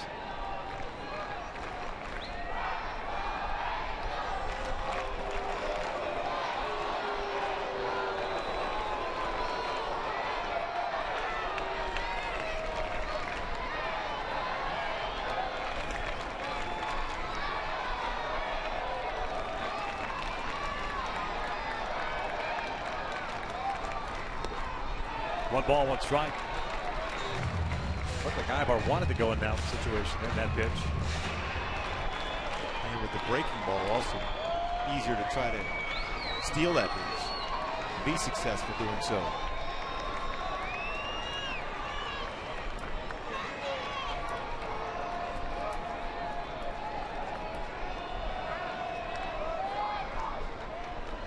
High bar goes. Green fouls it off.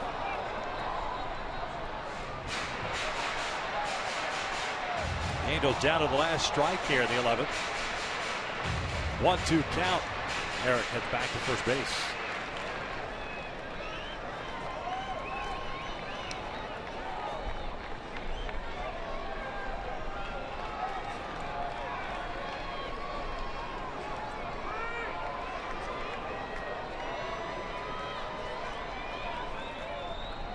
One-two. This did 2 balls, 2 strikes. Off speed pitch. Mislocation. And now 36 pitches thrown for Phillies. Doesn't throw 2 innings too often anymore. Maybe make a mistake here.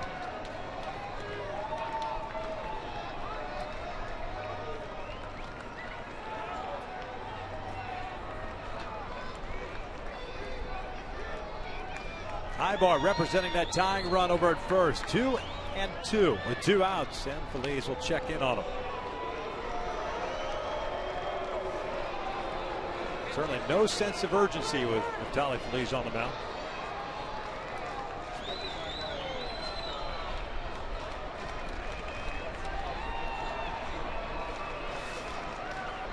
Ibar again takes off. Green again fouls it off to the right. Now Elvis Andrus wants to have a conversation.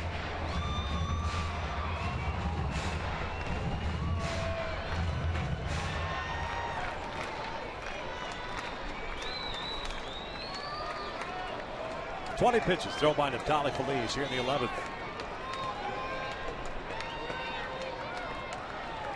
Pujols with a double, 1 out, third on a fly ball out, and Ibar brought him home, making a 1-run deficit. 2-2 again. Called strike 3, and the Angels drop this one by the final of 5-4. Going through that breaking ball, just touching the outside corner for Feliz. He picks up the victory for Texas, even up his record at 1-1. Leonis Martin with the home run gives the Rangers the lead. But here's the pitch. Breaking ball outside part of the plate, just barely touching that outside corner as Texas salvages 1 game of this 3-game set, with them 5-4. Now, stay tuned for Angels Live, presented by your SoCal Mazda dealers. Coming up next with Patrick O'Neill, Tim Salmon, Jose Mota, and Alex Curry, breaking it all down for you baseball fans.